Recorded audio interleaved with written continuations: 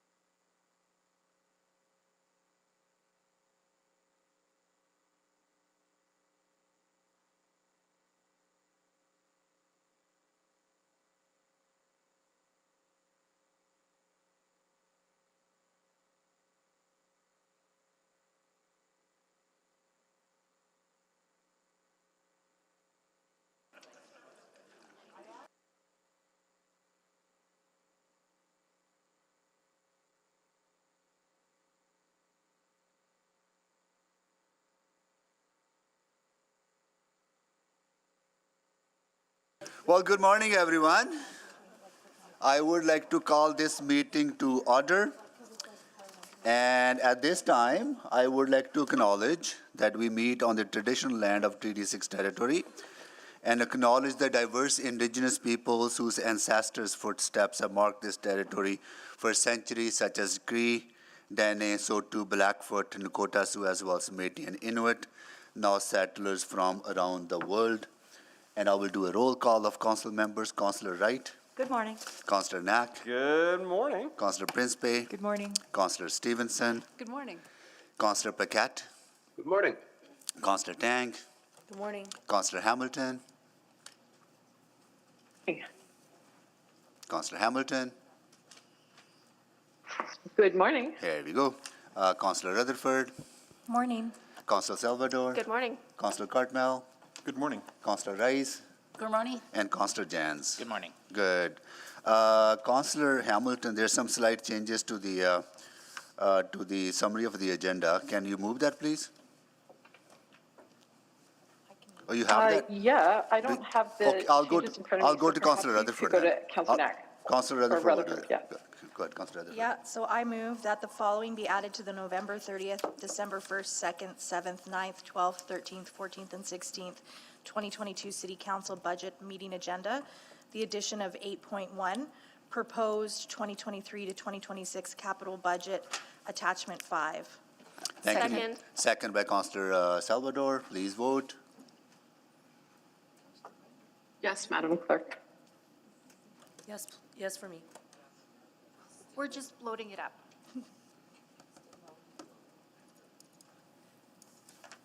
So just what's on the screen actually also includes very helpfully item 1.4, which is also the, not the adoption of the minutes, but the addition of the minutes from the non-stat public hearing. Is that Okay. amenable, Councilor Yes. Rutherford? Yeah, Absolutely. that's absolutely amenable, Yeah. yes. Okay. And we're just waiting on 3 votes. Well, I got the flash, but not the option. I'm a yes. I'm a Thank you, yes as Councillor well. Paquette. Thank you, Councillor Rutherford. And Councillor Tang, we're just, I said yes earlier. okay, thank you, sorry about that. We have all of the votes. Display the votes, please. Thank you. And are we approving the minutes as well? That would be great if Good. you could take Counselor care Knack? of that. Thank you, Mayor Sohi. I'll move the approval of the minutes from the November 28th, 29th, 30th, 2022 City Council non-statutory public hearing. Need a seconder? Counselor Wright? Okay, any errors or omissions? Seeing none, please vote.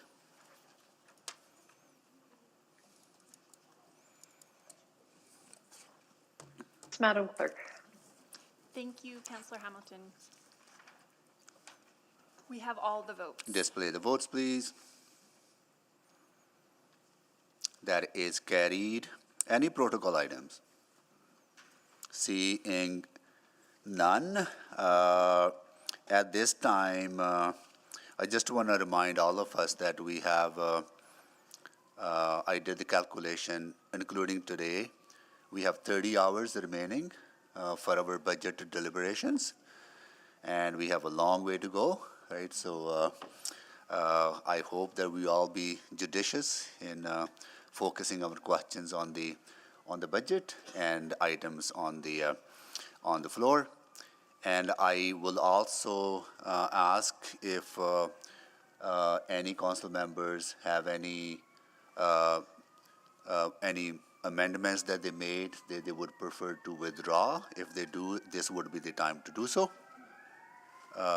Councilor Wright, I understand you have some, right? Yes, I do. Thank you, Mayor Sohi. I would like to withdraw my amendment for the Bike Plan Approach 3 implementation, as well as the missing and enhanced sidewalk connection. I believe that your motion takes care of both of those in providing an active transportation network for Good. Edmonton. Do we need a seconder to No, for withdrawal? so I think if it's with unanimous consent, I think that's absolutely fine. And just if there's lots of us listening that are upstairs in the clerk's team and down here, so if you could just always say the amendment number, that would Okay. be very helpful. That also lets the public know what's being withdrawn. Okay, can So you Council- state the numbers, Councilor Wright, please? Yes, as soon as I find it. So I think the bike plan amendment to amendment number 7 is 7.4. So we're going to note that that's been withdrawn. And then I believe the other one for the sidewalks is actually 10.10, formerly known as 29. Is that correct? Sidewalks? Yeah, the enhanced sidewalk, or missing and enhanced sidewalks connections. Okay, thank you very much. Okay, thank you very much. Thank you, Councilor Wright. Councilor Tang? And Mr. Mayor, I'll move to, sorry, not move. I will withdraw my 7.3 amendment to amendments. C We'll come to 7. that. I think we'll come to that when I transfer the chair to, can that be done now? I thought we were just So doing withdrawal. I thought you were calling for withdrawals at this point in time? So with amendments, two amendments can be withdrawn at this time? Absolutely. Okay, good. Yes, That's that what now Councilor would be a Wright did. great time Okay, to do good. that. Okay, So I'll withdraw C 7.3. Yes. Yeah. And depending on how the conversation goes, I may have a subsequent. yeah, got it. Okay, any other? Yes, Mr. Mayor, I asked to be put on the list. Sorry, go ahead, Councilor Hamilton. I would like to withdraw C, sorry, just trying to find the amendments here. It's easy for me. I want to withdraw two amendments that I put forward, but for the life of me, okay, I want to withdraw C41 and C42. C41, C42. Thank you. Okay, thank you, Councilor Hamilton. You got that? Sorry, can I just check, because my version of C41, and I will stand to be corrected, is moved by Councillor Tang and Rutherford, nature-based climate solutions. So I'm just wondering if everybody's looking at the most recent version. Maybe I have the wrong version. I'm looking at the printout, Madam Clerk, that you gave us on Yes, Friday. So yes, so it's- I'll make it easy. The motions I put forward, I'd like to withdraw. There's two of them. I don't know what their numbers now. 39 and 40, and so the version that was updated yesterday is the most current one, and that includes all of the cash flow addendums from from finance, as well as a resorting of amendments to amendments related to other amendments. So just to confirm, Councillor Hamilton, Amendment 39 and 40 have been withdrawn. Thank you. Okay, thank you, Councillor Hamilton. Councillor Tang, you got it. Councillor Cartmel? Thank you, Mayor. I would like to restate my offered amendments on the bike plan. I don't know if you want to do that right now, or just stick to withdrawals at the moment. Any kind of clarification, housekeeping would be great to get now. That allows us to work with finance so that we're prepared if and when you come to voting. Okay, so my goal is to restate my amendment to approve $30 million for the bike plan right now and hold the remaining $70 million in abeyance, pending essentially further information from administration. And I can elaborate on that when the time comes. Okay, got it. Got it. Okay, and Councillor Jans?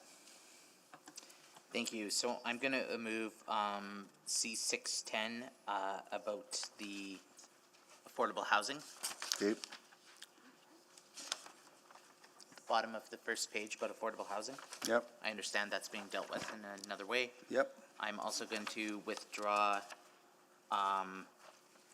C750 about the 200 million for bike plan. I understand there's a potential subsequent that's working on. That'll address that. And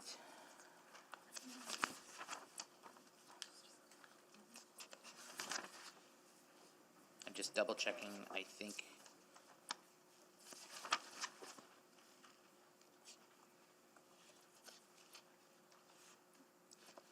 Yeah, I think that's it for now. Okay, good. Councillor Rutherford?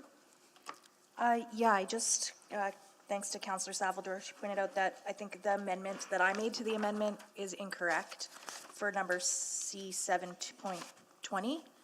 So it's just changing the approach to approach 3, not changing the amount in the omnibus. So it should just be 100 million. See, Okay. that's C, which one? So it's just changing the approach. That was my only amendment, is Got it. from approach 1 to approach 3. Got But it. to keep the amount the same. But keep the amount the same. Okay, Yeah. we will adjust that. Okay, for that thank you. clarity. Karen, you have more? Okay. All right, so that is it. Thank you, everyone, for putting that forward. Then clerk will provide us with a new copy when you have everything kind of sorted out, right? Yeah, I think what we'll do, rather than printing, because that takes longer than is helpful, what we'll focus on right now is recalibrating this and posting this out for the public. If everybody today can just work on the paper version that we provided you. Yeah. We don't want to change amendment numbers. Those are locked and loaded once we start voting. So if you could just give us, by the time you're done your questions, we should have everything loaded and ready for voting. Good, thank you so much. Now, because my amendment is on the floor, now I'll ask Councillor Wright to carry on with the rest of the proceeding. Thank you, happy to do so. Yep. Take the chair. Yep.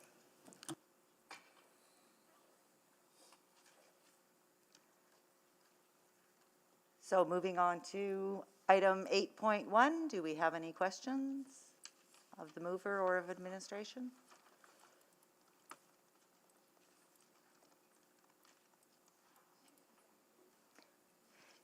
Councillor Stevenson, while your name gets up on the board, do you want to begin?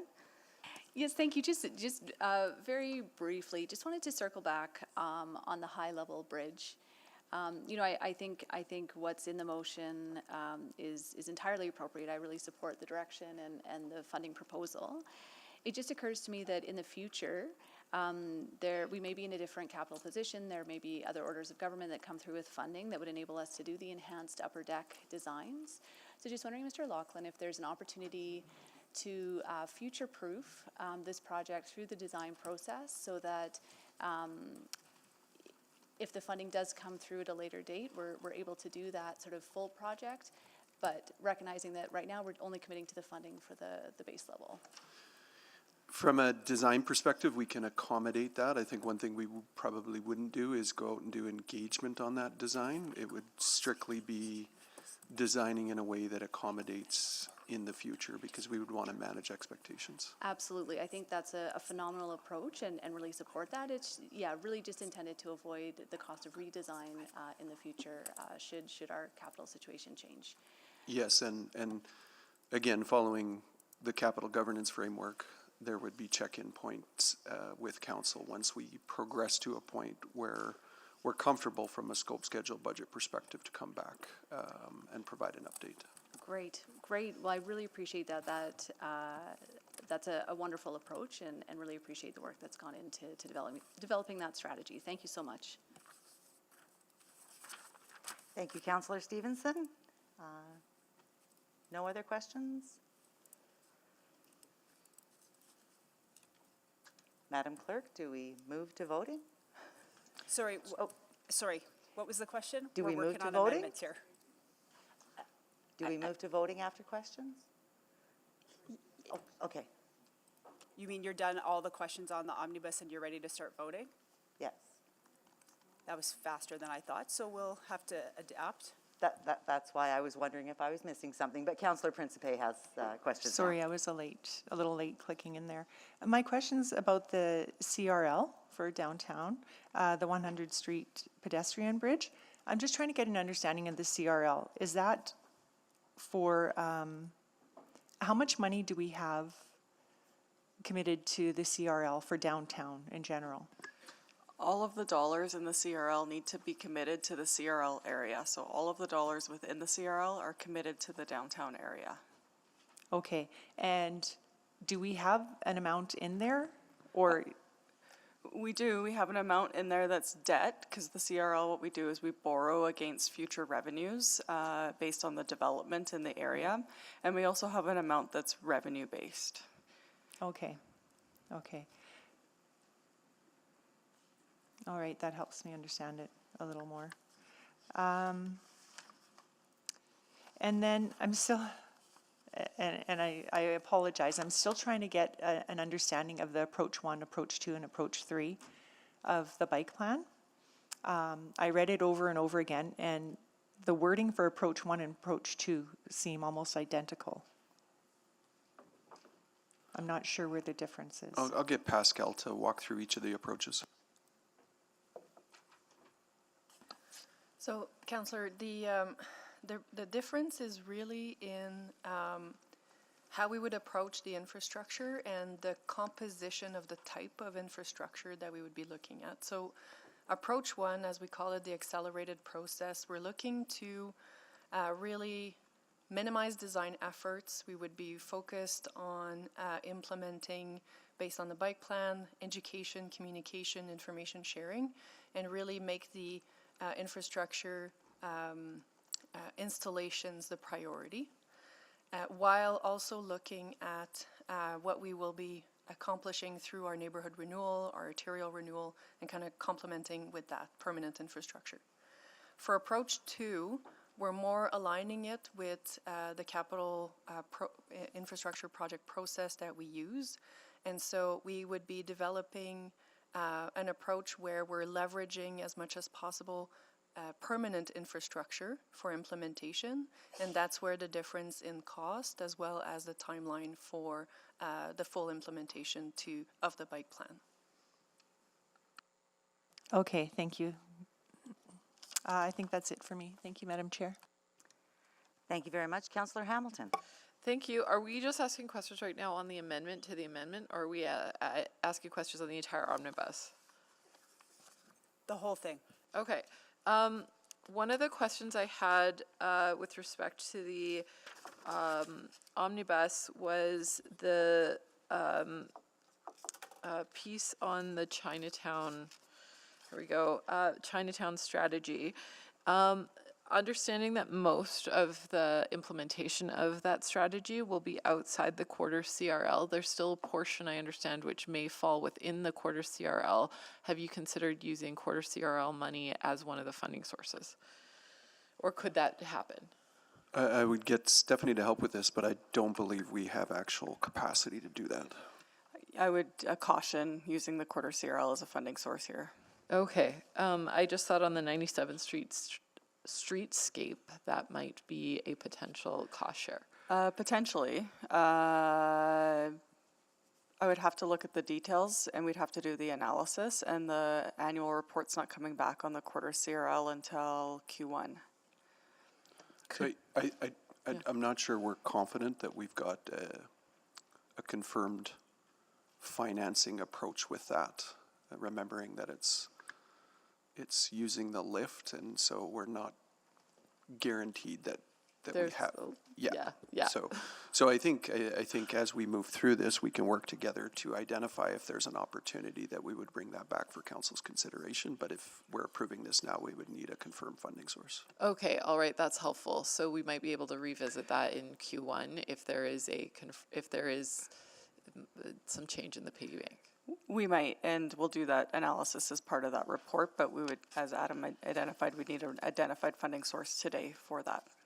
Okay, all right, that's very helpful.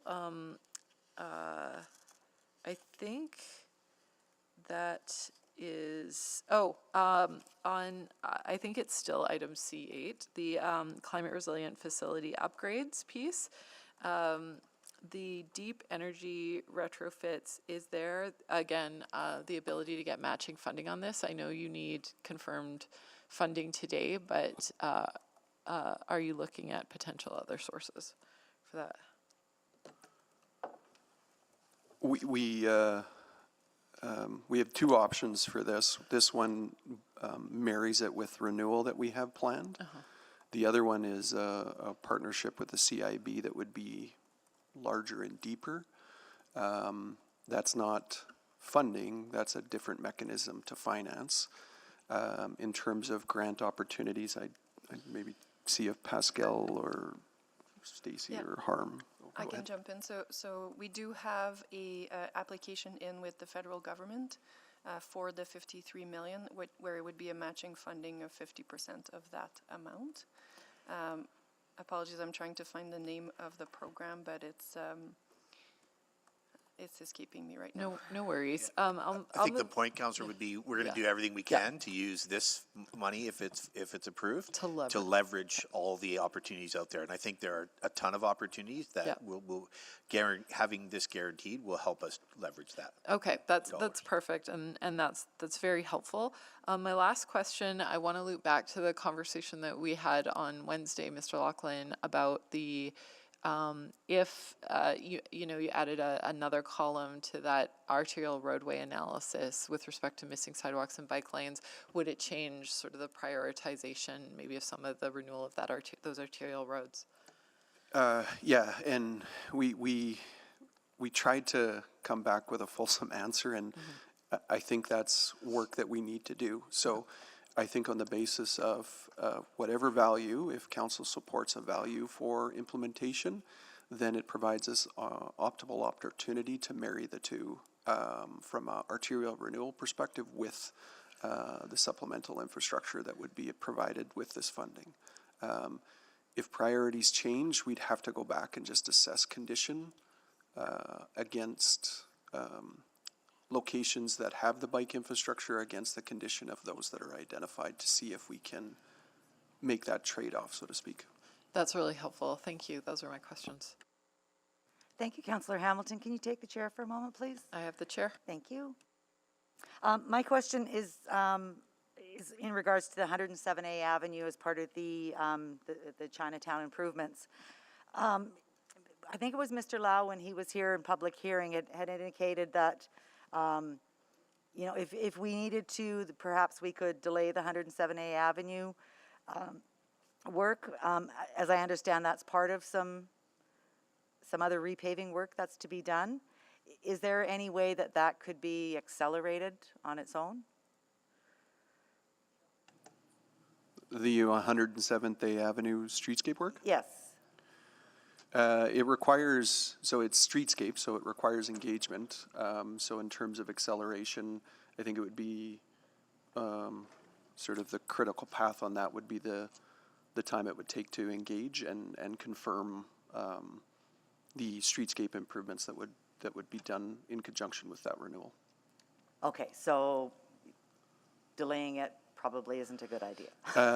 You know, I At the think, start of it. I think from our perspective, and hearing the conversations as they've unfolded, the Chinatown strategy was developed previously. I think this goes a long way to meeting the objectives of that Chinatown strategy, and the more that we can be provided the latitude to have certainty around these are all components that will advance, then we can sequence on the basis of the ongoing conversations with the community. Okay, yeah, totally agree. I mean, this revitalization of Chinatown has been a long time in coming, so. Okay, thank you very much. That's all I have, and I'll take back the chair. The chair is returned. And are you on the board again then, Councillor Hamilton? I am, but it's to propose another amendment. It's just to, but we have an amendment to an amendment on the floor. So I have another amendment to an amendment, but it's a different amendment to an amendment. And I will look for guidance from the clerk on Yeah, that. I think at this point in time, what's most important is everything's been moved, seconded, and postponed. So if you've got changes, now would be the time to provide them. All right, rock and roll. So I want to move that on item, I think it's still C5, but the intruder technology, just to strike the line at the end of the motion and that the project be canceled.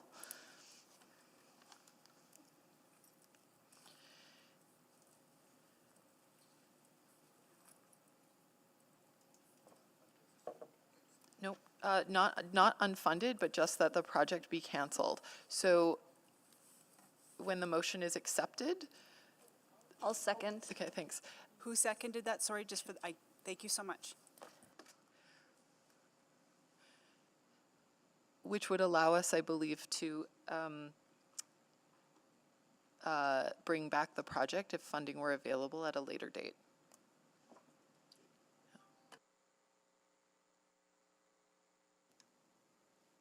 Thank you, Councillor Hamilton. Councillor Cartmell. Yes, so I guess I'm wondering, this omnibus thing has got me a little befuddled. Is this the right time to restate my amendment to this amendment? Yes? Yeah, so if it was the one that you put, In the chat? Yes. yep, if you would restate that, we've updated our document, but if you could say it out loud, that'd be great. I will indeed. Can it be put up? Or do you just want me to read it in? The council meeting coordinator, so Jamie's just gonna put it up. So what, Jamie, what you're looking for is amendment 710, which is the amendment to the amendment 7C7. We'll just cut and paste that for you, Councillor Cartmell. Yeah, okay. So I'll start reading it in, and that, so my restated amendment would be as follows, that capital profile CM, and this is an amendment to Mayor Sohi's omnibus on the bike plan item, that CM 20-0310 bike plan implementation, approach 1, as outlined on pages 4 to 6, attachment 3 of October 31, 2022, Financial and Corporate Services Report, be approved with the following change: $30 million to fund planning, design, and delivery of the bike plan implementation approach 3, and $70 million held in abeyance pending a report from administration outlining all active transportation infrastructure investments for 2023-2026 contained within other mobility projects, including but not limited to bike network expansion, high-level bridge rehabilitation, Transportation Neighborhood Renewal, Gateway Boulevard Renewal, University Ave, 82nd Ave, Edmonton Strathcona County Pedestrian Bridge, Terwilliger Drive, Yellowhead Trail project funding, with project funding from tax-supported debt. So, by way of very quick and potentially glib explanation, the idea being that we examine all of the dollars that we're putting into bike plan elements so far, that we put $30 million into what I understood were essentially shovel-ready projects existing. Perhaps that 30 million should be a different value to allow for some planning, but that in the context of all of the things we're doing with all of the projects that are enhancing our bike plan, plus the $30 million we spend immediately, we then pause. We hold this money in abeyance, so there's still debt room there, but we have the ability to examine how much more we put into bike plan in the context of debt we might need for other things that might come up. Cost escalation on other projects, like LRT projects. remedial work that might be required for projects that are already in progress that might land in our lap. Bus garage, district energy, other things that are going to draw on the $200 million we have left before we max our credit card. So that's the premise. It holds money there, but doesn't quite commit it yet until we can tally up all the things we're currently doing and decide how much more we want to do in the broader context of other things we want to do. I will second that. So just as you're restating, so whoever originally moved that would be the one that, I was Councillor Wright that yeah, seconded it. so we can't be changing that at this point in time? If I second, doesn't mean I agree with it, though, right? That is correct. It just means you're wishing for there to be a discussion. I second for the discussion, yeah, thank you. And let's see, we have Councillor Principe with questions. Yes, thank you, Madam Chair. My question is to administration. 132 Avenue bike lane plan, would you consider that in this motion to look into possible change in that plan? If this passes, which is a big report, it would include other mobility projects, including but not limited to, so I would suggest that we would. Okay, thank you. Thank you, Councillor Principe. Councillor Hamilton, can you take the chair? I have the chair. Thank you very much. Councillor Cartmel, I'm just wondering, so is the intent that if this 70,000 was needed for, sorry, 70 million, big numbers. If it was needed for cost overruns on any of these other projects that you've indicated, that we would be looking to put it towards those rather than the bike plan implementation? I would suggest there's a bit of an order of operations thing here. So the money is, the $70 million would also be tagged to bike lanes. But because it's held in abeyance, it's for bike plan additions pending what we learn from that and the context we learn from that report. And we can maybe, I heard Mr. Laughlin's comment, maybe we put a threshold to other projects on that. But we understand all of the things we're doing and the things we're about to do, and we still have those dollars. But in the meantime, we will learn what's going on with some of the other projects.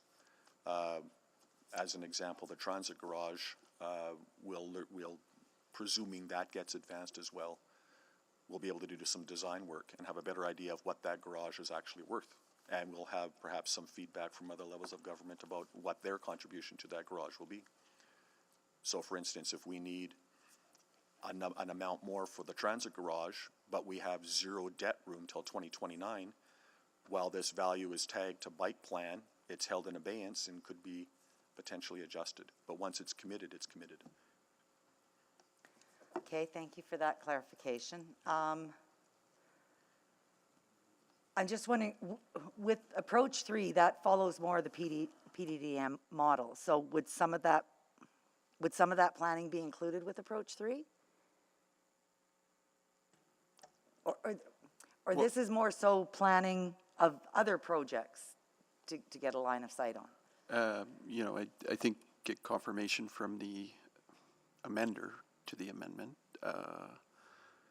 But I see this as carry out the work that's part of the original amendment, which is approach 1, and complete, and you're allocated $30 million to do that until we bring this report back to determine what you would do with the other 70 million.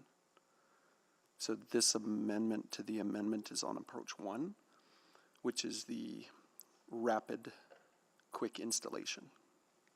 Right, but I think Councillor Rutherford also had an amendment to the amendment to look at approach 3. And the clerk can maybe comment on this. I think in terms of how these would be debated, it would go from highest to lowest. Aileen, do you want to jump in? Yeah, so thanks. So based on what we had last night, we had formulated an order based on tallest to smallest. Since there's been some changes and the amount is still the same. Based on the impact, we would recommend that council would, once you get to it, council would vote on 7.2, then you would vote on the mayor's original 7, and then you would vote on 7.1. The reason 7.1 would be last is because it's the 30 million approved and activated, and the 70 million is held in abeyance. So you always start with the biggest number, and if that passes, there's no need to look at smaller. If you start with smaller and that passes, you're limiting your options. So to provide as much flexibility for council to make the decision it wants, you always start with the biggest impact first. Thank you very much for that clarification and order of voting. Okay, I will take back the chair and mull this over. Thank you very much. Return the chair. Thank you, and Councillor Stevenson. Yes, thank you. I think I appreciate the overall intent to ensure we have flexibility in our budget. So maybe, just for my understanding, if we pass the full 100 million, not held in abeyance, and future circumstances resulted in us potentially needing some debt room for another project, is it within administration's ability to come back with a budget adjustment, even if funds aren't held in abeyance? Yes, and Stacey, if you want to maybe comment on this in terms of opportunities if there are budget pressures related to ongoing projects. So there's pardon me, there's an opportunity to come back and for us to bring you back an alternate funding source. I would just caution that it can be difficult if there's already contracts in place. Right. But I think the idea is that we don't want debt room to be idle. So if it is engaged, then we likely wouldn't want to be digging into that debt room anyway. So I think, sorry, Mr. Corbell, did you want to? Well, yeah, I guess I wanted to reinforce that point. If we get the 100 million, we'll plan and we'll move forward with that. And so part of the answer to your question in my mind was depending on when we get the other decisions. Because if we go ahead if it's 6 months down the road, we'll have more ability. If it's a year down the road, we'll have less ability because we'll have started to spend the money and move forward. So. Yeah, and I think that's okay. Like I think as long as it is activated, and I think that providing the full amount now provides that direction that we want it activated quickly. And so what I'm hearing is that we still retain some degree of flexibility, but we avoid what sounds like a fairly involved report back by just not keeping it in advance. Okay, well, thank you. That clarifies things for me. Thank you, Councillor Stevenson. Councillor Rice. Thank you, Madam Chair. I do have a question regarding C13. That is amendment. And specifically this one, we talk about city plan mass translate work. And then is there any overlap and for the work will be done under this amendment and with the pipeline and development? And so I just want to test my understanding is correct. And because back to the discussion we had earlier regarding the city plan math translate work, I thought there already work and in this and to cover certain work we're planning to do for the bike plan. Well, I would say certainty of direction on bike plan and mass transit and transit priority measures are good for us in terms of what council would like to see move forward, because then we can move forward holistically rather than with uncertainty about one or the other. There will be a need, which is why I think our preference is approach 3 on the bike infrastructure approach to marry, to bundle, to understand the different trade-offs when you're considering transit priority measures and mass transit improvements. So there will be overlap. We're a big city that wants to accomplish a lot within road right-of-ways. So there would be a need to make sure that we consider one with the other. So if that is the case, and then from cost-effective perspective, and also from process efficiency perspective, And these two, and we should look at only one option, not overlap from the effort and our city needs put on, not overlap and with the budgets we put on. So do we have specific detail and in which work is overlap and which cost overlap, and we can reduce that in this budget, during this budget deliberation? Yeah, I think I might be thinking about overlap a little bit differently. I look at overlap here being beneficial because you know what you're trying to accommodate within the corridor. Overlap, from my perspective, would be you're doing it after the fact. And so I think if these are priorities, and they are because they're supporting city plan, but if council identifies that these are items to move forward, it does make sense to move them together. I do have concern for the overlap work effort and the budget we have to put on. So another question, and then also regarding the C12, and because all C13 and C12, and also including backline is transportation planning and design. And right now I notice we put all the planning, design, and then delivery together to ask the money. And then my question is between the planning and design and the delivery, and what is the standardized the timeline or time gap, or what's a better time gap and before we deliver and when we get the results from planning and design, and to make decision moving forward and based on results and look at what's risk there, what's the cost there, and how we can move forward. And because right now through this budget, the amendments here, what I say is everything, planning, design, delivery, and put together. That is actually puts our city in the risk. So I would like to know that time gap usually, and how long will be. So in this, in terms of C12, which is the transit priority measures, there's been previous work done on this, which has been planning and design to help us prepare for this. This would be the continuation of that and the enhancement of that, and then the cash flows that are identified within this give us that I forget how you refer to it, but that space between completing the planning and design and moving into delivery. And then what's the specific reason, if the work is already in place, why we need to increase $2 million for planning and design? Some of the work has been done. This would be the continuation of that. So as part of a previous grant funding opportunity that came forward, shall I continue answering, or? My time is out. I can come back. Okay, thank you very much, Councillor Rice. And Councillor Salvador? Yeah, thank you so much. So just to the amendment, I have been looking through some of the responses to councillor questions for the capital budget, and it looks like a breakdown of funding and projects for active transit, roads, and sidewalks for 2023 to 2026 has already been provided. Is that correct? It just seems to cover some of the requests that are in this amendment. So we did provide an answer on a dollar perspective. I was, and apologies if I've misinterpreted it, but I presumed that the amendment to the amendment would be looking for more specifics than just a dollar amount, and that would be sort of a question to the And I guess if that was the desire, to see a greater level of detail, like getting really granular with those projects, could that come as a memo? Like I don't see why it needs to come as a report. We've had many discussions about this at committee. Would a memo be appropriate?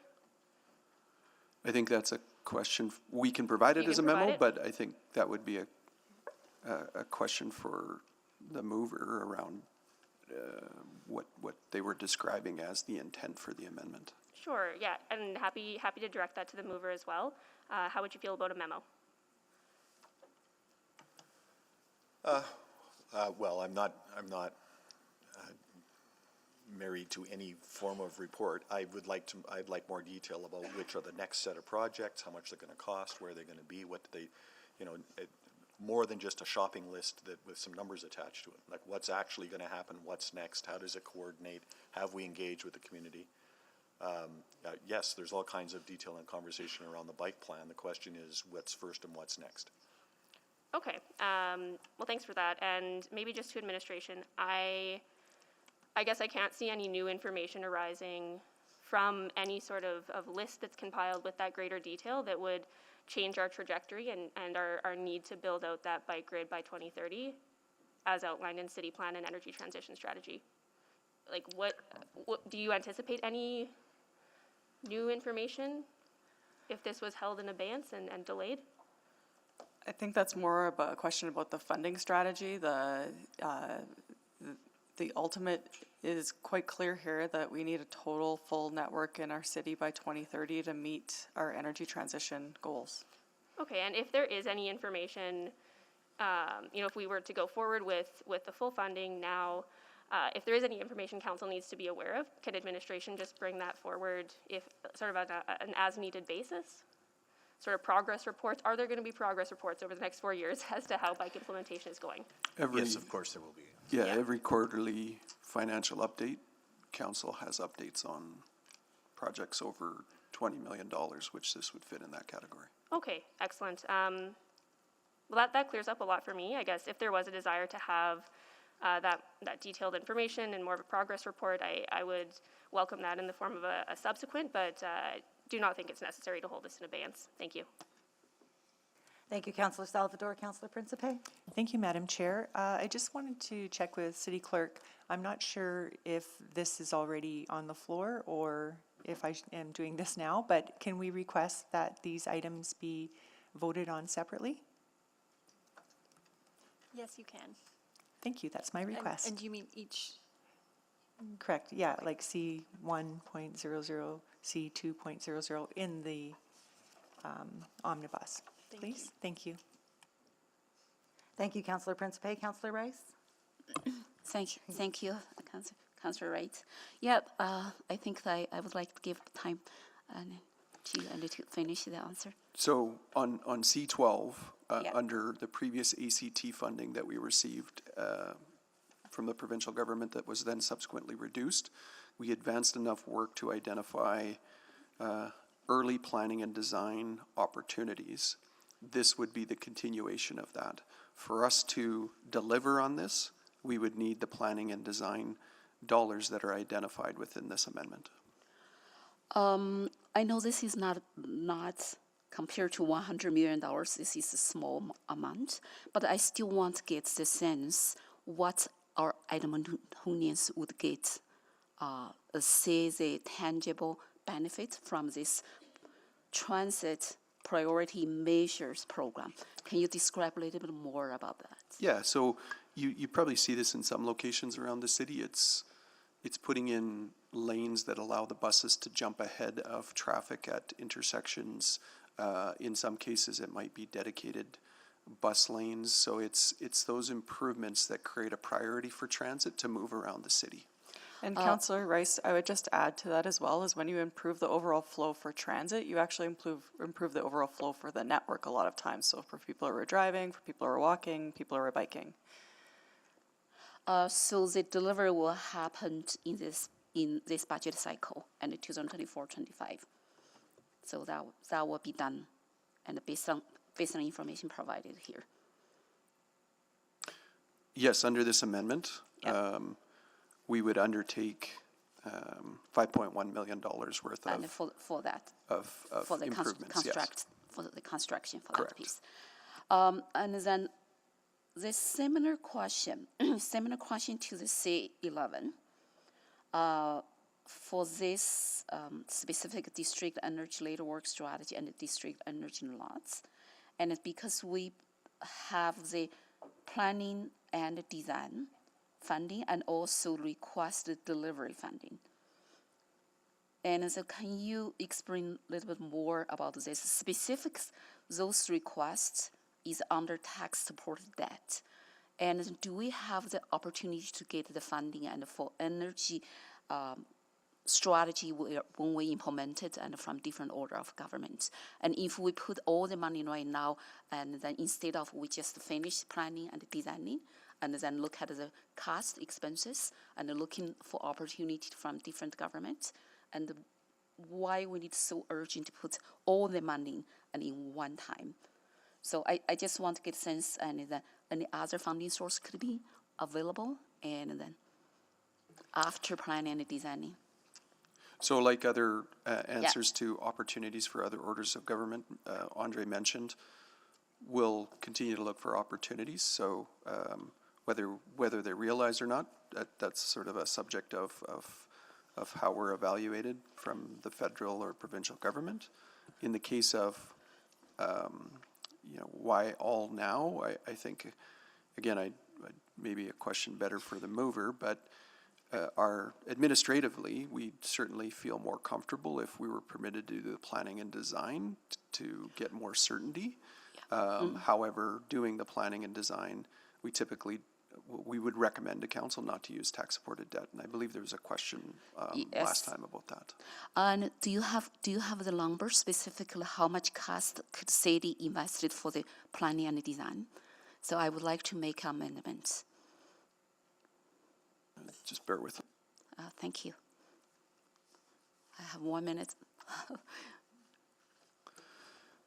We've estimated it to get to checkpoint 3 at 8.25 million. So in Flazy's case, I would like to make amendment and to only fund and for the planning and the designing and to checkpoint 3 and $8.5 million for this. And just to C11. C11? Yes. And by that way, we will have more certainty for how much cost expenses for us to deliver this, and also get support collaboration from different order of government. Councillor Rice, just your indulgence, could you just confirm again what amendment you actually are wanting to change? Was it 13? I just want to move this project for planning and designing be approved. Can you just say the number? That would be so helpful because that anchors and us. C11, and then also the number, and then by $8.5 million. So C11 is the district energy network? Yes. Okay, so you would like to strike out the 34.5 million? Yeah. And replace it with 8.5 million? So is that right? 8.25. Sorry. 8.25, and for design, for planning and design. Up to, sorry, to Adam. checkpoint 3. Thank you so much. Okay, we're going to get that typed up and added into the system. Could you just let me know who the seconder was, Councillor Rice?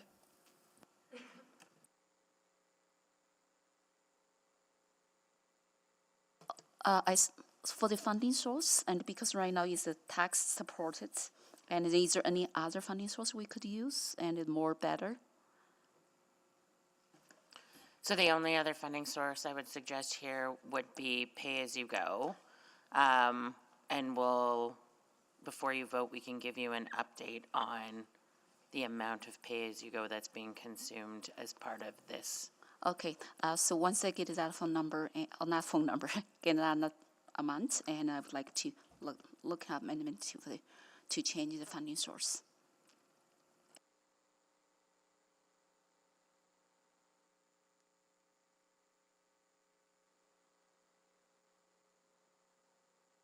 So Deputy Mayor, if we can just assume that that's been accepted by the floor, we'll just work with Finance and IIS to make sure we've got it written appropriately, and we'll have that ready to go by the time we get to voting. Thank you, Madam City Clerk. Okay, I was on the board for question, so if I can hand it over to Councillor Hamilton? I have the chair. Thank you very much. So in reference to Councillor Rice talking about the dedicated bike lanes, dedicated bus lanes, that's similar to what's being included on the project in Twilliger Drive, correct? Where there is a dedicated bus lane? Well, that's an example of transit priority measure.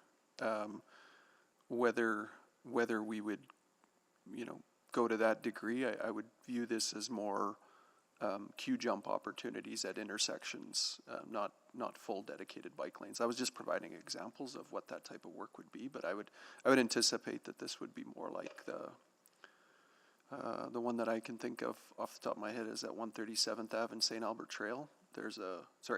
On St. Albert Trail going across 137th Avenue. Okay. The buses are provided an opportunity to jump ahead of the traffic at the intersection. Okay, okay. So, not a whole big construction process, it's just signaling. Or, okay. I maybe wouldn't diminish the complexities of any construction project, so it's still complex. Okay, thank you. And then, for going between approach 1 and approach 3, the approach 3 would include more of those multi-use paths as well, right? Rather than just sort of quick fixes on approach 1? Not necessarily, no. Okay. So both would accomplish that? Yeah, so the bike plan actually identifies all of those, so it would be a case of what could be implemented quickly, what would require more engagement, what would be the best way to build components of the bike network to maximize it immediately. That would kind of be the approach with approach 3. Okay, all right, thank you. And then my concern is, in the preamble in the budget documents, it talked about labor shortages. Do we have enough people to complete these projects in the next 4 years? Well, I think going from the last budget cycle and understanding that the environment has changed, certainly coming out of the pandemic and some of the pressures, the volume of work remains the same. So from an industry perspective, the industry has essentially built up on the basis of the last budget cycle to accommodate that level of work. It doesn't discount that for particular projects and particular skill sets, there might be a labor shortage. Certainly what we've heard from a more granular perspective, labor around facility type of projects are getting a little bit more challenging, but I think generally it's something that industry has indicated they can accommodate. It would be sort of case by case basis where we might see issues. I would add, Councillor, too, that I would take more of the approach that this is job creation, and then if there are challenges with labor, we can work with others on that as well. But I do see this as job creation. Oh, definitely, it will create jobs. We just need to have the people to put into those jobs. Because, again, looking at sort of, I think one of the answers to one of the questions about the vacant full-time or the vacant positions within the city, I think there's almost 300 in operations that that are still lying vacant. So I'm wondering, that's more, I would think, more of the type of labor that we would be looking for the bike plan project.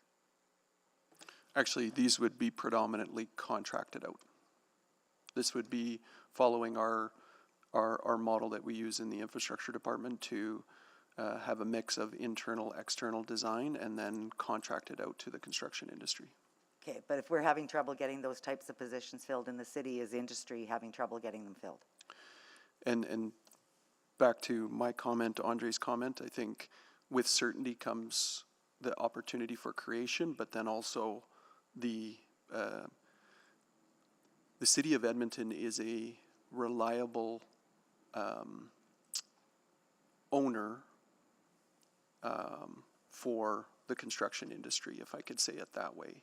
Through the years of building up the program, whether it be around renewal, whether it be around the growth projects that are approved, industry has built themselves to, I'm hesitant to say rely on, because that shouldn't interfere with your decision making, but they know the work is coming from the city of Edmonton and resource accordingly. And they would prioritize the city possibly over other projects? Yeah, well, I think my 5 minutes is probably up, although it looks like I could talk forever, so. Sorry, my apologies.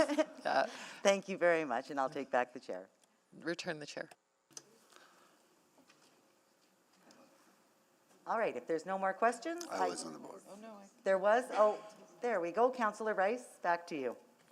I wasn't bored. My apologies. I haven't had a first round yet. Yeah, I'm sorry. Go ahead, Mayor Thank Sohi. you. Can you start my time again, please?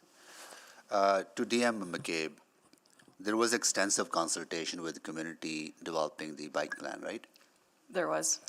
And bike plan is integral to achieving our climate change goals by 2030, or by building it by 2030. It's absolutely fundamental. If we don't, we will not be able to build a city that is net zero by 2050, That's correct. right? Does investing in active modes of transportation, such as bike infrastructure, saves lives? Yes, it does. And does it allow people to have a more affordable household by not having the need to buy a second vehicle or first vehicle or third vehicle? Yes, it does. So it ties into affordability directly.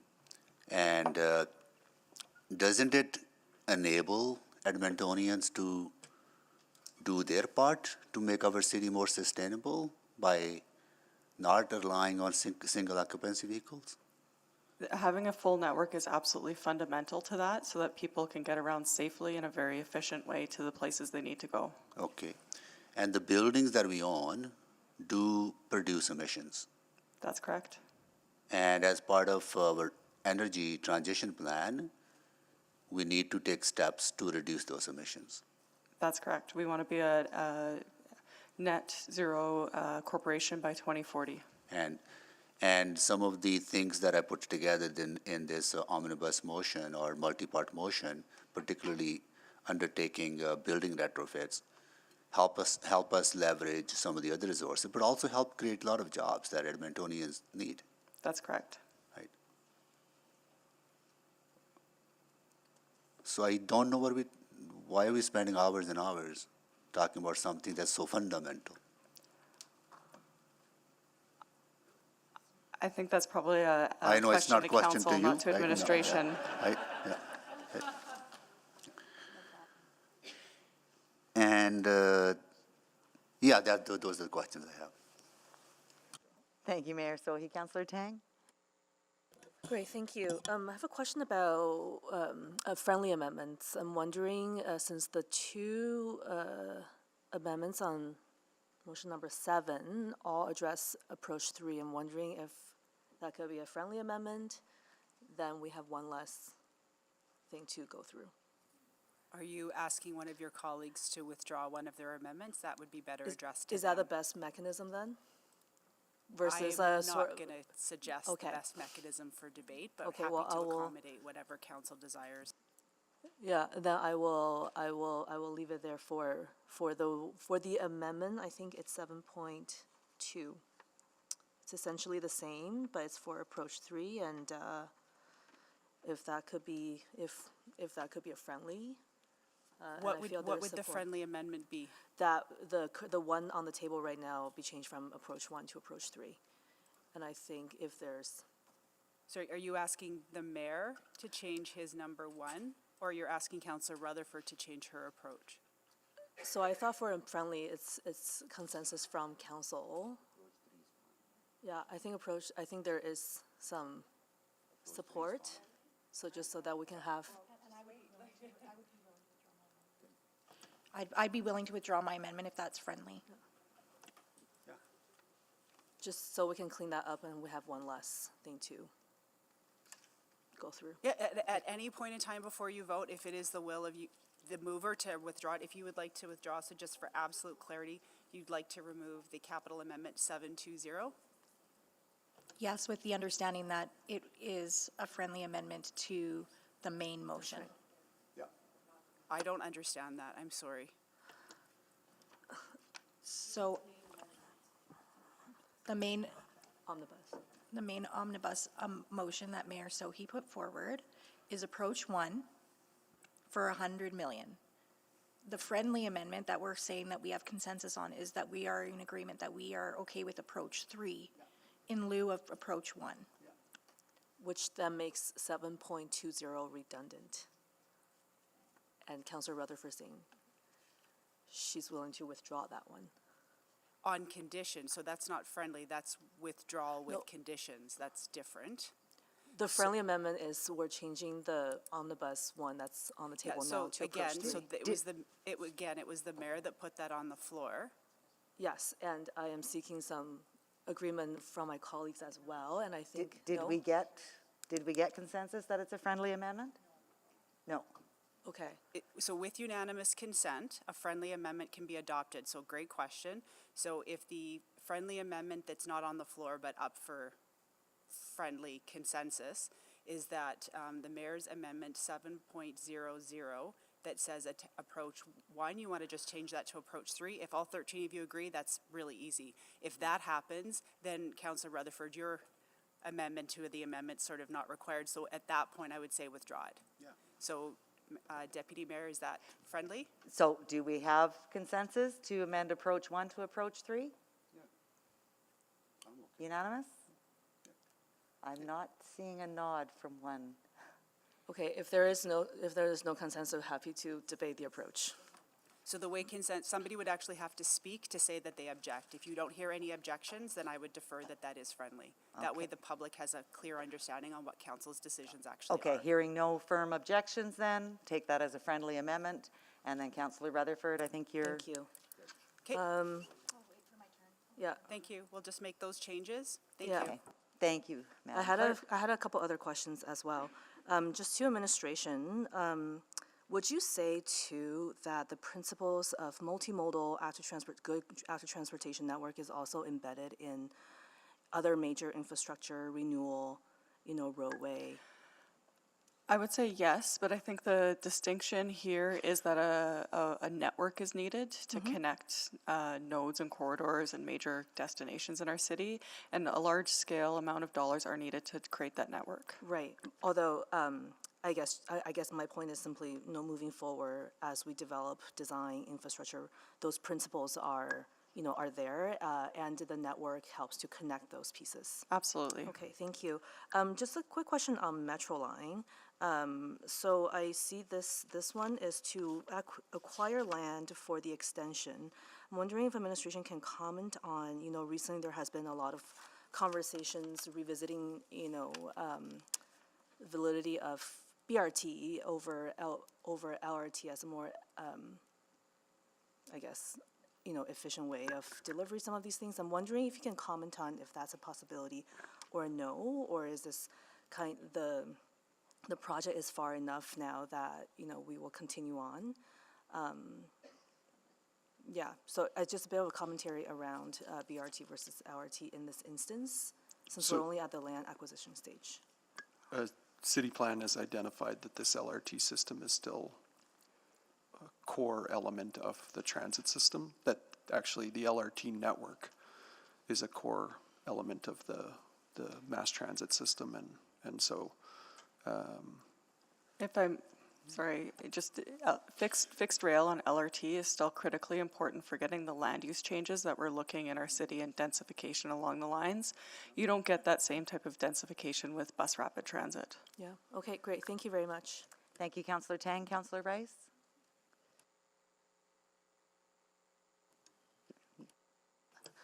Thank you. Thank you, Councillor Wright. Question for C1. And specifically, and then because the amendment is beholden at PDDM checkpoint 3, and for the planning piece, just want to confirm the planning piece is already started or not started yet? Yep, planning and design is underway. Is already underway. Correct. And so the cost, if we reduce this much, like $17.6 million, will not impact the work progress for the planning and the design. No, because in this, it essentially says to halt at checkpoint 3, so we Yeah. would carry on the planning and design until we hit that point. So until you hit that point. Correct. So this will not impact. So I just want to look at it from long-term, like downtown development perspective. Yeah, So will so- not impact. So what I read with this is that we're not advancing beyond checkpoint 3. We're receiving direction from council to stop at checkpoint 3. So what's its specific cost for the checkpoint 3? The total cost to get us to checkpoint 3 was $1.5 million. For this money also from like that CRA downtown. Correct. So then this is to mover, Mayor Sohi, and specifically for this reduced money, almost $80 million, and because for CRA, that CRA downtown only can use it for CRA project, is there any plan or intention for other type of developmental projects to use this money? No, I understand that CRL is under review, and there could be potential working with province to change some of the criteria, and I think it opens up opportunity for us to invest more in affordable housing and other areas, right? So there's a lot of needs in the downtown. Even open up opportunity for provide some support to businesses to stimulate economic growth, right? So that is the idea behind it. That there could be multiple uses of those resources, but it would require some changes working with the province. After I think the report is scheduled to come to committee sometime next year, right? Yeah. Q1 will be bringing a report forward. Yeah. Also, Q1 will be reported, and the planning and the design will be finished? Or when will be finished, planning and the design? We're planning, the work should be completed by Q1, Q2 of 2023. 23 for the planning and the designing. Okay, so if that is the case, I'm going to make an amendment for this one as well. The reason I appreciate, I agree with Mayor Sohi, we need to get some funding from different government, and also we need to have the resources to support the business and area. So if we don't have contribution from city perspective to hold in place, and then I don't know how much possibility we could get other funding source to support this. So I would like to move this and then beyond checkpoint 3 and to checkpoint 5.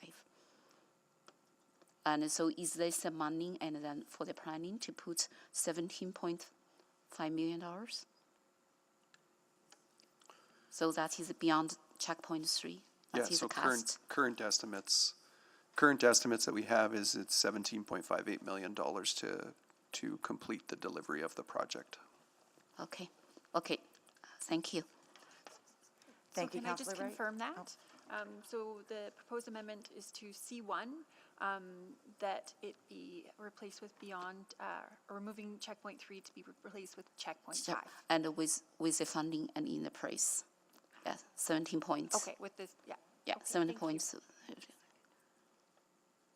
And we need a seconder. Second? Just clarification on that? Does that need to have an amendment or just voting against it?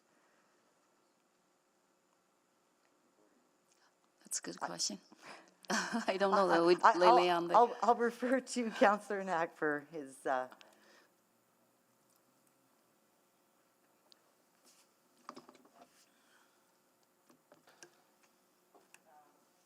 So in relation to this then, Councillor Knack, I'll have you go first. Yeah, sorry, just since it has been seconded, I'll ask a question. I think what I'm hearing for that amendment is that essentially you would like to proceed with it as originally planned, which to me would suggest all you would have to do is vote no to the amendment. Therefore, you wouldn't need another amendment. So all you'd be doing is voting no to the omnibus one. Okay. And then, so then it would continue. If that were to fail, if point 1 fails, then it would continue as originally planned. Okay, sure. Okay, so did you want to withdraw that then, or? Yeah, I can withdraw for that. Thank you very much. And Councillor Principe, you're next. Thank you. I just want to say that when I was campaigning, between my husband and myself, we went door to door, every single door except apartment blocks because of COVID. We weren't allowed in the apartment blocks. So I have my own survey.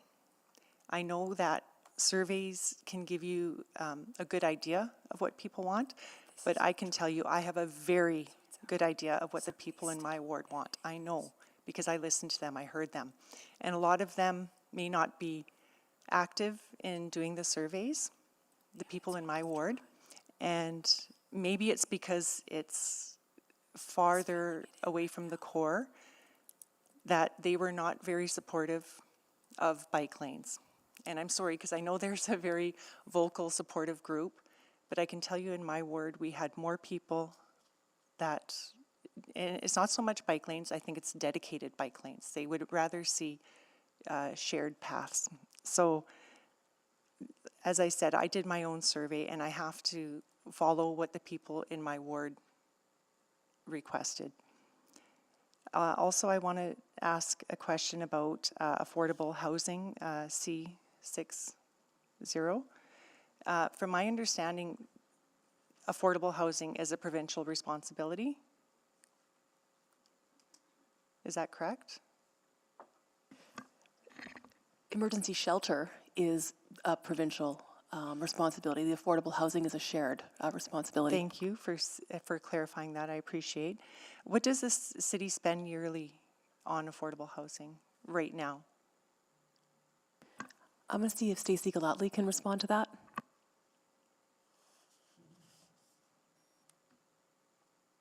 Yes, I sure can. So it's not necessarily an annual amount. It's easier to look at it over a 4-year period. So over the previous 4-year period, we had 132.7 million allocated upfront from 2019 to 2022. And that was 79.7 in operating and 53 in capital. And that created the 2,728 affordable housing units in Edmonton. Okay, great. You just answered my next question. Very good, thank you. And then what about, I just have a question about the Ukrainian refugees that are coming. Are we considering about affordable housing for them, just so that we don't see, you know, an unfortunate possibility of houselessness of the refugees that are coming? Maybe I'll start. Sorry, go ahead, Stacey. I was just going to mention that we are going to be having collaborative conversations in terms of the Ukrainian refugee response and what that looks like in terms of coordination across a number of different partners. We certainly have a manner of determining priority for affordable housing within Edmonton, and we would look to all partners to ensure that that goes smoothly. And I would just add, Councillor, that we've had success with helping navigate all refugees and all newcomers from both Ukraine and Afghanistan to affordable housing. So that's excellent. Thank you very much. That's it for me. Thank you. Thank you, Councillor Principe. Councillor Rice, did you have another round? Okay, go ahead, please. I still have question for C6, 10 amendment. I understand this amendment is just add the delivery piece, and then the original is just for planning and design piece. And even for the planning and design, and based on what I heard, how much investment our city already provided, and Excuse me, Councillor Ray, 610 I think has been withdrawn. Do you still have questions? 610 is withdrawn? Yes. Okay, so then my question is, and based on the existing investment already happened, and then do we need this $23 million for planning and design? And is including the planning, design, and the delivery all together? Is just only planning and design? With all this change, become confused. Is that to administration or to the mover? To administration. It says in the amendment, planning, design, and delivery to that value. So we take that as that value to complete planning, design, and delivery. Since affordable housing is shared responsibility with provincial government, and then if we have planning and design in place first, and to get the sense and how much for the delivery. So this back to my original question. And I do see the benefits we separate and between planning, design, and the delivery. And do we have the planning and the design cost for this profile? We don't, because this is off of a listing that we had in the unfunded description within attachment 2, and it identified an upset limit that was seen to be program delivery. So we haven't actually gotten to the point of planning and design. So I couldn't tell you what the planning and design is for this number that's been included. So if I would like to make an amendment and for the funding source FSR, and because I understanding, and then for funding source FSR, and by approve 7.5 emergency shelter, we already under limited. Right now we add back and another $40 million to available, but I don't want to spend over half on this, and we should leave some money for some emergency needs as well. So I would like to reduce the delivery piece and keep the planning and the designing piece cost and for this amendment. So if I can just jump in here and say, this profile, my understanding of this profile, and Branch Manager Glatley can correct me if I stray a little bit here, is that this is the profile in which we do affordable housing under initiatives like rapid housing. And so you don't necessarily know what you're building until we've established that, but this activates the program.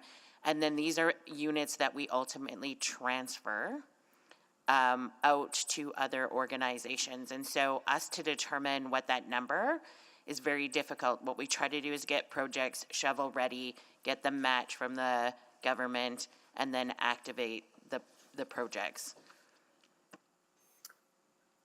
That's correct, Ms. Pasbury. And I would add to that it may take different forms in terms of capital. We may not be talking about an entire building. We may be talking about the transfer of land to facilitate a developer to be able to do that. So this portfolio is not quite a project proper, as you've noted, that we might see in other builds. Okay, that's my question. If I cannot get that number, that means I have to. So no further amendment to the amendment? Councillor Rice, just confirming. Councillor Rice? Councillor Rice, you don't want to proceed with your amendment? I just want to double check. So if I cannot get that number, that means I cannot make that amendment. Okay, thank you. But I do believe the planning and the design is very important for this piece. I intend to support that piece, but right now I cannot even separate and this, so I don't know. That's a decision that we'll all have to make. Okay. Thank you very much. Councillor Principe, did you have other? No, just on the list from before, Councillor Tang? Yeah, just maybe quickly on the affordable housing, because I've been receiving some emails that are not quite getting the full picture. So for this, I think during Q&A with the mover, that there is also a plan. This is a starting point. I think the full capital profile is 91 million. This is a starting point. And there's quite a bit more to go given the need. And so there is a plan to achieve that total goal over the 4 years. Absolutely, Councillor. Right. Yeah. Exactly. Point of And so clarification. any kind of reduction will mean adjustment to that plan, which means we may not get to the goal we need that we've set to say, this is what we need, the gap we need to fill. Yeah, I would agree with that, or it'll make it harder to catch up after the fact. So, Right. It will also mean potentially losing out on other provincial and federal dollars in this realm if we don't have the necessary funds to, say, match that. Yeah, I would say that the more funds that are committed, the easier it is for us in our negotiations with other orders of That's right. government to leverage their funding. That's right. And so even though, our bucket, our goal is 91 million, it's leveraging funding that's several folds higher than that to achieve all the, the numbers we need. Yeah, so I think that's fairly critical, and I just wanted to clarify that for our colleagues and also for the members of the public. Thank you, Councillor Tang. I do understand that our CFO, Ms. Padbury, does have sort of an update on the current state of our debt room and has a short presentation. We can do a presentation or we can give you a verbal update, either. Okay, quick verbal then, because I think some people had some questions around our debt room.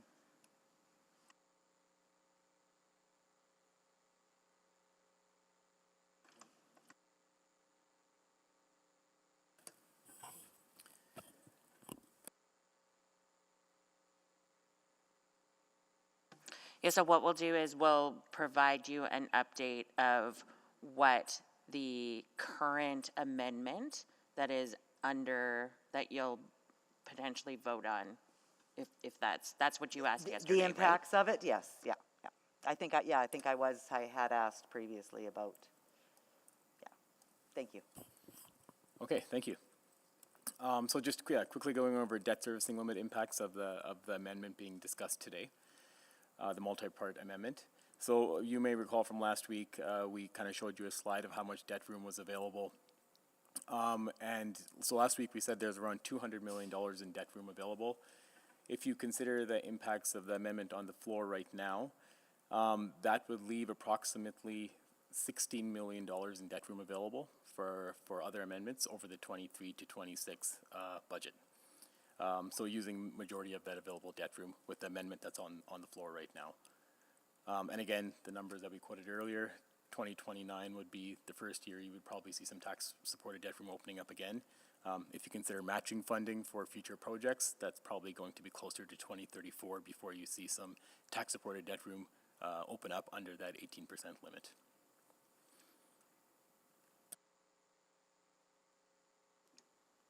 Thank you very much. And that just relates to this one motion, not the other ones that are on the floor for later. Correct. It's the one motion without any of the amendments that are being discussed, so it's the original motion as it was stated. Okay, thank you. Thank you, appreciate that. Councillor Rutherford? Yeah, this is to the mover of the multi-part amendment.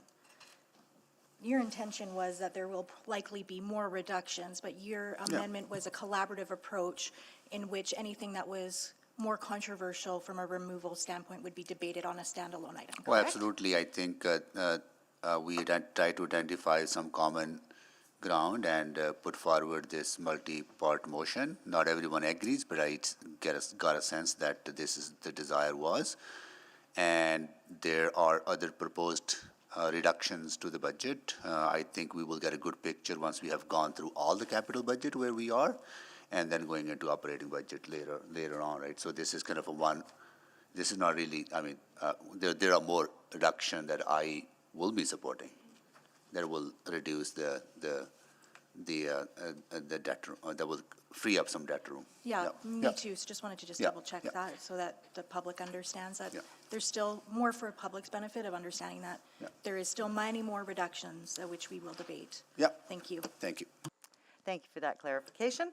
And I see no more questions on the board. I'm clicking. Okay, Councillor Rice, go ahead, please. Thanks for this update. And then just one quick question, and how this update reflects the pay as you go, how much increase right now, and based on this multi-part motion? So with the motion as it stands, just the multi-part without any of the amendments to the amendment is $24.8 million being added in pay-as-you-go funding that would need to be covered through tax levy. When you look at that on an ongoing basis, you would be adding approximately 1.34%. Oh, hang on, I just want to double check my numbers here. Sorry, over the course of the 4 years, you'd be adding, about 1.34% in the 4 years, and then there'd be a bit of a reduction in the out years, bringing it down to a 0.88% tax levy increase. So far, based on the discussion happened right now? Yes. Okay, wonderful. Thank you. Thank you very much, Councillor Rice. I think we will go to a vote now on the motion before us. So do we want to speak to it first as one, not, okay, introduce, go ahead. I thought he did. I think I did the introduction at the start, yeah. And that's what I was just checking with the clerk. So yes, so we will be voting on each amendment separately, but not speaking to each amendment separately. Just a point of We're gonna- order. So the way that, go ahead, Councillor Salvador. Just trying to get clarity. So there are amendments to the amendments. Yep. What, are we not voting on the amendments to the amendments prior to? Yeah, so because this is sort of a unique omnibus approach, what I would say is let's just start at number 1. So council, we've had 2 requests to split this out. Had council going to be voting on this as a collective, I would say deal with your amendments to the amendments, but since there's been 2 requests to deal with it one at a time, let's just start at 1. Council can quickly vote, give us a couple of minutes for us to load it in the system, and as we hit any amendment with an amendment to the amendment, we'll take a pause, we'll vote on the amendments, clean it up, and then you'll go back and we'll just work our way from top to bottom. Okay, that's very helpful. And then just clarity for speaking to, we would speak to the entirety of the multi-part, I guess, now, if that... If that's a decision, it was my understanding there was excellent. A desire to expedite, but if that's a decision for council, if you want to speak to it all now, then that's up to the chair. Yep, I defer to the chair, but that was my understanding. Thank you. Yes, I think if we all take the opportunity to speak to it now, and then as the votes come up, we can just get them out of the way. All right? So do we want to sign up to speak to the main multi-part motion? Councillor Stevenson. Yes, thank you. I'll kick things off. Just to say I'm incredibly grateful to Mayor Sohi and his team for developing this omnibus. I think it demonstrates exceptional leadership and the best of what collaboration is. It's often easy to think of collaboration as a sort of a muddy middle, leading to a lot of compromises that satisfy no one. But that's not what this motion does. Instead, I believe it effectively balances the tensions between our current situation and our future needs.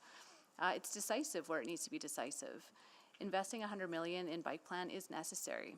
And this is a case where half measures are total failures.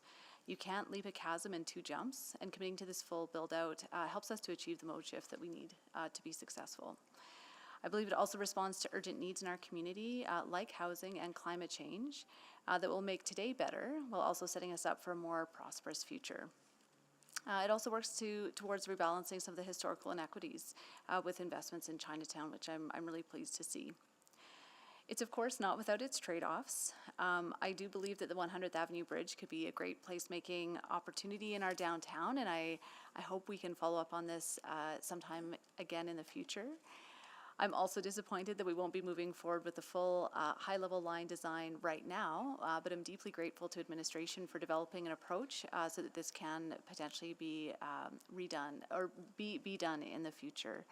I think that's a really prudent way, again, to balance our present conditions and the future. So that is the strength of this amendment. It is forward-looking while still rooted in the present. So thank you again to Mayor Sohi and his team for your leadership on this, and I encourage my colleagues to support it. Thank you very much, Councillor Stevenson. Councillor Salvador. Yeah, thank you. So I just want to start by saying that this multi-part amendment absolutely shows strong leadership. I want to thank the mayor and commend the mayor for bringing this forward and for his diligence over the past year collaborating with council. You know, I think that it's very clear that this amendment touches on the major priorities that we've discussed as a council and that we've heard from Edmontonians. We need to get on a more sustainable path that takes the climate emergency seriously, and I think that this omnibus does just that. In this multi-part motion, we're looking at building retrofits, district energy, fleet conversion, investments in public transportation, as well as a more equitable transportation network that will allow people who walk, bike, and roll around our city to do so safely. We're also moving forward on urgent needs for affordable housing, which again, we've heard loud and clear is a priority for Edmontonians. To be clear, we'll need to keep working to secure capital funding in 2024 and beyond, but this is a really great start. And again, this budget also has hard choices. You know, the mayor has, I think, struck a really fantastic balance and has my support in the reductions that have been put forward. And of course, these are not easy decisions, but in the context of this difficult budget, I believe that they're very well considered. And then finally, I think that this multi-part motion is in line with the values that we aspire to and the strategic priorities that are outlined in our guiding documents like the city plan and the energy transition strategy. These amendments get us closer to a more equitable and inclusive city and ultimately an Edmonton for all of us. I would encourage my colleagues to support it in its entirety. Thank you. Thank you, Councillor Salvador. Councillor Rutherford?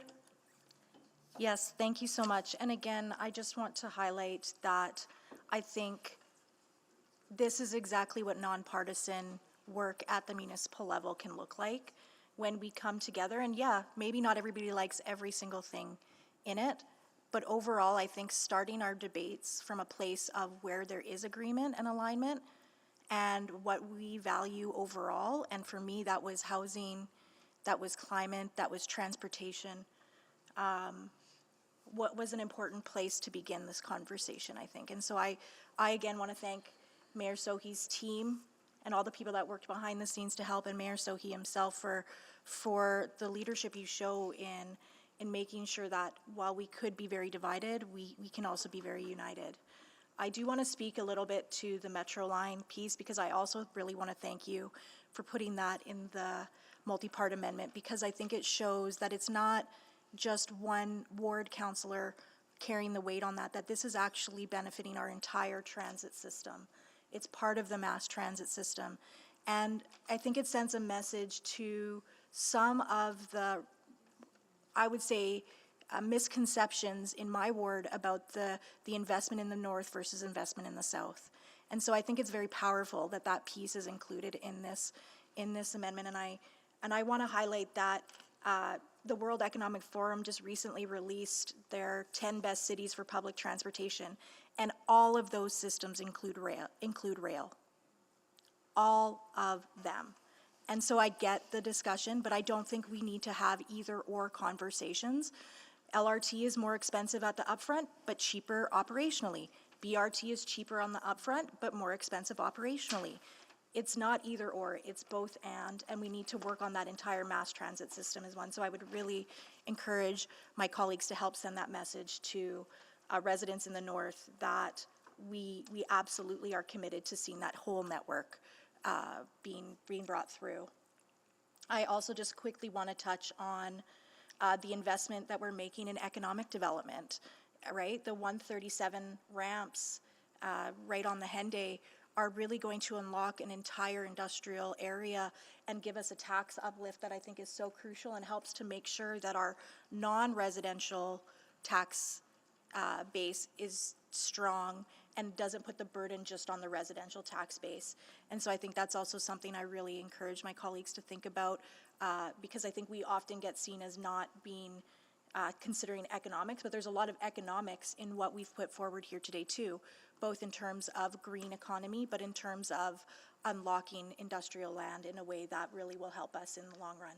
So as my other colleagues have already mentioned, I would encourage everyone to support the amendment on the floor in its entirety. I will, absolutely, and look forward to hearing other people's thoughts. Thank you.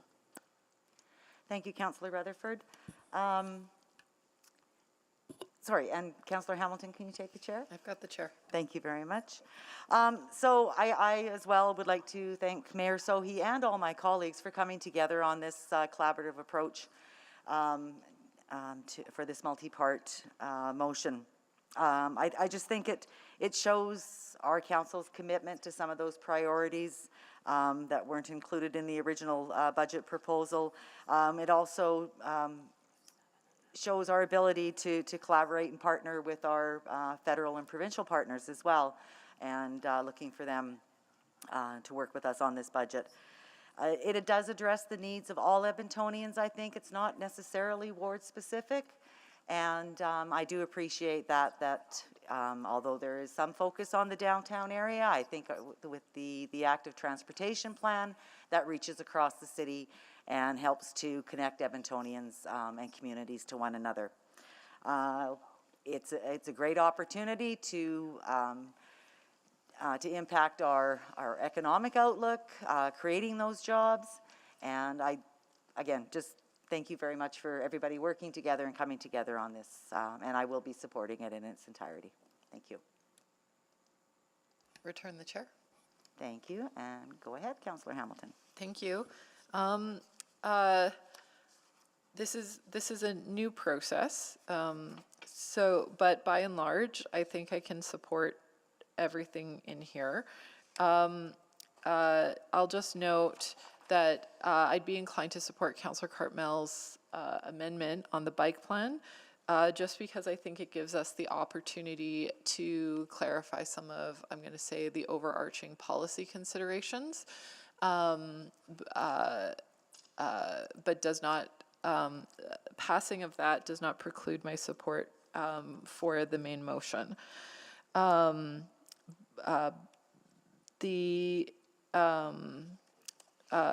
As I mentioned with the amendment put forward on the LRT intruder technology, I think it's wise to keep projects on the table, even if we're not going to fund them this year.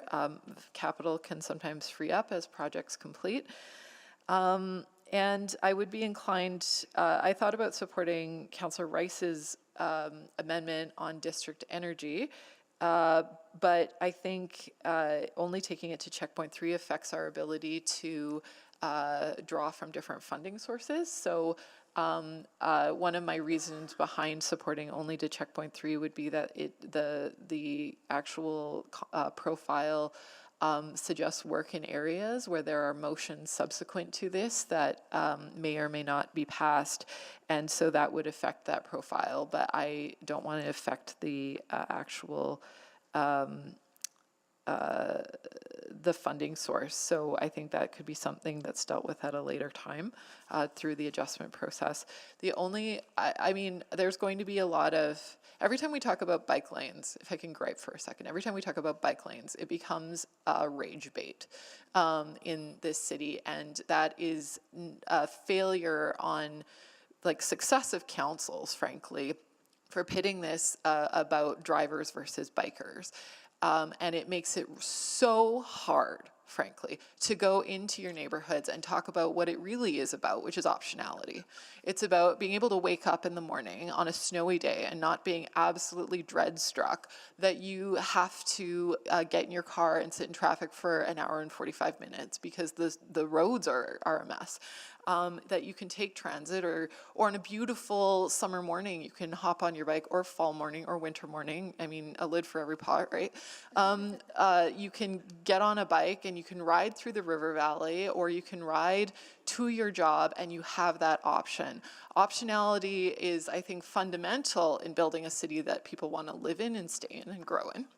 So that makes it easy for me to support many of these things, but I need to say once again, every time this conversation comes up, it gets framed in a way of winners and losers, and I would encourage everyone, when talking about this, frame it up on something that Albertans apparently hold very dear, which is the freedom to choose the way they interact with their city. The way they interact with their environment. I think we will get more people on side with these kinds of investments if we can frame it up that way. So that's what I have to say about that. There is, I think, good economic capital investment in here. I think the Chinatown piece will go a long way, and is, I think, an opportunity to extend a vote of confidence to a part of our city that feels, I think, that it's successively been undermined by decisions made around this table. And always lovely to see the corner store program funded, because that has had huge impacts in all corners of the city. And of course, industrial, the 137 Avenue industrial ramps piece, as we heard how important those investments are. So I will leave it there. I think I covered all the amendments and the amendments to the amendments. Thank you. Thank you, Councillor Hamilton. Councillor Tang. Great, thank you very much, Madam Chair. Yes, absolutely thank you to Mayor Sohi and his team for putting this omnibus motion together and the opportunity to collaborate. I was really glad, like my colleagues, to see a lot of important items like affordable housing and climate action included. Projects that not only myself, but I think many Edmontonians would like to see funded in this budget cycle, as they're urgently needed. While I do think there are some further conversations that could have happened on some of the specific pieces, I think this multi-part motion highlights many of our priorities as a council. And I think I want to maybe comment not to repeat some of the things that were already said, I want to comment on some of the specific. You know, I was disappointed to see that the affordable housing aspect of the Walker Integrated Fire Station would not be considered for design in this budget. I can understand the rationale. It was actually quite surprising to me that the design of a co-location actually doubles what it costs to design standalone, which I feel contradicts the cost savings and the efficiency that was presented initially.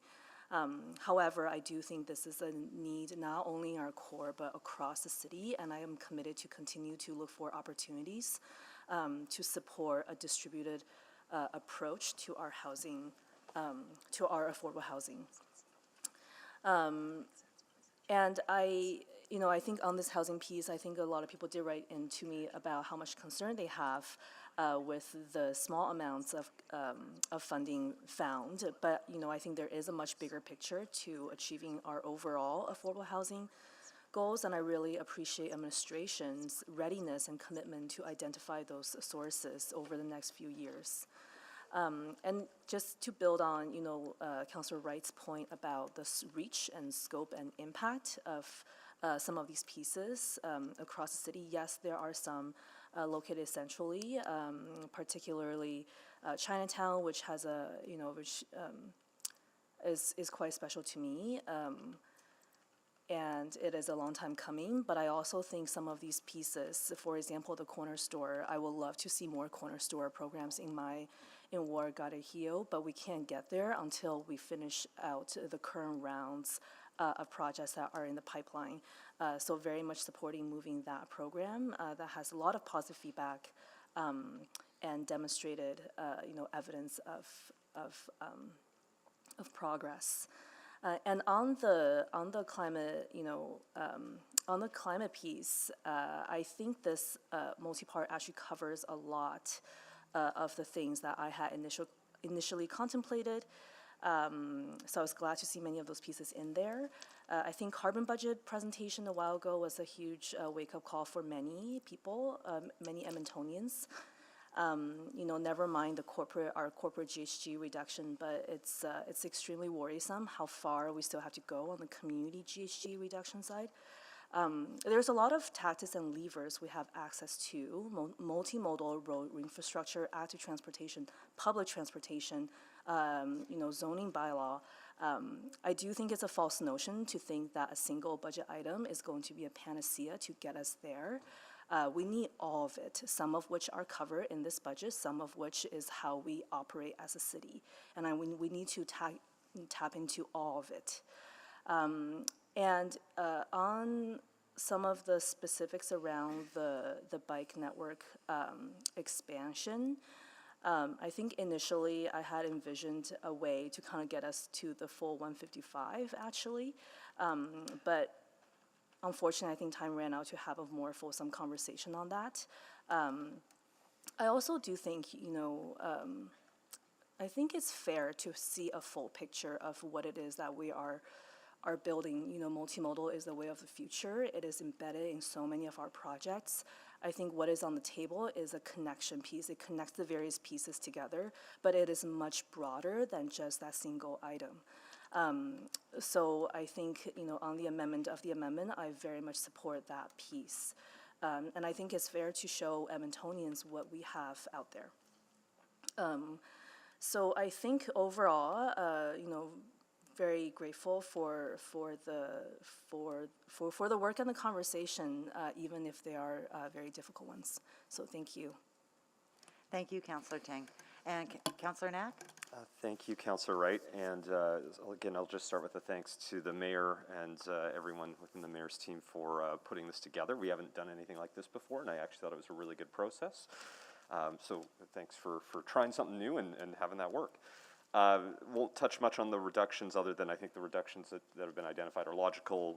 They're a really good way of identifying the fact that we're in a tight budget, and I think they were good things to highlight. A few quick comments on some of the items in the Omnibus. The affordable housing investments, as everyone has already said, they're critical. I don't need to, we've talked about it for a decade. We got to do it. And I'll say the exact same thing about climate action. I mean, I don't need to repeat what has been talked about at this meeting or at any meeting for the last number of years. We just have to do that work. We have no choice at this point. Really appreciate the investment in Chinatown. I think we heard a lot both in the public hearing and really throughout the year about the need to truly commit to Chinatown, and I think that's important.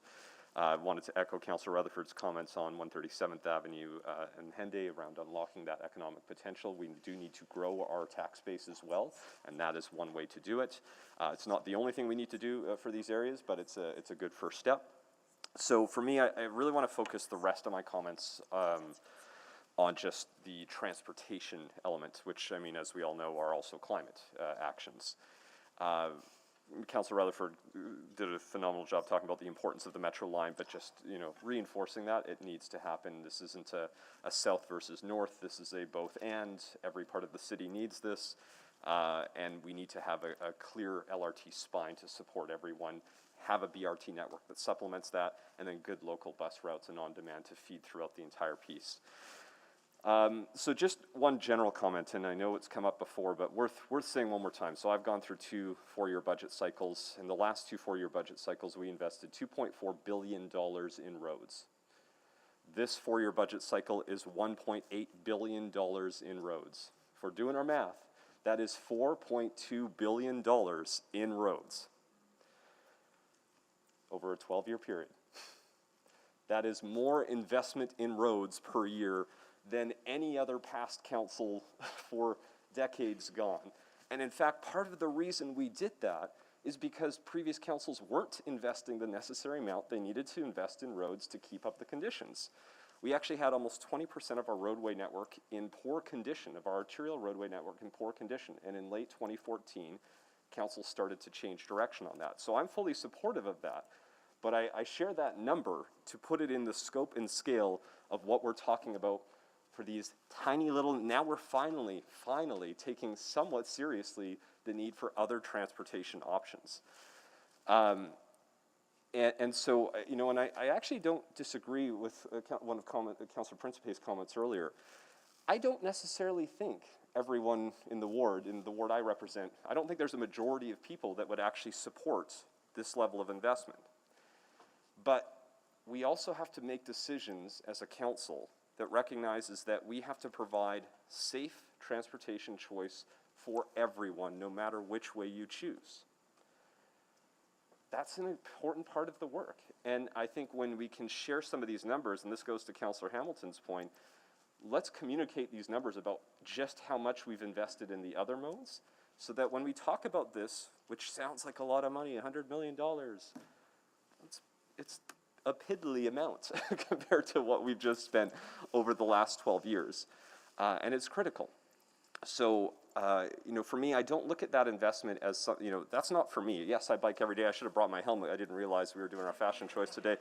I bike today, and yeah, don't build it for me. Although, to be fair, I do want a safe way to get across this city, because I bike across the city almost every day to every part of the city. And I would like to have a safe opportunity. But I actually want this more for all of those other people who have been sort of on the fence of having a choice. And so that's what I see this for, providing that choice to so many others. This group, we're going to keep biking every day because that's what we do. Let's do it for everyone else who wants to maybe have an alternative. The final piece on the transportation is the investment in the transit priority measures and the B1, B2. We made a commitment after we did the bus network redesign to start investing in transit, but we wanted to have that proper foundation in place. It is time to follow through on that commitment and actually invest in transit to, again, provide one more alternative, one more choice for people. So it is not one mode of transportation versus the other. It is about just giving people great, safe choices to move across the city. So I'll be supporting this. Thank you very much for the work you did on this. Thank you. Thank you, Councillor Knapp. Councillor Principe? Thank you, Madam Chair. So, as our role as councillors and the mayor, we have to come here with an open mind, right? When we come to the table here, we come here with an open mind and we listen to each other, we debate, we listen. And as I'm sitting here even this morning, things have changed. And listening to administration, they give very good advice, and listening to our constituents as well, listening to the public. So there are many things that even this morning I've changed my mind on. And I know that one of the councillors had suggested maybe we do move to a one vote. I don't maybe agree with everything exactly, but I do agree with most of the motions. So I'm not sure if everyone wants to vote in one or if they want to vote separate. Separate is good? Okay, so we'll stick with that then. But yeah, I just wanted, and I also wanted to talk about the climate resiliency. To me, that is very important, and we do need to make steps, but we need to make sure we're making the right steps. And that's where my concern comes in with the amendment C11, the district energy network strategy. I do have some concerns with it, and that's why I would just like to see it held off a little bit more. And what I see in my mind, in what my understanding is C8 with the deep energy retrofits might be a package with that. And that is still a little bit concerning to me, and I want to see a little bit maybe of a not different direction, but a little bit more of a better, maybe say better plan, but something like the emissions neutral city fleet and equipment, I think is, for me, an easy choice to say yes to, because I see that it can make an impact. And that's all I have to say, and thank you, everyone. Thank you, Councillor Principe. Councillor Rice. Thank you, Madam Chair. I really want to start to say thank you and for administration's hard work on this. I know it's not a challenge. It's challenge. It's not easy for you, and specifically with the timeline and so many changes happened. I want to say thank you so much and for taking this challenge work on and then provide very good information to us. Also, I would like to say thank you to Mayor Sohis, and then so for your thoughtful process, put everything together, and all your staff work hard on this as well. So I would like start to say yes, as a city, and then infrastructure improvement is really important for the entire city, and how we build the city a great place for all Edmontonians. Transportation and public transit and infrastructure and long-term planning, and then how we do this responsibly and how we do this in cost-effective way, and then to look at the infrastructure moving forward. And specifically, I do want voice some concern I heard through my own survey and through my own interaction and speak to the people about how we can break that reputation as a Edmonton as a winter season and construction season. And then how we do the construction responsibly from long-term perspective. And then like I mentioned earlier, I really want to focus on the long-term planning and then to improve that cost effective, and also to improve and how we hold all the construction accountable, and then to ensure that accountability piece and in the place. Also, I would like to comment on, and then our Edmontonians, all Edmontonians, and deserve to have affordable housing and deserve to have a place to live. And then so I'm totally support that. And then that is actually to my heart, and how we ensure everybody to have a place to live, to stay. But however, and then it's about how we do it. And it's about how we ensure this shared responsibility, and from city's contribution, we do our part, and we can ensure a shared responsibility, and then to be in the place, and not, and then for us to put some money, and then to attract more money. And then I think that is something I would like to look into more. And also, I really support the business and economic support. That is development. That is a larger and then possible and meaningful, and then revenue stream can offset the tax increase. So I really appreciate that we have some items on this Omnibus as well. And then in terms of climate change and then energy transit, I know our city, we have two two strategy and right now in place. And then, but the question I received over and over from public is, do we have, right now, our city, do we have that capacity to implement? Do we have that capacity, including financial capacity, and to do that piece? And then what's a better way and to specifically address this? And I think that is why I put amendment motion and then try to say and then to assist our capacity and looking forward to the planning and then get what expenditure, what cost really could be, and for us to have that. I know right now, and then through, and specifically, I heard over and over, and the concern about increase, the property tax increase, and also my constituents told me they're not comfortable with the city take additional debt. There is a concern about the city is not living with its mean. And then I think I'm really about concern about right now, it's just only for those amendments, we already down to $16 million and then room and for the debt. And how to find that balance and then to ensure our priorities be implemented as our Edmontonians as expected, and also the balance on how the growth and the renew program and build the city for all. So that is my speech. Thank you. Thank you, Councillor Rice. I didn't want to cut you off, but I was just about to. Just for you, thank you. We can. And Councillor Cartmel. Thank you. So I find myself rather bemused at the moment because of conversation around the bike plan the last couple of days. When I was a youth, the province gifted to the city of Edmonton for the 75th anniversary of Alberta the Capital City Recreation Plan, which was the first bike trails in the River Valley. My dad was a school teacher, and so we had summers off, and every weekend he would bundle me and my three siblings and my mom into our van, two bikes in the front, two bikes in the back, and two bikes shoved into the van with the six of us, and we rode up and down those trails. I trained for 6 marathons on those trails. There is no greater fan than me of the bike trail system. Andrew rattled off a bunch of numbers, and in those numbers he included the amount we're spending on roads. And what always gets bundled into the road conversation is Twilliger Drive.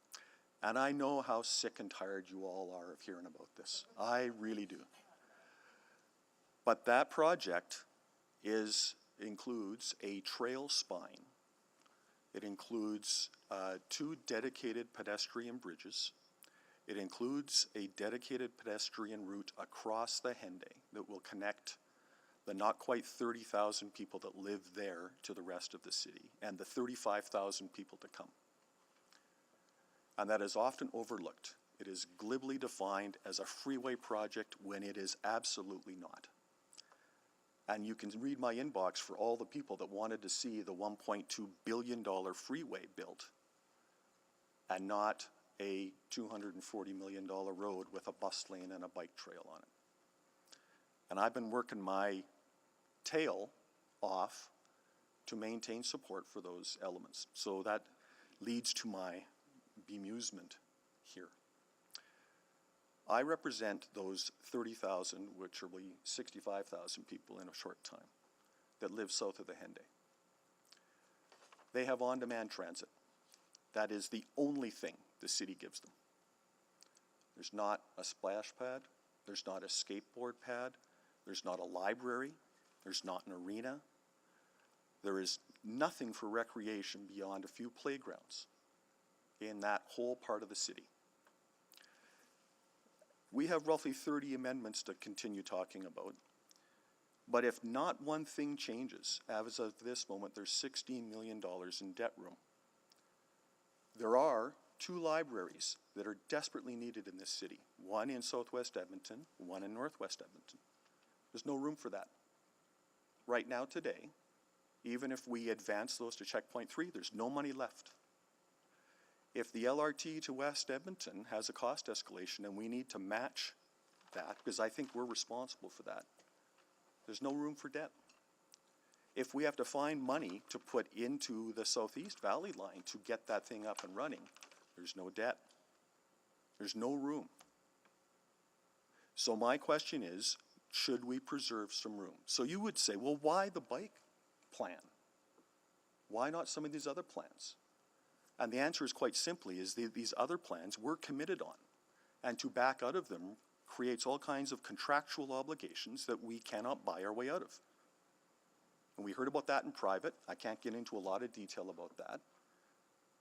But the bike plan has got a lot of money in it that is not discreetly assigned to contracts.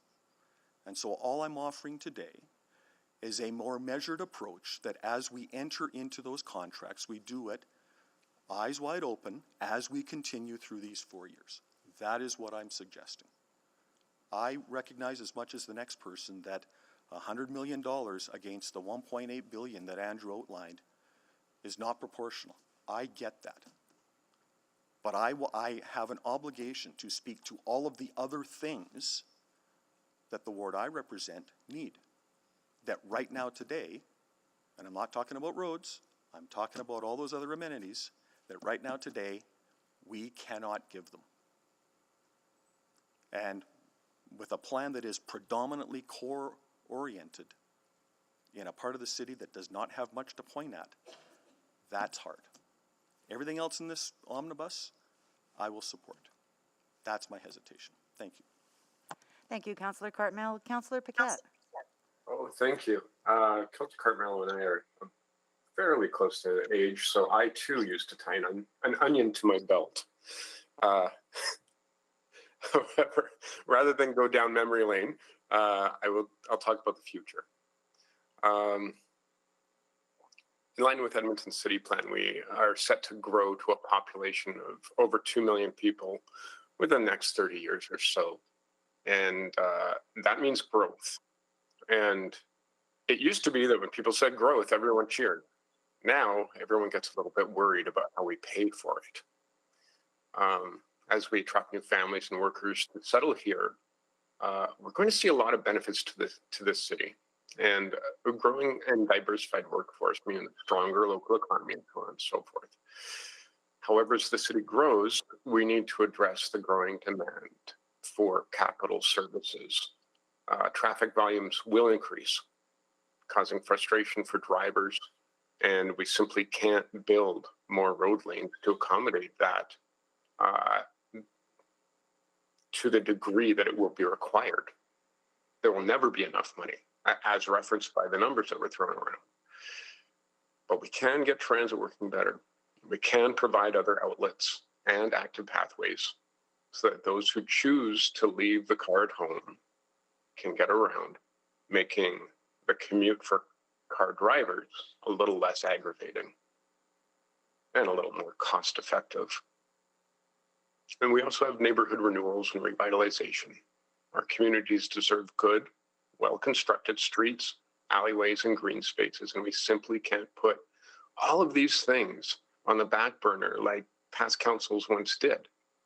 The infrastructure debt grows far too quickly, and the cost to move forward on things exponentially grows, especially in these times. It would take decades, as we have seen from the past, to dig out from under that neglect. I agree, this budget requires a prudent eye to affordability and restraint. And these budget deliberations must also show that restraint, and I believe in many ways they do. But one of the things that concerns me is the prospect of a looming recession paired with increasing inflation. What this would mean is that capital projects that we don't start sooner become far more expensive later, and our ability to move on them may be compromised. It's important to note that a lot of these projects are stretched out over almost a decade. So what looks like a large number right now is in actuality, on a year-to-year basis, much smaller. And in terms of a rec center, for example, Councillor Knack shared with me an article from, I believe it was 2009, talking about massive increases in the cost of a rec center in South Edmonton. And boy, it's the story that we've told over and over again. So there's a lot of work to do. This is a great omnibus motion. I want to thank the mayor and his office for putting it together. As Councillor Knack said, this is something fairly new. And one thing that I would say that I hope doesn't get lost in this conversation about how much we spend on roads is that we actually do have to spend on roads. I mean, for good or ill, the majority of people drive, and our goods and services are delivered that way. And so I hope in this conversation, what doesn't get lost is the need to also expand prudently and judiciously in road lanes when and where they're needed. And maybe that's not a popular thing to say among urbanists, but it's also realistic. We need all kinds of growth. The fact is we just need to do it in balance and with an eye toward future and current sustainability. So I will be supporting this. I'll be voting yes, and I look forward to the further conversations on amendments and also as we move forward into the operating budget. Thank you, Mr. Mayor. Thank you, Madam Chair. Thank you, Councillor Paquette. And now we'll go to Councillor Jans. Thank you. Again, gratitude to the mayor and to everybody who's helped bring this together. The three lenses that I would decide my vote on the budget, which I shared with the mayor, were housing, climate, and transportation. And I just want to go back to homelessness for a second here. So I was reading about drivers of homelessness, and it's interesting that high rent and low vacancy rates are the primary predictors of homelessness throughout the country. And so, in other words, you know, when vacancy rates are low, more people are likely to end up unsheltered. So we obviously are doing some work here that I see will be included in helping answer our city plan goal about creating more housing. And it also notes that a family spending more than 30% of their household income on housing is considered cost burdened. And I looked at some data about Edmonton, and some families, the largest expense matching or exceeding their rent sometimes is actually the cost of transportation, the cost of having one or two car family.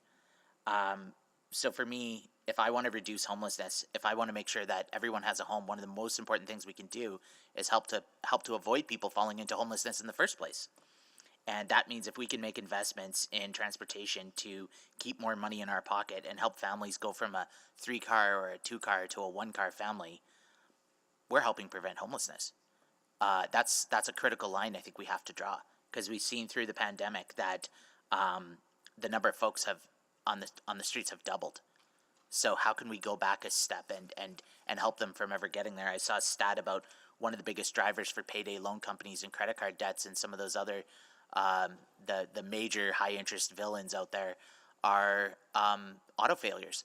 That you actually have a car and then the engine goes or something, and you're out maybe $1,100 or $1,200 in repairs, and then you get trapped in this cycle of debt, and before you know it, you're on your way to bankruptcy. And that's because we as a city aren't offering somebody a better choice and a better alternative to keep your costs down. So to me, it's not really about the bikes or the buses. It's this broader conversation about what are we doing to help keep more money in the local economy in our local pockets. And just some rough napkin math. Those folks over in the insurance industry have estimated between $10,000 and $12,000 a year savings by going to one car. So if you have a house and you go from 2 cars to 1 car, you save between $10,000 and $12,000 a year. So rough math, let's say $10,000 a year. You're getting your gas at Costco. Let's say we help 10,000 Edmontonians. Only 1% of the city become a 1-car family. That's over $100 million into the local economy. $100 million just for 1%. Let's say we go up to 10%. If we can help 10% of Edmontonians be 1-car households, again, $10,000 times 100,000 Edmontonians, you're seeing the zeros. That's $1 billion. We can keep $1 billion in the local economy that can go to local restaurants, local stores, local amenities that can, maybe afford to keep their kids in more activities. Finally, this is a bit of a terrifying stat, but I realize now I'm 38. The average age of Edmontonians, according to the census, is 37. More than half of the city is younger than me. And I think about where I was and how I, was lucky I was able to prevent putting off my first car until 26. How can we help more young people go car-free longer or go car-less longer? And that means seeing the investments in public transportation, bus rapid transit, jump signaling, convenience, frequency, all of these other pieces. They're not nice to haves, they're must haves. So if you said, dear city manager, can you bring us a plan to keep $1 billion a year in the local economy? Well, he has. It's right in front of us. It's the bike plan. We just have to build it. Thank you. Thank you, Councillor Jans. And Mayor Sohi? Yeah, first of all, I want to start by thanking our administration and city clerks staff for working with all of us to have this new innovative approach to amendments. And also want to start by thanking Edmontonians for giving us this privilege to serve them. And it's our role to make decisions based on that are thoughtful, that are built on compassion and responsibility, and we share an obligation to make Edmonton better for every single person in this city, and Edmonton for all of us. But this approach would not have been possible without the openness and collaboration demonstrated by my fellow council colleagues. So thank you to all of you for helping to bring this multi-part motion forward. All of these amendments are crafted to make life better for current and future generations. Housing investments needed for a dignified and stable life that will start with $22 million in 2023 and will reach $91 million over the next 4 years budget cycle as promised by the administration. This will make life affordable for Edmontonians. Meaningful action on climate change for our kids and for future generations. Necessary support for businesses and community to drive our economic recovery and open up industrial land for development to build a better base for taxes. Investments in the active modes of transportation, including cycling, that provide safety for users, enables people to take action on climate change, and to reduce household spending by reducing the need for that single occupancy vehicle that we are forced to rely on because we don't have other choices. It also frees up road space for those who must drive and for the movement of goods and services. Investments in long neglected Chinatown to help it revitalize and recover. Improvements to public transit, including planning for the BRT and long-awaited Castle Downs LRT, which is so necessary for social mobility, community connection, and enabling Edmontonians to reduce their carbon footprint. Would love to see Council Cartmel, their BRT running on those lines, bus lanes in Terwilliger sometime in the future. Support to retrofit buildings that we own to reduce emissions. A commitment to preserve public services that Edmontonians rely on. And the responsible investments of our public dollars. This multi-part motion addresses these needs while making decisions needed to carry out these necessary investments in a responsible way. And I hope that all of my council colleagues would support this. I also want to take my last minute to thank more than 200 Edmontonians who came to this chamber hall to share their vision with us during the public hearing, and those who are here today, and those who might be listening online, and those who engage with all of us through the email you send us, the phone calls you make, the conversation that we have in community gatherings. This budget is driven by your aspirations, by the vision you have for this city, a city that is resilient, that's sustainable, that welcomes people like me to this place and creates opportunities for people to build their lives. That's what budgets are about. Budgets are yes about dollars, but they're also about people. Investing in people to make their life better so they are successful. So with that, I hope that that council colleagues will support this. Yeah. Thank you, Mayor Sohi. So now we will move on to voting. And we will just go in order. Okay, C1.00. Please vote.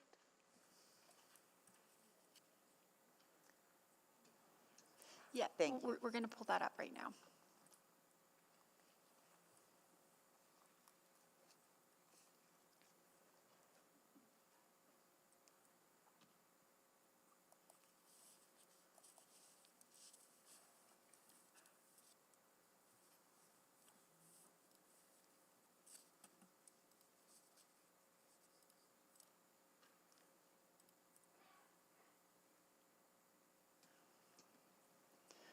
We have all the votes. Display the votes, please.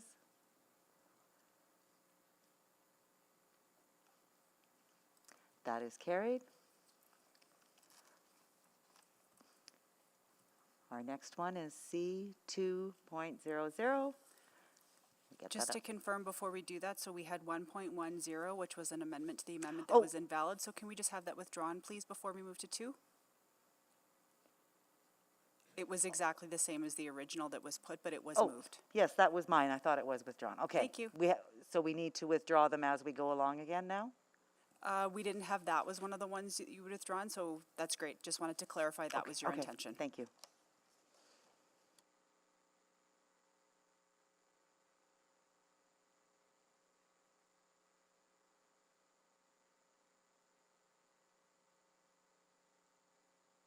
Oops. Please vote on C2.00.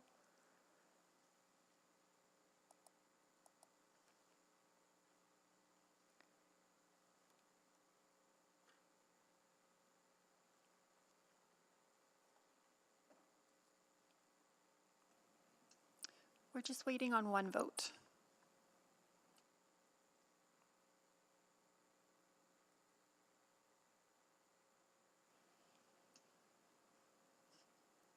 We have all the votes. Display the votes, please. And that is carried. Moving on now to C3.00.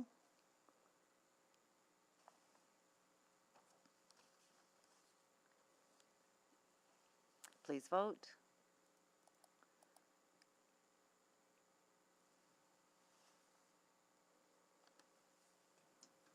We have all the votes. Display the votes, please.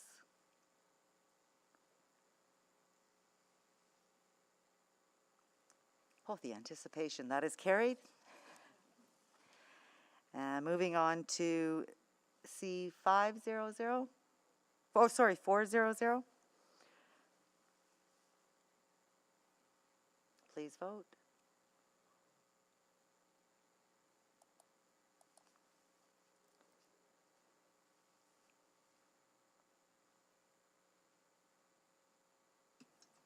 We have all the votes. Display the votes, please. That is carried. Moving on to C500. Did I just do that one? Okay, just hold I'm not ticking off as I go along.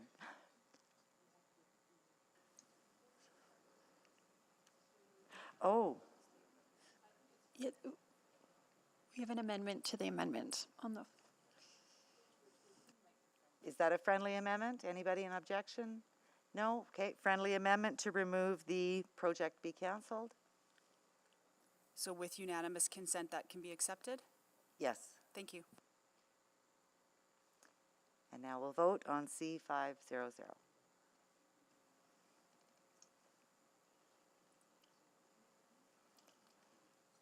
Will, Yeah, well, can we just, Jamie, can we recall?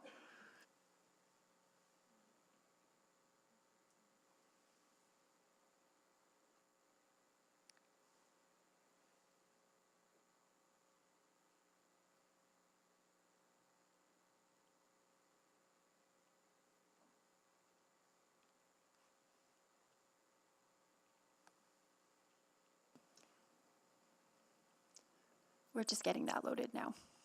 thank you.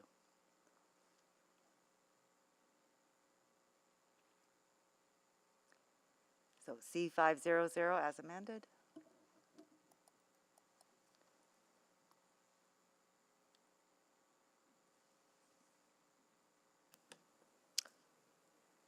Mine isn't popping up. How would you like to vote? So yes, okay. I wasn't Thank sure you, if I already Councillor Tang. voted. We have all the votes. Display the votes, please. That is carried.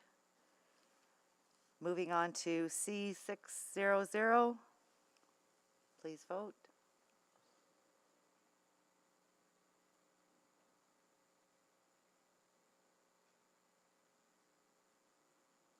Yep.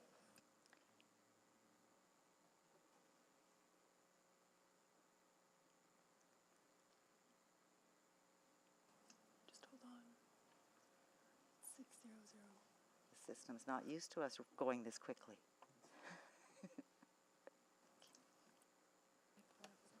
Point of order, the motion on the screen is not the motion in our document. Yes, apologies. We're just correcting that now.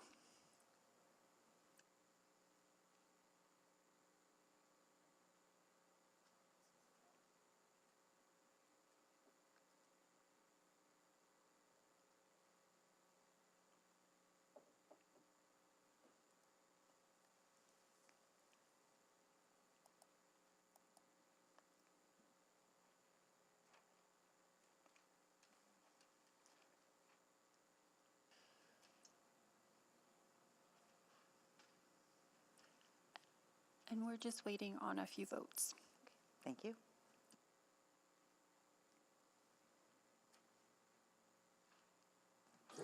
I am yes. Thank you, Councillor Paquette. We have all the votes. Display the votes, please. That is carried. Do we want to consider extending hours to finish the omnibus bill? So moved. Second. Please vote. Could we just do that with unanimous consent while they're loading the amendments? We can focus on priorities. Thanks so Yes. much. Thank you, Madam Clerk.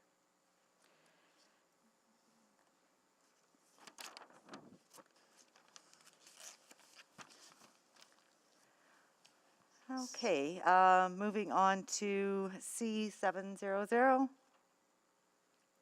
As amended to approach 3, I believe. Just for clarity, you're going to vote on the amendment number 7, and if that fails, then you'll have another one to go to. But if 7 passes, the remaining amendment to the amendment is out of order. I'm sorry, can you clarify that again? Sure. Which one? So we started out this morning with 5 amendments to the amendments. We had 2 withdrawn. Then there was a friendly amendment to point 7 to change approach 1 to approach 3. And then Councillor Rutherford withdrew her amendment. So now as it stands, the original amendment, friendly amended from the mayor, and then the other one from Councillor Cartmel.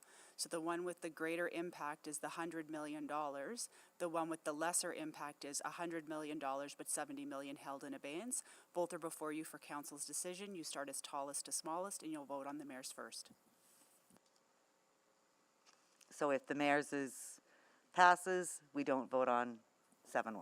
If council makes a decision to support the friendly amendment of the mayor's, then there's nothing else to vote on. If you don't support that, vote against it, and then you'd move to the amendment which is from Cartmel. Okay, thank you very much for the clarification.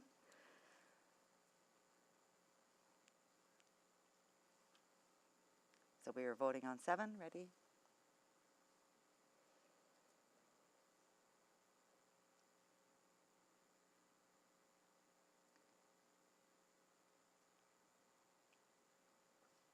point of order, I think it still says approach 1. So we'll adjust that in the system. Oh, So okay. again, it's the tracker that you should be looking at. We're just making all of the last minute changes might not have been updated in the system. So if you'd like to give us a few minutes, we'll change that.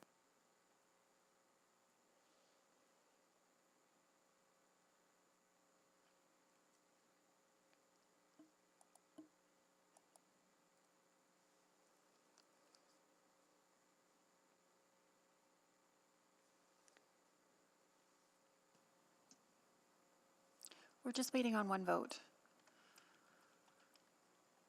We have all the votes. Display the votes, please. And that is carried, so no need to vote on 7.1. I'll Madam Chair, withdraw Amendment 7.1. Thank you, Councillor Cartmell.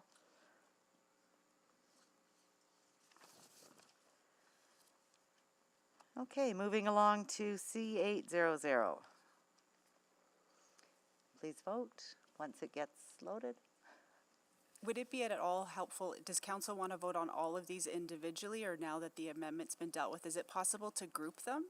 I just look for the will of council, since you've extended orders, if there's any, you want to still vote on everything separately? Sorry, it's just great if we could use our mics and the Sorry public about knows what that. we're I'd saying. like to vote separately, Okay, please. thank you.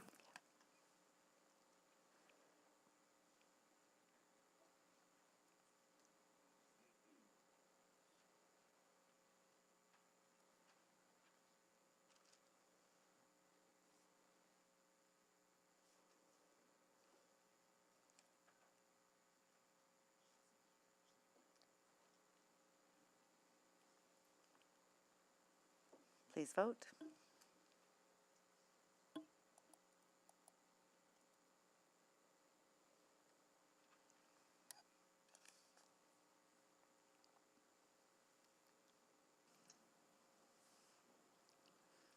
We have all the votes. Display the votes, please. And that is carried. Moving on to item C900. Give the clerk time to load it.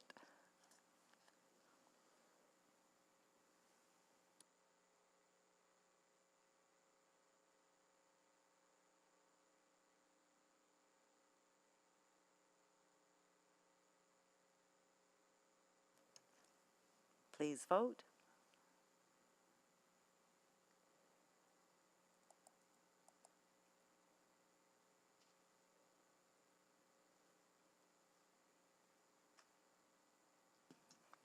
We have all the votes. Display the votes, please. That is carried. Thank you. And moving on to item C 10.00.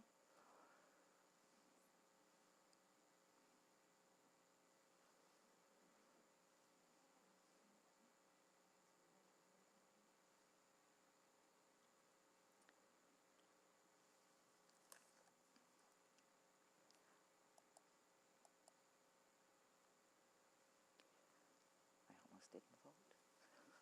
I almost forgot to vote.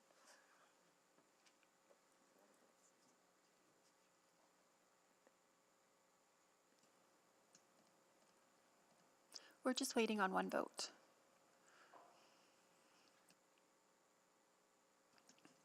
We have all the votes. Display the votes, please.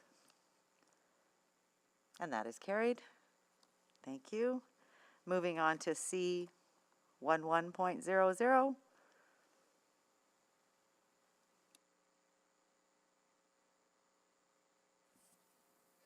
So just checking, I thought there was an amendment to that, to this one, Councillor or Deputy Chair?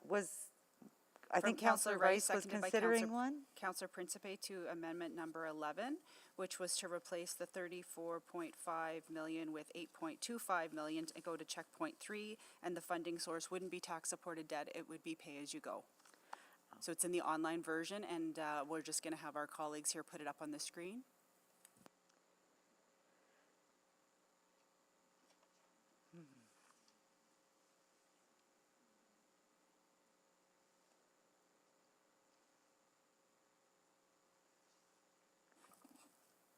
Just give me 2 seconds to confer with finance that we've got this in the right order. Thank you. Do you want to just vote on the biggest first?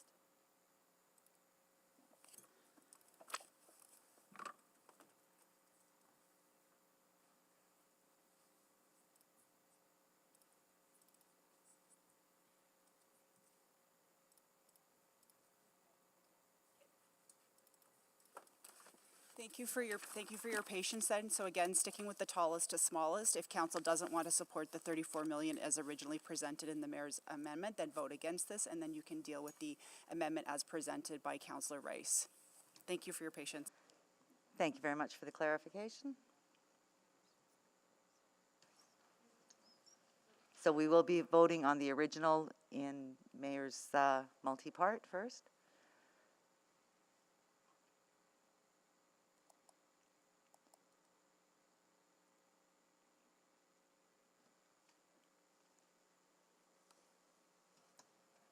We have all the votes. Display the votes, please.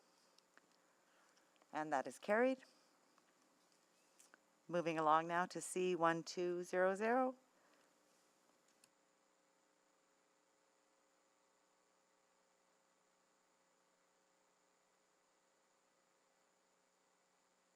Please vote.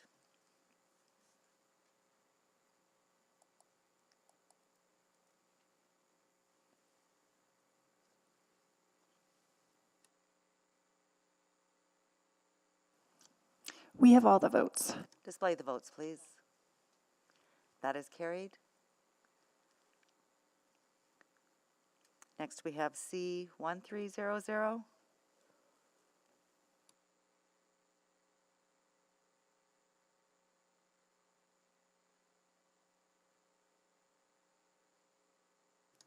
Please vote.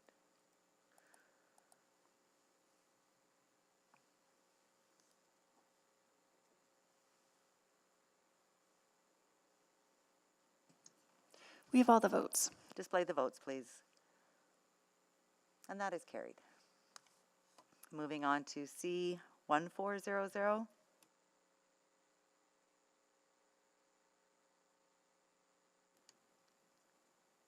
Please vote.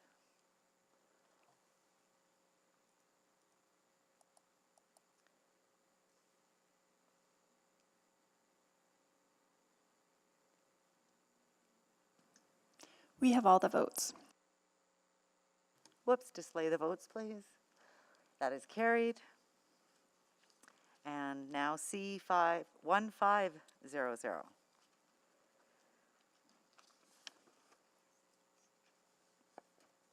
Please vote.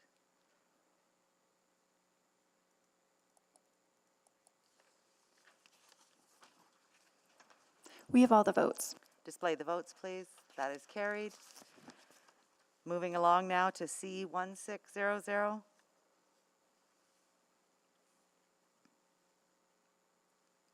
Please vote.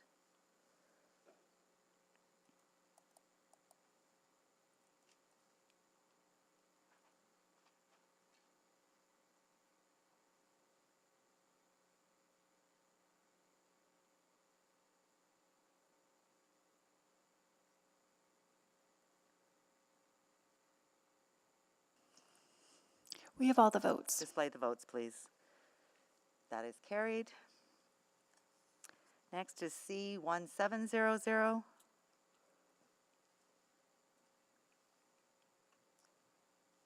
Please vote.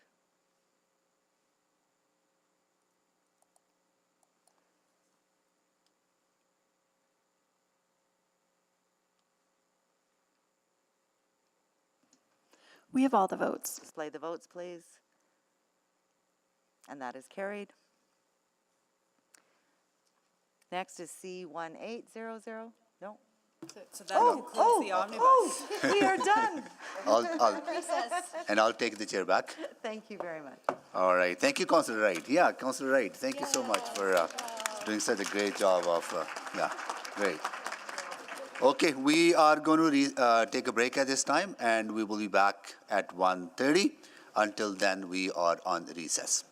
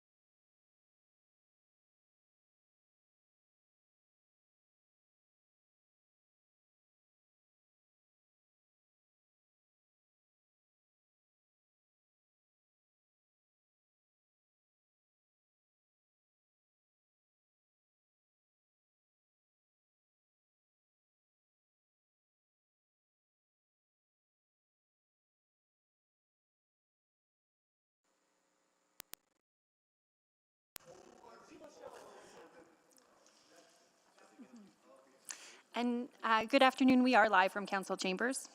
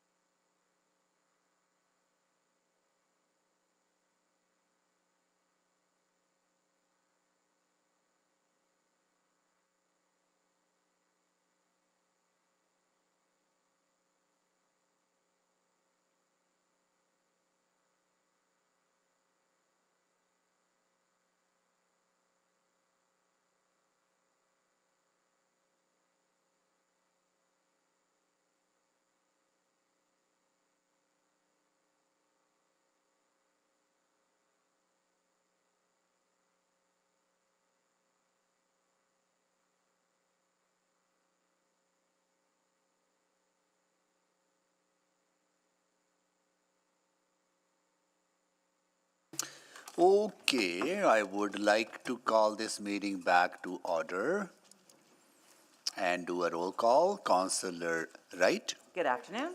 Councillor Knack, Good afternoon. Councillor Principe, Hello? Councillor Stevenson, Good afternoon. Councillor Burkett, Hello. Councillor Tang, Good afternoon. Councillor Hamilton, Hello? Councillor Rutherford, Hello. Councillor Salvador, Hello. Councillor Cartmel, Hello. Councillor Rice, Good afternoon. and Councillor Jans. Good afternoon. Okay, now we are on to our next item, amendments, sorry. But before we do that, there's a process we have to follow to select the order of council members, right? Yeah, so just as council's approved process, so first of all, we need to randomize, not the amendments, but the councilors, members of council. So if we could do the randomization process and then Can we we'll just do follow- randomized, just jumping chairs from each here to each other? Or You- so? Sure. Who wants to sit in this chair? Yeah, so once you've done that, then we're gonna, whatever the order is in 1 to 12, we'll start with the decrease amendments. I think there's about 11 or 12. And Yeah. once we're done the decreases, we'll move to increases. So I believe Ward Clerk, or Clerk Ward, has a process for you to follow. Okay, Clerk Ward, please. So I believe the proposal is each of you, except for Councillor Paquette, has their own name in front of them. And Mr. Mayor, you have Councillor Paquette's. Yes, Councillor Paquette, can you see it? I got your name. I can't see it, actually. Got it. We'll show that to you a bit later when we pull it out of the hat. And then once I gather all of those together, I'll put them in this little sack here. And then I'll come back here and draw the names. And as requested, I'll show them into my camera and we'll list them in the randomization tracker. And then we'll update that and share that with everybody. Okay, let's do it. Councillor Wright, going into the sack. Knack, Principe, Stevenson, not put in a random. Tang, and I am putting Councillor Paquette's name in here. Here you go. Rutherford, Salvador, Cartmel, Rice, Jan. We might need to amend it and debate for half an hour.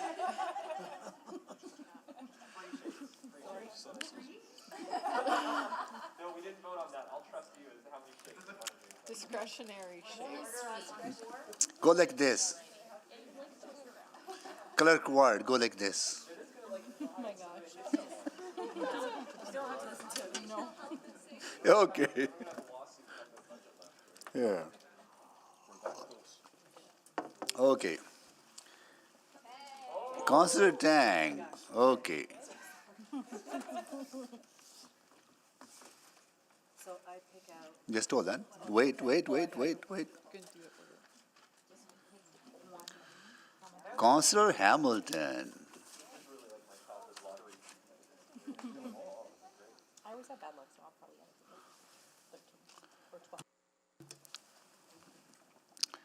Councillor Wright.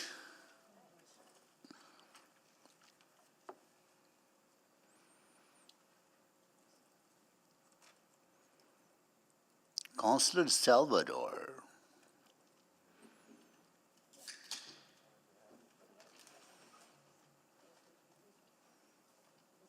Councillor Knack. You're next.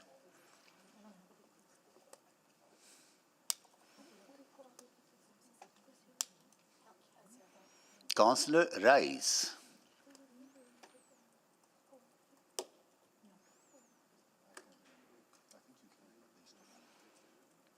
Councillor Stevenson.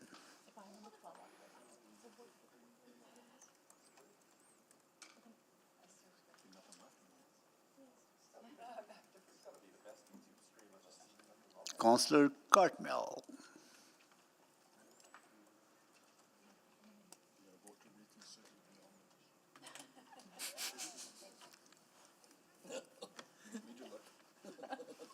And that's Councillor Principe.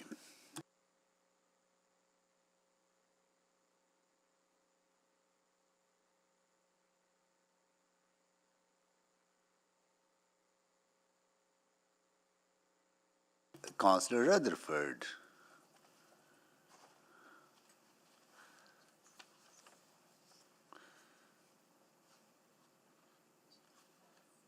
Councillor Jans.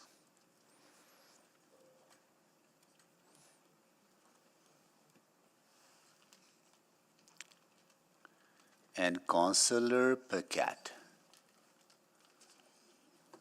That's everyone.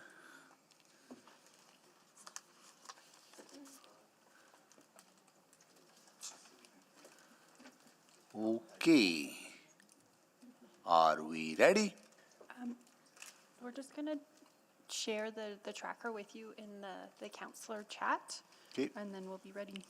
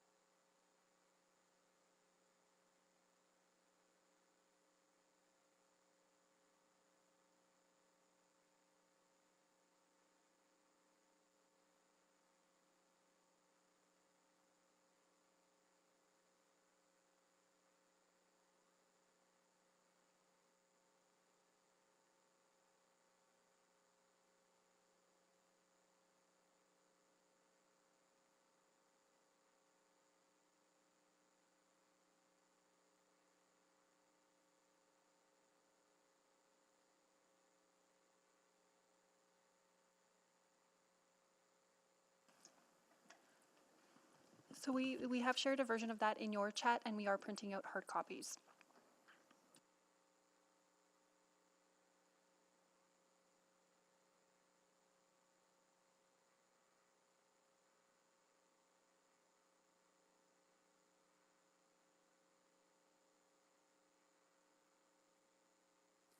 So Councillor Hamilton, if the question is if we're holding things in abeyance, if that was the question, nope. Yeah, that was the question. If there are increases or decreases? Yeah. If it is to add something, it is an increase. Holding it in abeyance is an action that happens actually after it's already approved, so that's how we would be dealing with them. Because if it's a reduction, you're not holding it in abeyance. So if we have got to it, put, okay. if we have So to if- put it on a side, we would put Yeah. it on the increase side. You have, if that you helps. have to give direction on it first, right? Either way, right? Okay, got it.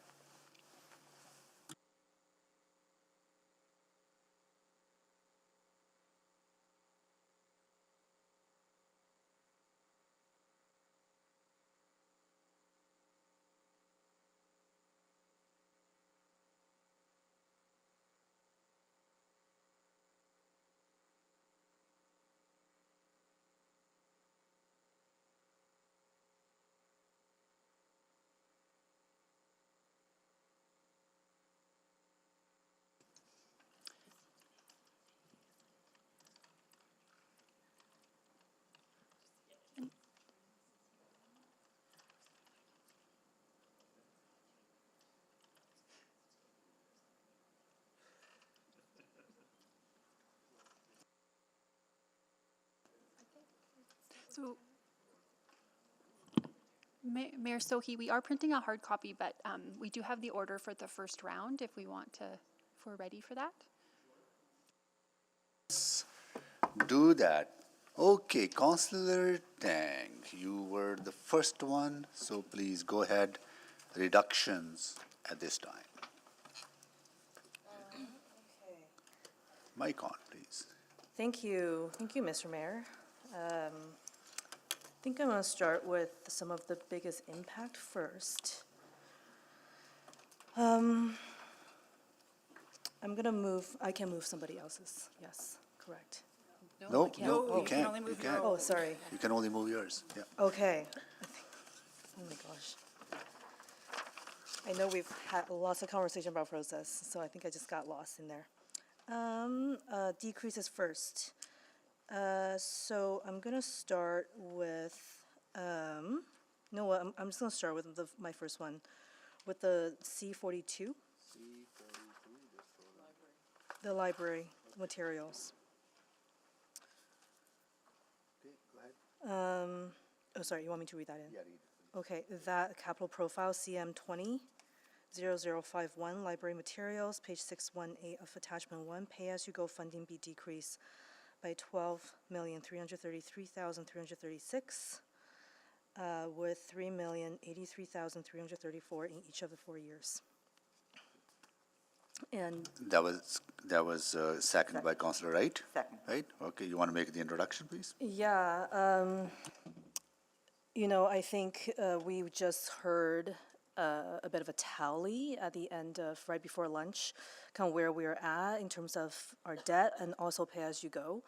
And we have, I think part of it for me is that in the Omnibus, we didn't go as far as we could have with some of the reductions, and there's far more additions to it. And at this point, I'm looking for essentially room in pay-as-you-go. I recognize that there are some, you know, significant challenges, but this will still leave 12 million in pay-as-you-go library funding to continue that work for the next 4 years. And that's, you know, I recognize that, thank you. I recognize that the library has taken a huge hit in the last several years, and so, you know, I look forward to the debate and the conversation on this topic. I realize this is an extremely difficult one, but that is where I am starting from. Thank you. Thank you, Councillor Tang. Questions? Councillor Hamilton. So thank you for this motion. Is there anyone from the library on the line?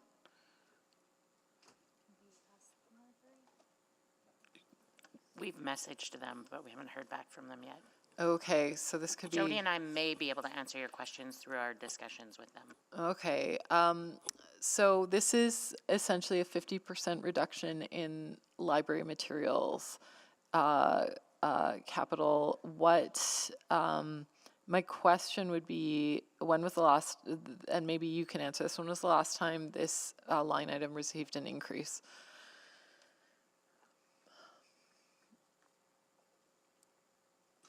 Give us a second and we'll follow up on that. Okay.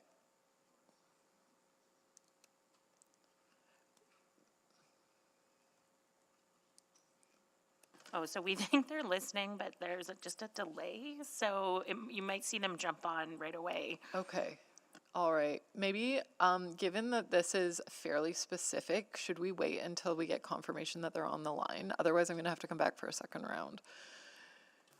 Yeah, we can hold off. Yeah.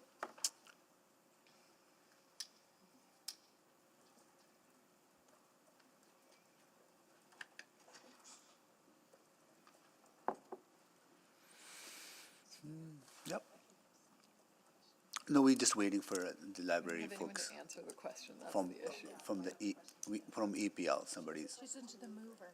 Oh, you have a question to the move? I'll come back to Councillor Hamilton later on. Okay, Councillor Principe, go ahead. Question to the mover? Yeah, thank you, Mr. Mayor. My question is just, how did you come to the, that number? Was it just like a 50% or what? No, so in the profile on page 618, there were two funding sources for the total profile of around 24 million, and that portion, the 12,333,336, is specifically for the pay-as-you-go, and then the remainder is out of the library's pay-as-you-go. So I just took the portion that's the pay-as-you-go for the city in order to, accommodate, many other areas that is on the table. I see. Okay, thank you.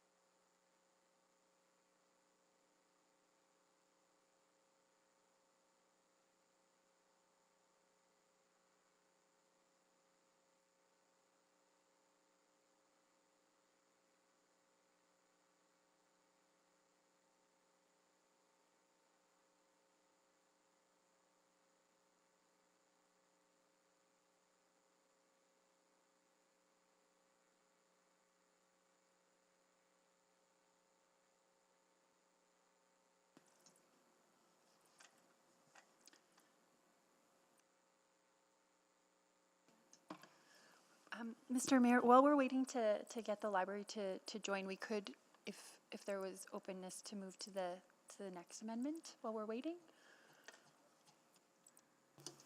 Or we can wait. Do we know, like, are they on the way or are they joining?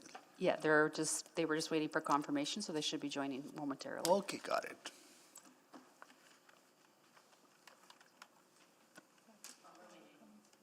Oops, while we're waiting, I pulled the old profile from the 2019 to 2022 capital budget, and the total was 25,104 in the last budget. So what was that again, sir? 25 for what? 25.1 million. For materials. Materials, okay, got it.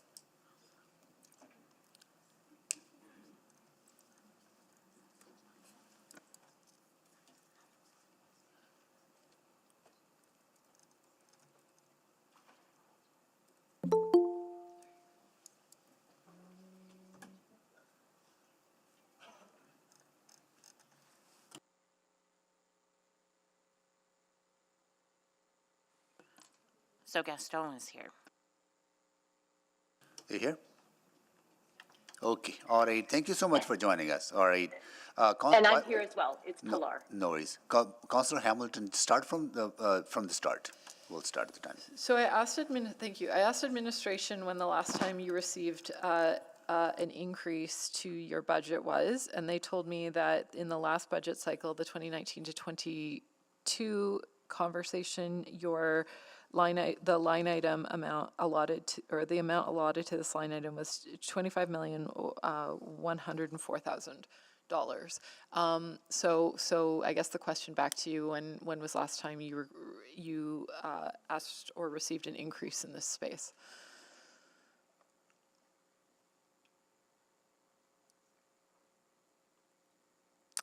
So you're both muted. Yeah. Can you please unmute yourself?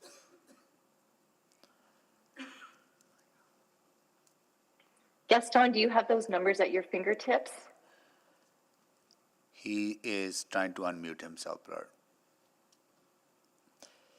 Maybe we can come back to that question. Yeah, What would we went back, Councillor Hamilton, to 2008, and the budget has been pretty much flat. And this represents the pay-as-you-go is also in line with what other city programs have been provided, which is 75% less. So there's already a hit there that, and the library is contributing. This would be substantial for us to receive a 50% decrease in our overall physical collections. So this would be a significant hit for us. does that include just, when you say physical collection, does that include like digital offerings or just sort of hardcover books, so to speak? This capital is just physical. This is a tangible capital asset. So this item is just for physical things like books, audiobooks, video games, DVDs, those hard physical materials that are considered an asset that have to be continually renewed and maintained. All right. What would the impact be in terms of service levels of the library? With a 50% hit, that would mean a 50% at least reduction in service levels. We would have challenges providing the breadth and diversity of collections, the number of copies to meet the demand. And I think I just want to point out that we've taken us a decade to recover from a very minimal budget, starting with my predecessor who increased that budget to be in line with our urban library counterparts. So it would erode the asset in a way that would be difficult to recover from over a 4-year period. All right. That's helpful context. Sort of given that your budget on this line item's been flat, what are there any efficiencies that could be found? I think we've worked on efficiencies, as you will remember from our presentation, for decades, and collections is an area that has been reviewed and efficiencies implemented over the last many years. We do centralized selection, which streamlines the procurement process. We use vendors to help get things shelf ready when it's more cost effective to do so. So we've just done a review in terms of how we transport our materials and deliver those new materials to branches and implement recommendations from that. So I think it's a challenge too, because this is not a static sort of cost. We've experienced significant challenges in terms of meeting the US dollar exchange rate and inflationary costs that publishers are passing on to vendors who pass on to libraries. Yes, and I think we've talked about that at previous meetings. How does this budget compare to other libraries across Canada in terms of what you spend on materials? Proportional to it's comparable to the average spend. So we're right, in the middle of other public libraries across Canada. All right, I'm almost out of time, so I'll stop here, and I may come back with other questions. Thank you. Thank you. Thank you, Councillor Hamilton. Councillor Prince Bay. I think that was just from when I was up before there, Mr. Mayor. Thank you. Councillor Wright, can you take the chair, please? Happy to. Thank you. So my question is to the folks from the library. As I understand your answer to Councillor Hamilton, these are the physical stuff like books, CDs, digital material that people will either come use in the libraries or take it out, right? That's correct. They don't include the digital. That's not considered a tangible capital asset. That is a separate budget that covers things that are more less long-lasting, like magazines and e-content. Oh, I see. Okay. One of the roles that libraries play is affordable access to material that otherwise may be beyond the reach of low-income families, middle-class families. Am I right in that understanding? Absolutely. I think those folks who can't afford to buy books, and even those who can afford, but those folks who can't afford, they rely on the public library. And in our latest survey that Leger conducted for us in August, which I referred to in my presentation, one of the things that continually comes up is our customers and not, they want more collections. They want more. And it's still very much, despite the internet age and the demand for digital, the physical book is still very much the core of a public library. Right, it's into building that that capacity. Like someone, I can use my own example. When I came to this country, I did not speak English at all, and I learned speaking and learning reading by holding those books that otherwise probably my brother was here to support me. Probably he was also on low income. Probably would not have been able to buy those books for me. I'm pretty sure Exactly.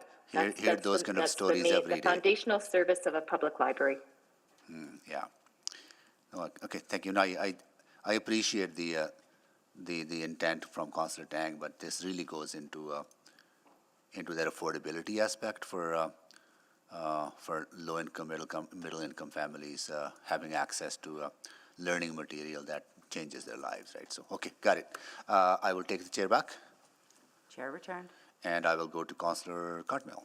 Yeah, thank you. Just one question to Ms. Martinez. If this reduction goes through, would there be a related reduction in the staff complement at EPL? Absolutely. Yeah, with 50% less material to buy, that would have a negative impact on our resource requirements for sure. Do you have a sense of how many people? Well, it would be at least 50%. I don't actually know, but it would be at least 50% less staff that would be required. Okay, thank you. Those are my questions. Thank you, Councillor Cartmell. Councillor Wright. Thank you very much. Ms. Martinez, so I'm just trying to equate 50% staff just because of this purchase. What percentage would this be of the total library assets? Like, why 50%. The motion is to completely eliminate the pay-as-you-go funding, which is a total of 12 million plus over 4 years. So that represents 50% of the total physical materials budget. So that's 50% reduction in the asset. No, but I mean, there's other assets that the library already has, right? So like this doesn't deplete all the assets and reading materials in the library. Yes, but it does. The staff who are dedicated to this capital asset are dedicated to getting it ready on the shelf and then reordering materials that have been withdrawn because they're worn out. So that would all factor into that reduction, Councillor Wright. Okay, and I know the reason we do 4-year budgets is to help plan this out. Is this something that we could, when economic conditions change a bit, because is this something that we could look at a supplementary budget? Because we don't want to be impacting maybe those at the lower income levels that use these supports, and then having to increase expenses on the other side for them through property taxes or the rent that they pay. I mean, that's certainly an option. That wouldn't be an option that I would recommend. Okay. All right. Thank you very much. Thank you, Councillor. Councillor Rutherford. Yes. Thank you to the library for being here. I'm sure you've been following the debate so far in terms of the challenges we're going to have with the budget. And while we're talking about capital right now, I think the key here is that this is pay-as-you-go, which can help ease some of the tax increase on the operating side. I know that the library has a lot of service packages on the operating side. If you had to choose, what would be your preference? That's a really difficult question to I know respond it is. to. I know it's a difficult choice we're in, right? So you are. I think, though, when you look at the pay-go funding that the library is being provided, it's the same level that other city programs have been provided. So it's something that has been allocated in an equitable way through the RIMS process. So, and I think that's a bit separate than the growth packages that we're asking for in terms of expanded Sunday hours, Sing Sign, and then expansion of Heritage Valley. They're two different buckets of funding, from what I understand.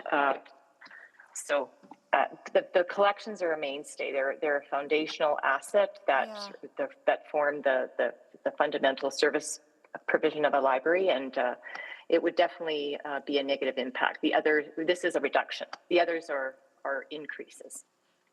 Okay, yeah, and it's just as we get to debating operating, depending on what that tax levy comes in at after capital, we'll have to really be thinking about those services. So I'm just saying it could impact those service packages in terms of consideration, but I hear what you're saying, and I appreciate you taking the time to share your concerns and to highlight the impacts of this potential motion. Thank you. Thank you, Councillor Rutherford. Councillor Stevenson. Yes, thank you. You know, when I buy a book and I put it on my shelf at home, I sort of have it forever. But that's not necessarily the case with the library, if I'm understanding correctly, that some of this funding is simply to maintain the current inventory because it wears out more quickly. Is that a fair understanding? Absolutely. When you've got, millions of usages across the collections, it's different than your own collection, which is maybe used by one or two people. Absolutely. There's wear and tear. Things get damaged. So again, this it's not that we wouldn't see growth. We would actually see an absolute reduction in the collections at the library. That's correct. It's also the asset. It's also about maintaining the asset and ensuring that it has the breadth and diversity of a collection. And so that could be new materials, it could be replacement materials. Exactly, Councillor Stevenson. And I know that, with some of our other physical infrastructure, our buses and our fleet, we are looking to sort of extend the lifespan of those assets and kind of stretching out the replacement cycle. Is that something that the library has done the work to sort of optimize in terms of, really getting the most out of the assets as we can prior to replacing them? Oh, I'm confident that we do that. They're very efficient and effective in terms of how we treat this asset and monitor it.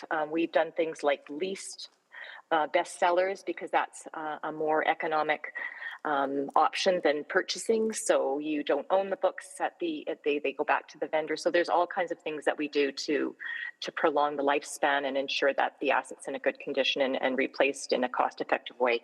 Okay, well, thank you so much. I appreciate the answers. Thank you. Thank you, Councillor Stevenson. Councillor Piquet, welcome in person. Thank you for joining us. Well, thank you very much. Yes. Okay, any more questions? I see no more questions. Sorry, Councillor Rice, go ahead. Thank you. So library, I think, means lots for many Edmontonians, and then Mayor Sohi shared your personal story. I think I would like say I have the similar personal story as well, and specific for the value of the library provided to the Edmontonians.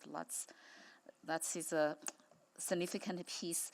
My question is about the gap for the assets, and so if we reduce this, and then for the gap and between the existing inventory and the inventory you are requesting right now, do you see the significant impact could happen and to the community? And then can you provide some tangible results we could see and from this gap? Yes, thank you for your question, Councillor Rice.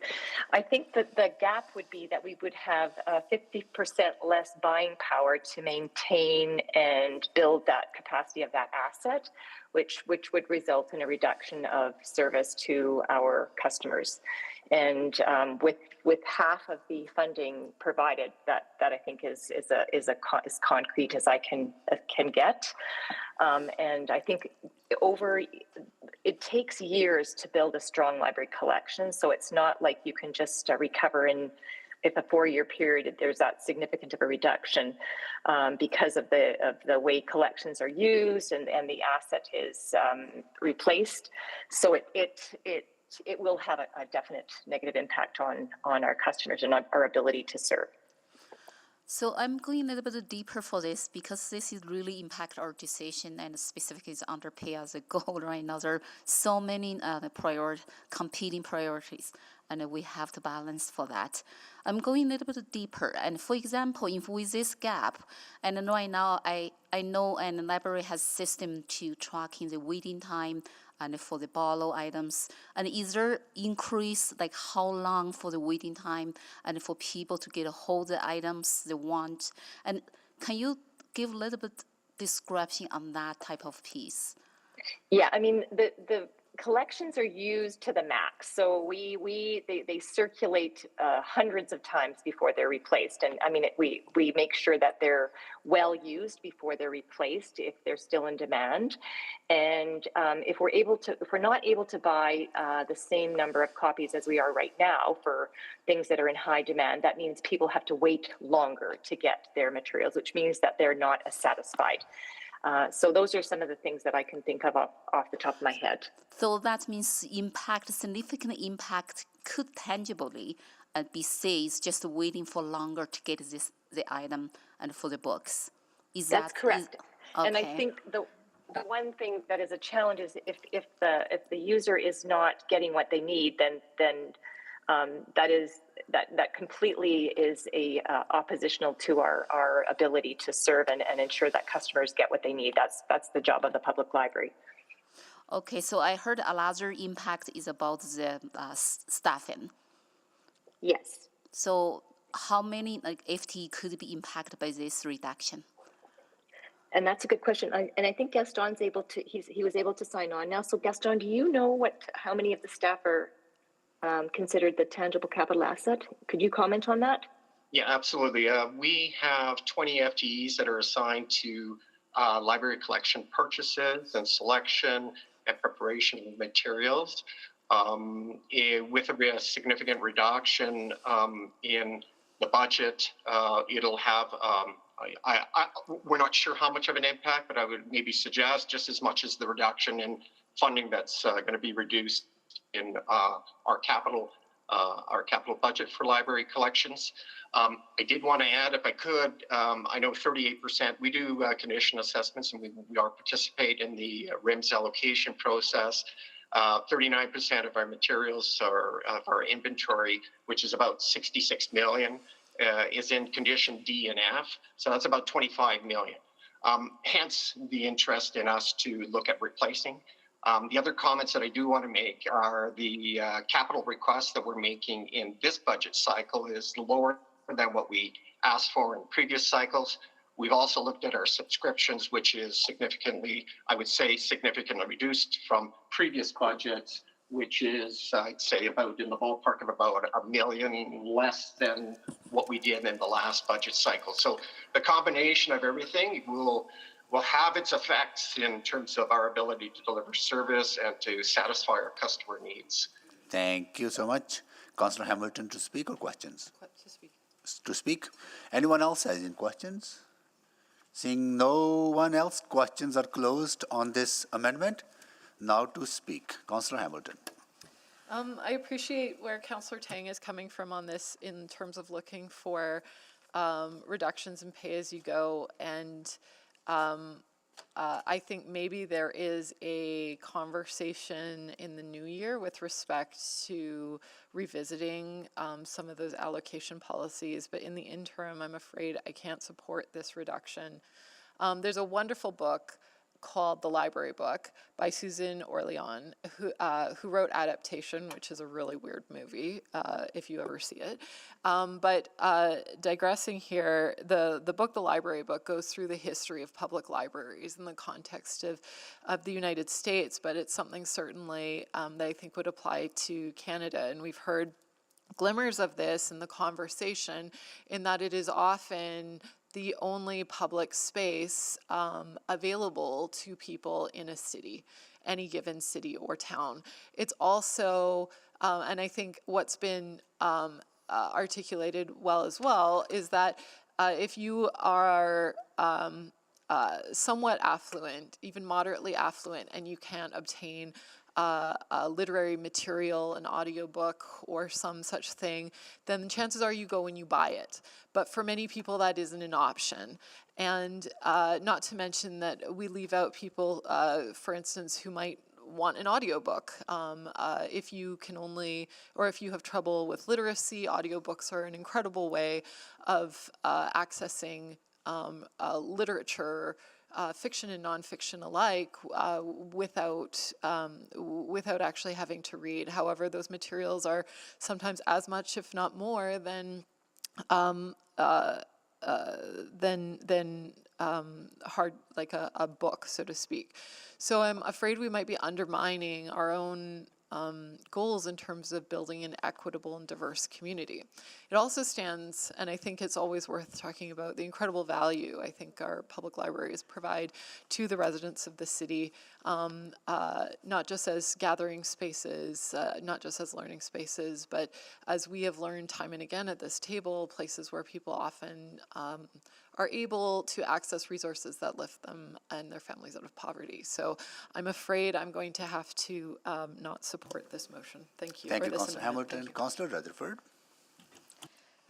Yes, thank you. I think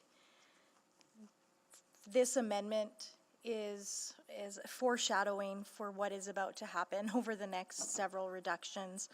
None of these are easy choices, but I also think this one's also indicative of how hard, and I know we're speaking to capital right now, but even everything, I'm thinking about the 1.34% tax increase that will be from pay-as-you-go if we do not reduce. And this is one of the only reductions that reduces pay-as-you-go. And I'm not saying to support it, I get the importance of it. What I'm trying to articulate is that this is the challenge we've been having as a council, even with the tabled budgets as a whole, is when we try to look for reductions, whether it be in projects that are already approved or, pay-as-you-go funding from the library, we're hitting continual dead ends. And that is just something I think that I want to articulate for the public to understand the reality of what we're dealing with, and that we're having these due diligent conversations. But there is no easy reductions to be made in this budget anywhere. And so the idea that there's still this efficiency that can be found, I think this is a good example. When we're already looking at when we're at the point of looking at the library assets in their books, that is indicative of where we are right now in the reality of our budget. So I think it's really important to say that. And I think, it's not lost on me the value of libraries, absolutely. As somebody that's done community development my whole life, what Councillor Hamilton said is absolutely true. They're one of the few public realm spaces left in which you don't need to pay to be there. And you can absolutely just be without any reason. And I think that's a beautiful thing. That being said, I do think I can support this, given it's a reduction, but I am going to have to think harder about the service packages and the increases related to the library. Not because I don't think it's valuable, not because I don't think everything that people came and talked to us about are valuable, but because this is the point we're at as a council, is we have nowhere else to look. So we are gonna have to make some really hard choices. So I just felt like it was really important to highlight that, and I know how courageous it was for Councillor Tang to put this on the floor, knowing how beloved libraries are, knowing how much we all value that. But again, as I said, I think I will still support this motion on the floor, knowing it will likely not pass, but reflecting that it is one of the only pay-as-you-go places that we have as a decrease in this reduction process. Thank you. Thank you, Councillor Rutherford. Councillor Paquette. Well, thank you, Mr. Mayor. And I do want to thank Councillor Tank for bringing this forward. This is a study in looking in every nook and cranny for every dime you possibly can, and so I absolutely understand it, even though I may not agree with the move. But I do agree with the effort. So, in the past several years, the library has really tightened their belt, and they've done it in a way that was relatively painless for council and for administration.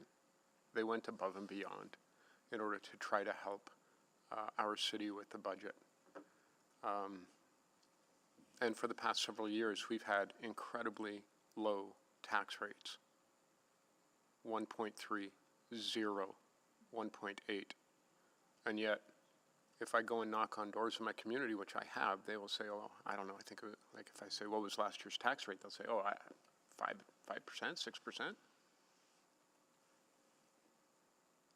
And so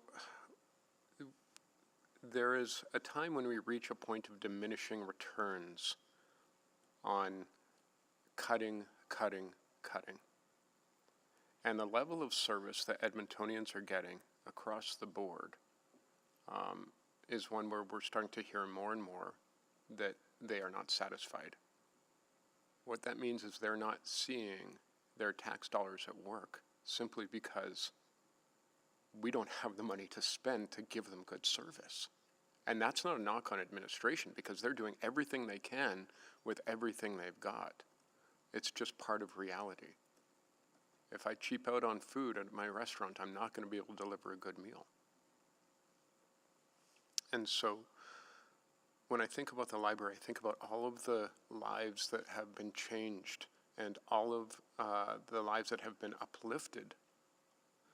And across the board, just something as simple as someone having a better day or learning something new, to someone learning what they want to do in life and the contribution they want to make. And it can be argued that as an uplifter, the library also uplifts our overall economy and our overall ability to pay for things, simply because it exists as a resource. Yeah, it's hard for me not to feel personal about this issue, because I am one of those people I'm talking about, along with the mayor, where I grew up in very, very poor circumstances. And my mom had a library that she treasured in our home and treated with absolute reverence. And the books she didn't have, we were able to go to the library to get. And one of the transformative and foundational memories of my life is, because we had no TV, my mom would light candles at night. And at this point, she's a single mom, 5 kids. And she would read to us in candlelight. And she would act out the parts and the voices, and it instilled in us a love of story and a love of learning. And we would not have that without the library. I wouldn't be here today without the library, which for some might be an argument for taking away that money. But for all of those people in Edmonton who are counting on this resource, I cannot support this, even though I absolutely do understand the motivation behind it, and it is a good one. So, thank you, Mr. Mayor. Thank you, Councillor Paquette. Councillor Wright.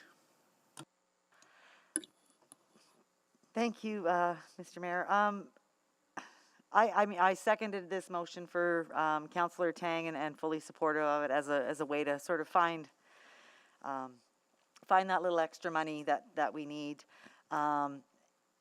And it looks like there was nothing noted in the capital profile as far as an impact to FTE, but again, I guess that wouldn't, they don't need to increase staff with these funds, but now seeing that there could be a reduction in staff, that is a bit of a concern.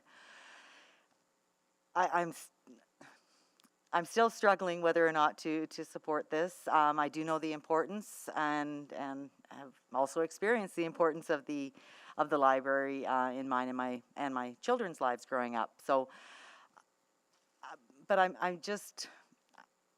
I think I will be supporting Councillor Tang's motion, and then hoping that in a couple of years the library can come back to us, economic conditions change, and we can wholeheartedly increase the funding back up to the levels that are being requested now. Thank you. Thank you, Councillor Rice. So that concludes the speaking. Oh, sorry, Councillor Rice, go ahead. Sorry, last minute, quick. Yeah, no, go ahead, please.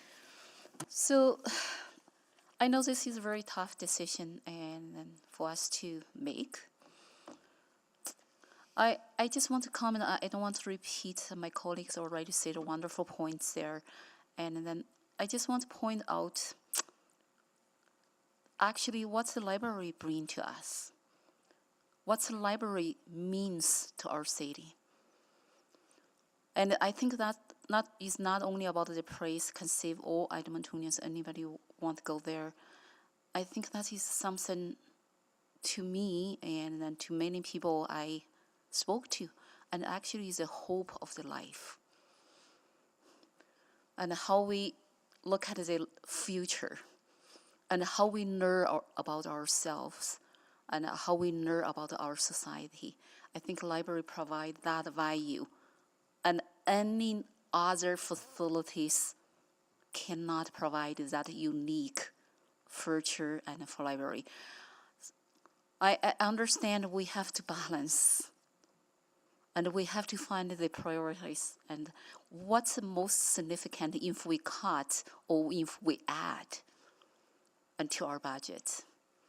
I just feel like it's very hard to say no, to keep our library in the level of the services provided to so many kids, and looking forward and to learn something from there and for the future. And also provide so many like underrepresented populations in our city and use the library and for their bright future.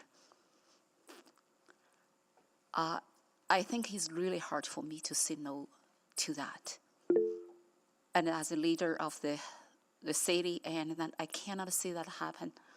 I know even it's a challenge for us. So I appreciate the great efforts Councillor Tan tried to fund some saving and for our city and a different place, like Councillor Rutherford mentioned.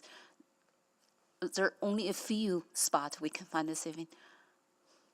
But this is a future or not look at the future. I cannot say we just hold on something to look at the hope of the future. I can't. So I cannot support this reduction. Thank you. Thank you, Councillor Rice. Okay, now I will go to Councillor Tang to close. Great, thank you very much. Privilege of going first, and I had very few reduction motions to go through, and this one had the biggest impact, and so I want to put it on the table. And I think like many Edmontonians and the people who've spoken, I too have personally benefited from libraries. It's, in particular, it's where I found my group of young mothers, as a gathering place and building that connection. And speaking of books, Councillor Hamilton, one of my favorite is actually Palace of People, that talks about the importance of social infrastructure like library that is open to everyone. But I guess my point here is that none of this is about merit. And I've said this during public hearing, I will repeat that. It's not about merit of the things that's come before us. Because I think this is the first one after the Omnibus, but everything else that comes after this, every single one of them have merit to be kept in the budget. There are going to be many valuable services and programs that will be seeking, that we're going to be emotionally appealing to. And this amendment isn't about shutting the library down or taking away the entire library materials funds. You know, currently we're looking at 1.34% tax increase with the current pay-as-you-go after the last round of multi-part amendment, and this amount cuts that in half. And there's a lot of stuff on the table, especially for, you know, there's also a lot of war-specific projects that people desire, various parks and facilities. And I see very little effort in cutting back or reducing, and so this is that first attempt. You know, I appreciate the appeals from my colleague, and I will say, you know, every single one of the decisions we have moving forward in this capital budget is gonna see workforce impact. Is gonna, you know, impact service level. That's, I thought, is the whole point of this budget discussion. You know, at the end of the day, pay-as-you-go is probably the most flexible funding we have. We have very little room to it. And I agree with Councillor Rutherford that this amendment reflects the challenge with this budget is that it comes with tough decisions and trade-offs.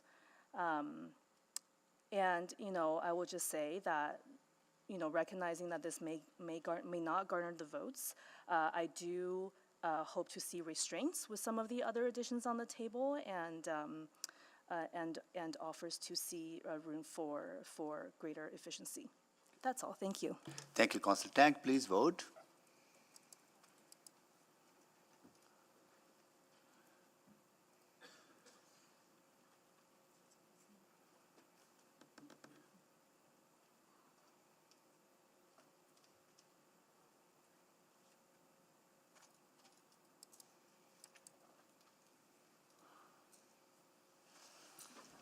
We have all the votes. Display the votes, please.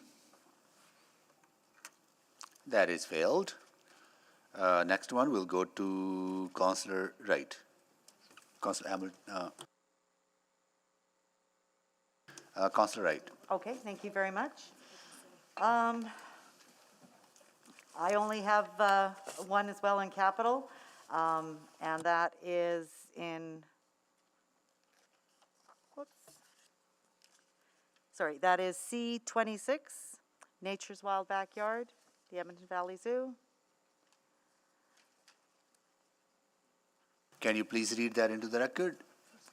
That capital profile 22-12-9007, Valley Zoo, Nature's Wild Backyard, Phase 2, as per page 235 of Appendix A, be reduced by 49.5 million with the following adjustments.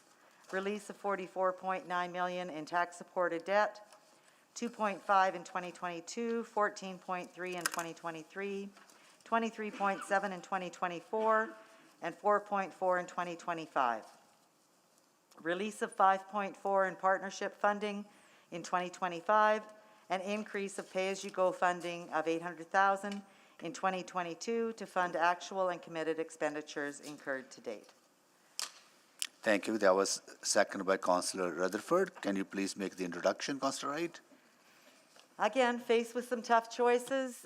This was something that our council approved back in the fall supplemental budget when economic conditions were substantially different. We're now faced with rising interest rates as well as everything else. I just think the zoo has been, I have fond memories of the zoo myself, going there, taking my children there. It was a great place for them to run and play and work off some of that energy. And I do see the educational value of the zoo as well, to learning about different animals. But I think at this time, this is something that needs to be deferred, not necessarily canceled, but just put off to a date where we have, are maybe in a better economic situation. Thank you. Thank you, Councillor Wright. I'll go to questions now. Councillor Hamilton. Thank you, and I appreciate, Mr. Laughlin, there might not be answers that you can share in public, so sort of indicate that. First of all, we've passed the council passed the borrowing bylaw on March 7th of this year, correct? On this profile? Not sure the specific date, but yes. Yeah. And are there currently contractual obligations associated with this profile? Yes. Okay, are there currently, as part of this profile, there is a partnership funding agreement. What would the impact of canceling this project be in terms of being able to gather those partnership funds? I think Roger's on the line. He might be best positioned to answer that. Yeah, Councillor, the Valley Zoo Development Society wouldn't be in a position to forward those funds to us.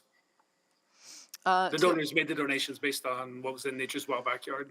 Along the order of about $5.4 million, correct? That's correct. Additionally, Mr. Laughlin, there's a profile that goes along with this with respect to animal enclosures as part of what administration has suggested or supported for funding in this upcoming budget cycle. What would the impact be of deferring this Nature's Wild Backyard Phase 2 in terms of that enclosures profile? The amount that's currently allocated is 10.9 million. That's at a different location within the zoo. If this were deferred, we'd have to increase that amount to address the area where Nature's Wild Backyard would be located. And conceptual values right now is in the order of $20 to $25 million. Increase or total? Increase. Increase. So you're looking at 30 to $35 million.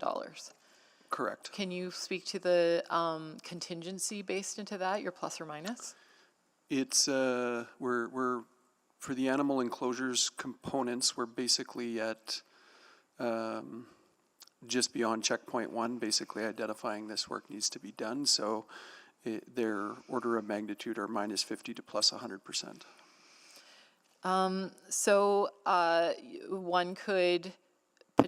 One could on this find themselves in 2 years at the same amount of money, for instance, $50 million, but without the ability to gather partnership funds. That is a risk on a lesser project. Yes, and I think Roger could speak to whether the development funds, the partnership funds would be aligned with animal enclosures. I suspect not, but Roger? Yeah, the society would need to go back out and see if they could get donations or other grants to support the rehab work of those enclosures. So no guarantee, but they would certainly, as a good partner, I'm sure, try to support us in those efforts. But that's not on the table. It's not guaranteed. No. And Mr. Laughlin, given the rate of inflation right now, what is the likelihood of costs escalating if we were to defer this 12 months, 18 months, 2 years?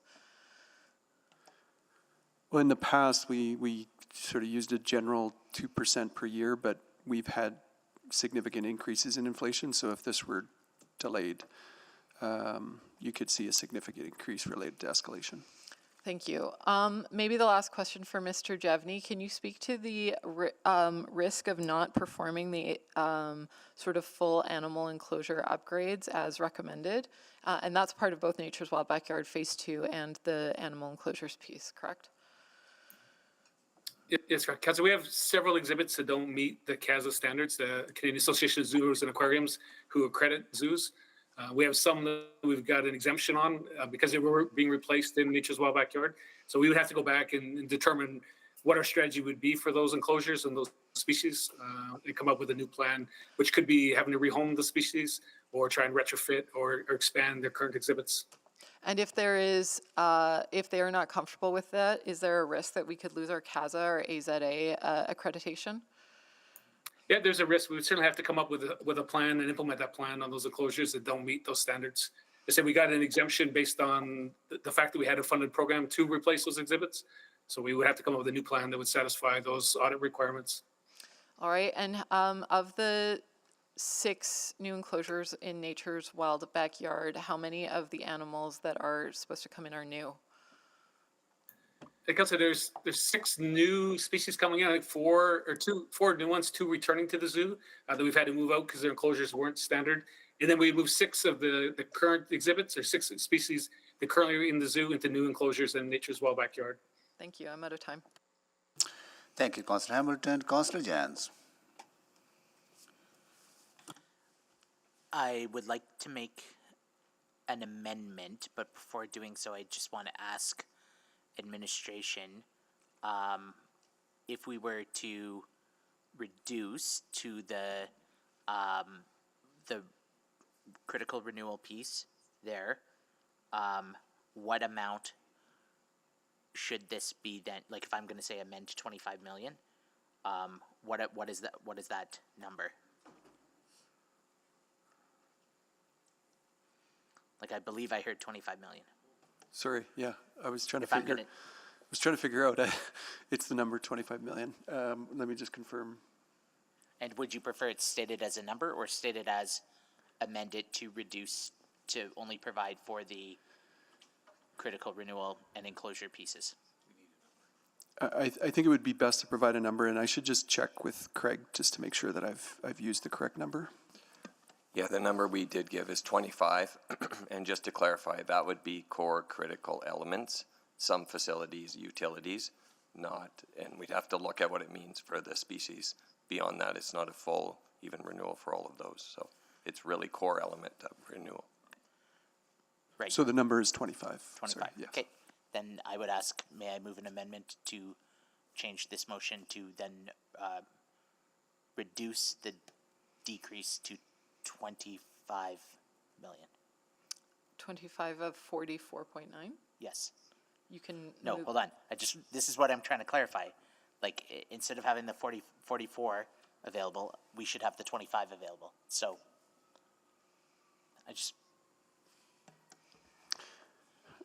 In the end, we need $25 million if council decides to defer Nature's Wild Backyard. yes. And I want to make sure that that 25 is there. So a reduction of 19 million from the 44 would leave 25. So if we can, Oh, okay, yeah, you can move a reduction of 19 million. then I would like to do so. All right, that would be motion one. We are on motion 26, so that would become amendment 26.1, Madam Clerk? Yeah, and if I don't know if I'm putting Adam on the spot or Craig, but if we could just get the cash flows, then what we would do is we would remove, the amendment would be to remove the 44.9 and replace with 19 million with cash flows as blank, blank, blank, and we'll get that offline, if that's acceptable to the to the chair. Yeah. And I think Councillor Tang seconded it. Second. It's still your time, Councillor Downs? Yep, I mean, certainly this is yet another one of those absolutely gosh darn terrible decisions. Given the change in circumstance and where we find ourselves, this reduction would still preserve many of those critical pieces that we need and allow us to go forward while finding slightly more resourcing. So that's all. All right, Councillor Stevenson. Thank you. Thanks. Just to administration. So I understand right now we're sitting at 16 million of debt room left. And I guess that I would look for your advice in terms of balancing the risk to this project and to this facility versus the broader financial resilience of our organization and how we weigh those two risks. Because again, as my colleagues have mentioned, on its own merits, this project has value. It's obviously a facility we want to be high quality for visitors and for the animals that are living there. But again, I've also heard caution about the lack of debt room that we currently have left. Yeah, sorry, Councillor. It's an incredibly difficult question to answer so we're trying to, it's, I guess, greater institutional credibility versus one part of the city. I mean, it's a very difficult question to answer, so I really do think it's... But could you confirm that is something that we need to weigh in this decision? That we need to potentially not look only at this project, but again, the broader financial position of the city? Yeah, I would say that's something you're going to have to weigh through all of these decisions, yeah. Yeah. Great, well, I think that was really the question. I appreciate the amendment being brought forward. I think that maybe strikes a balance, but I'll listen aptly to my other colleagues. I would maybe offer, in addition to what Andre said, is that you have an active facility that has a use. If you're significantly altering it on the basis of a decision here, it comes back to an earlier comment that I made that it might be something that council would need to consider in terms of what's the vision, what's the long-term vision. Yeah, and I think one of the challenges with this one is that, again, the line, normally there's a fairly clear line between renewal and growth, and I think that it's a bit less distinct here given the nature of Nature's Wild Backyard. Because I know that we are really needing to focus on our renewal priorities. This is classified as growth, but has many characteristics of renewal, or many of the same needs. That's correct. The Nature's Wild Backyard is as much renewal, if not more, as growth, because it's rebuilding the infrastructure that's there in a new environment to accommodate the vision for the zoo. Well, thank you. More to ponder. Thank you, Councillor Stevenson. Councillor Rutherford. Yeah, I'm contemplating a subsequent to this one, and so I have a few questions. In the zoo master plan, which was last updated in 2005, it says the planning approach highlights that the basic principle is that in the planning of the zoo, there will be a celebration of living in the northern climate, and there'll be a focus on climate adapted and indigenous species. How do you feel we're doing on that? Council, I think our collection is about 75% climate adaptable species. We're continuing to go in that direction. For our planning, it means more landscaped habitats and less big buildings in order to house the animals. So we're heading that direction. Many of the species here, some are getting moved into new enclosures, and some of the new ones we're bringing in are certainly climate adaptable. I was under the impression, based on Councillor Principe's questions, that there is 2 new species you're bringing in the Nature's Wild Backyard. Is that correct? I think, 4 new species perhaps. Sorry, I'm getting the numbers mixed up between the renewal and but there are new species coming in. And what are those ones again? Beavers, agoutis, capybaras, fallow deer, and then in some of the under collection that are indoors, there's naked mole rats and black-footed ferrets. So a capybara's northern climate? We've had capybaras at our zoo previously, and I think that they do have an indoor enclosure as part of their exhibit. And in this case, you can view them from underground as well. Where do capybaras originate from? I believe in South America. That doesn't sound like a northern climate to me, just putting that out there. So I guess the other thing I'm curious about is in that Nature's Wild Backyard, in the Nature's Wild Backyard, in the zoo master plan, it talked about Nature's Wild Backyard, but it recommended that project should be around 6 million. So I know there's inflation, and I understand a lot of those things, but how did we get from 6 million to where we are today? Can somebody help me understand that path?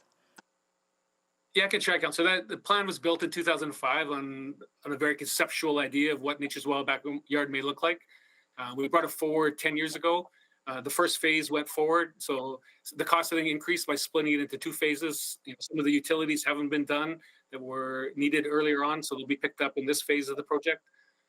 But a long time since that very early conceptual master plan level estimate was provided. Okay, because in that master plan, it also talked about how we need to have thoughtful consideration for capital investments, and that zoos can be very capital intensive. Thoughts on that? Yeah, we've taken a very different approach. As I say, more landscaped habitats, less big buildings. Other zoos have many, many large enclosures that are all indoors. We've tried to do as much as we can with small indoor enclosures and off-site view, areas for the animals, and keep most of the enclosures being outside landscaped. Lower operating costs, lower capital costs has been our approach. Do most other zoos, are they municipally run? There's a variety of, many of them are municipally owned. There's a variety of operating models. Some are owned by the province. They're owned by the municipality or run by the municipality, or just owned by the municipality? There's a combination. There's many municipalities that run the zoo, and there's many that have a not-for-profit organization run the zoo on their behalf. So how many, can you give me another example of another municipality in North America that owns and operates their own zoo? Both owns and operates. I think Kamloops would be one. I'm going by off the top of my head. I think the one in Saskatchewan is perhaps owned by the province and operated by the municipality. We can get you those details, Councillor. Yeah, I've got that information, actually. It'd be the Yukon Wildlife Preserve, Saskatoon Farm and Zoo, Aquarium de Quebec, Magnetic Hill Zoo, Polar Bear Habitat, Riverview Park and Zoo, Biodome, and Toronto Zoo. Okay, but yes, the Yukon Reserve, I've been there. It's beautiful, but I wouldn't consider it a zoo. Yes, I am done for now. Thank you. Thank you, Councillor Rutherford. Councillor Paquette, right? Yeah, Councillor Paquette. Oh, sorry, just hold on. Councillor Wright didn't have the chance to ask questions yet. She had introduced the item. Thank you. Councillor Wright, yeah. Thank you. The 5.4 million from the Valley Zoo Society, how much of that have they actually raised? I understand it was 900,000? I think they have, I think it's 1.4 million at this point. Okay, so it's not the full 5.4 that's in jeopardy then? No, the full 5.4, they are committed to providing that. So they have 1.4 million in hand now, and the balance is a couple of grant applications that are waiting to be confirmed, and then they'll continue their fundraising. Okay, and no grants actually firmly approved yet right now? That's right. They're confident that they'll receive them, but a couple of them were pending confirmation that construction had begun. Okay, I'm just also wondering, the 25 million, is that to repurpose that area that used to be the Valley Land or the Storyland part? Or is that just to take care of the utilities that are already kind of running through it? So that would predominantly be the utilities and some of the core facilities that are there now and enhancements to them, but not the full. Some of the area would remain as it is or would have to still be closed. Okay, but if we're not developing that area or using it to house any animals or display any animals, is it necessary to have those done? Some of the core facilities would be even just to sustain what we have there now, and the utilities are essential, yes. And that would be the full 25 million then? That's what 25 would, how far it would get us. Okay. Yes. And then there was also mention that because we don't meet the CASA standards, would this alone by itself make sure that we meet those standards? Or are there still other areas that would need to be met? When you say this alone, do you mean Nature's Wild Backyard or the 25 million? Both. So Nature's Wild Backyard encompasses it in that. 25 million captures that for the area where Nature's Wild Backyard would be. And then the other profile, the 10.9, is at another location in the zoo that it would do that as well. In terms of other areas in the zoo, Roger, you'd have to comment on that. Because I'm just wondering, if the 25 plus the 10.9, do we meet CASA standards? Yeah, I think, Councillor, we would have to really scope what that 25 would buy. There are some exhibits that don't meet the standards now that if we don't build new ones, we would have to determine what we do. Whether that's to rehome those species to other zoos or if we can find other solutions sort of on an interim basis that would then meet the standards. I would echo Roger's comment too. We'd really have to look and see. There still could be gaps on that with this 25. Okay, so then the rationale that we need to do this or we'll lose our CASA accreditation doesn't fly. It's still at risk with the 25. We'd have to explore further, as Roger said. Thank you very much. I've still got a couple minutes here.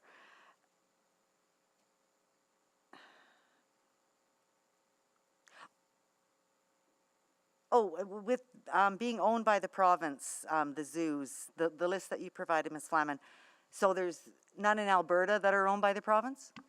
The list I gave was owned and operated by a municipality or a provincial or territorial government. Okay, but the provincial and territorial, I understood, was just Saskatchewan and the Yukon? Yeah, Yukon, Saskatoon would be the municipality, so I'm not sure if that's the province, but it might be the municipality of The Aquarium of Quebec, I'm uncertain if that would be So we don't know specifically, or that's not defined in your list? It Which isn't. are provincial, okay. None in Alberta, though, that were listed there, though? So there's no chance of, Well, our Edmonton Valley Zoo have portions of our operation managed by the society or a third-party organization. So in terms of our sponsorship and fundraising, gift shop, food services, things like that. okay, but nothing by the province, okay. Because City of Calgary owns the Calgary Zoo. They have a third-party operator, but they still do invest in operations and capital. Okay, but the majority of the operations is done by third party? That's right. Okay. Okay, I think that's all, and my time is almost up. Thank you. Thank you. I would, I know any question can be related to, seen as a budget question, right? But I would really remind council members to be just, please, be razor focused on the budget items in front of us, because otherwise, if we get into the ownership issues, who owns what, and the visioning, that could be subsequent, right? I just want to remind that we got a long way to go to to get through these three budgets. Yeah. Okay. Councillor Paquette. Oh, thank you. Can you give me a history of how zoos began? I'm kidding. Okay, so. Sorry, Mr. Mayor. I just gave you a heart attack. I actually I'm a little bit curious about our ROI and what that looks like. You know, we know that like with golf courses, we kind of break even and things like that. How does that look with the zoo? I'll just need a second to pull up the specifics, Councillor, but since we began the reinvestment in the zoo after 2005, our attendance has grown from about 150,000 to near 400,000. So the cost recovery has continued to improve as we've made improvements and investments in the zoo. Sorry, was your answer that we've got cost recovery? Yeah, not 100% cost recovery. If you want to ask another question, Councillor, will I dig up those okay. numbers? I can give you a more detailed answer. Sure. I mean, that's the main thrust of my questions right there. But, okay, so I'm thinking that this might actually be a discussion for later. I might, Mr. Mayor, may have to make a motion in January about this. So I'll just, I'll pause and maybe Mr. Jevnik can come back with the answer. Sure, Councillor, we're about 32% cost recovery if we look at the cost to operate and maintain the zoo and what's offset by revenues.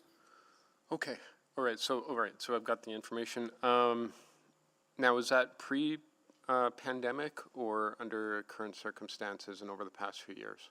Yeah, that's looking sort of pre-pandemic. We were certainly closed for a while and limited in the number of people we could have in the zoo. So during the pandemic, the numbers were very different than pre-pandemic.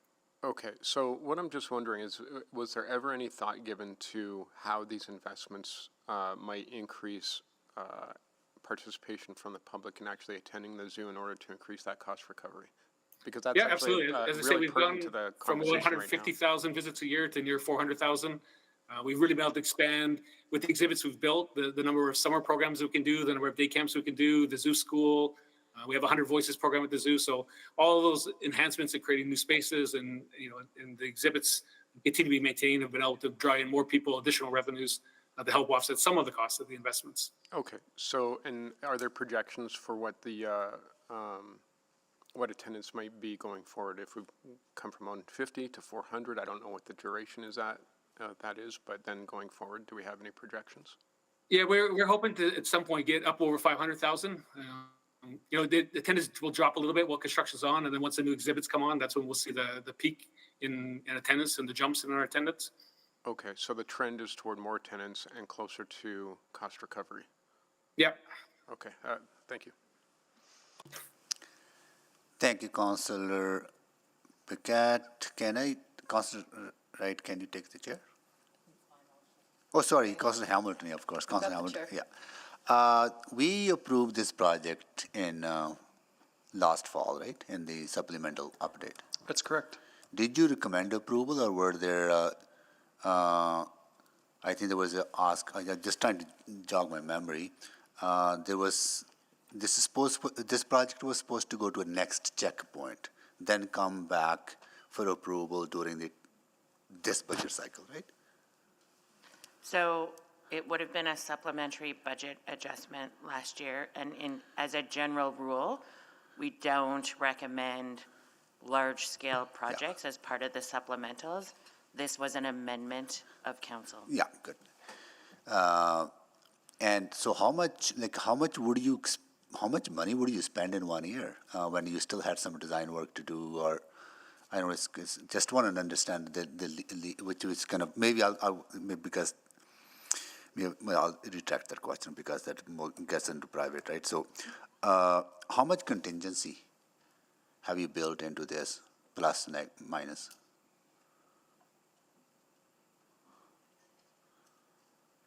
Yeah, it's probably something we don't want to, as we've not gotten to getting out to the construction component, it's not something we really want to disclose because what I'm that really influences bidding from industry. That's fine. I appreciate that.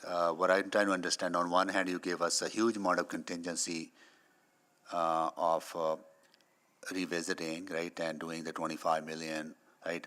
I just want to get that in that context. Yeah, so that's not contingency, that's the accuracy of the estimate. Accuracy of the project. So when we estimate 25 million, yeah, we're flagging for council that it could be,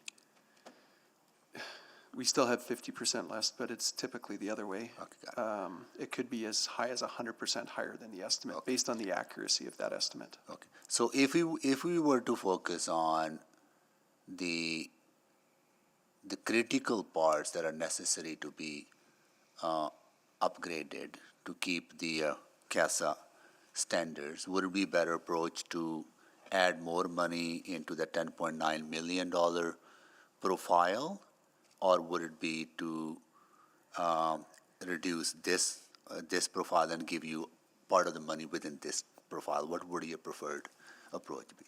Well, I think a preferred approach would be, it would just be one composite that a value of 10.9 plus 25. Okay. In terms of funding sources, the 10.9, I believe, is pay-as-you-go. The amendment that's being worked on would be a reduction in debt from what's currently approved. Okay, I had to step out for a minute. Is that what yes. Was that the amendment? Is that we top up the money into the original 10.9? It's actually reduced this, Yeah. so it's no longer Nature's Wild Backyard. Okay. It's reduced the funding source to a value of 25 million. Yeah.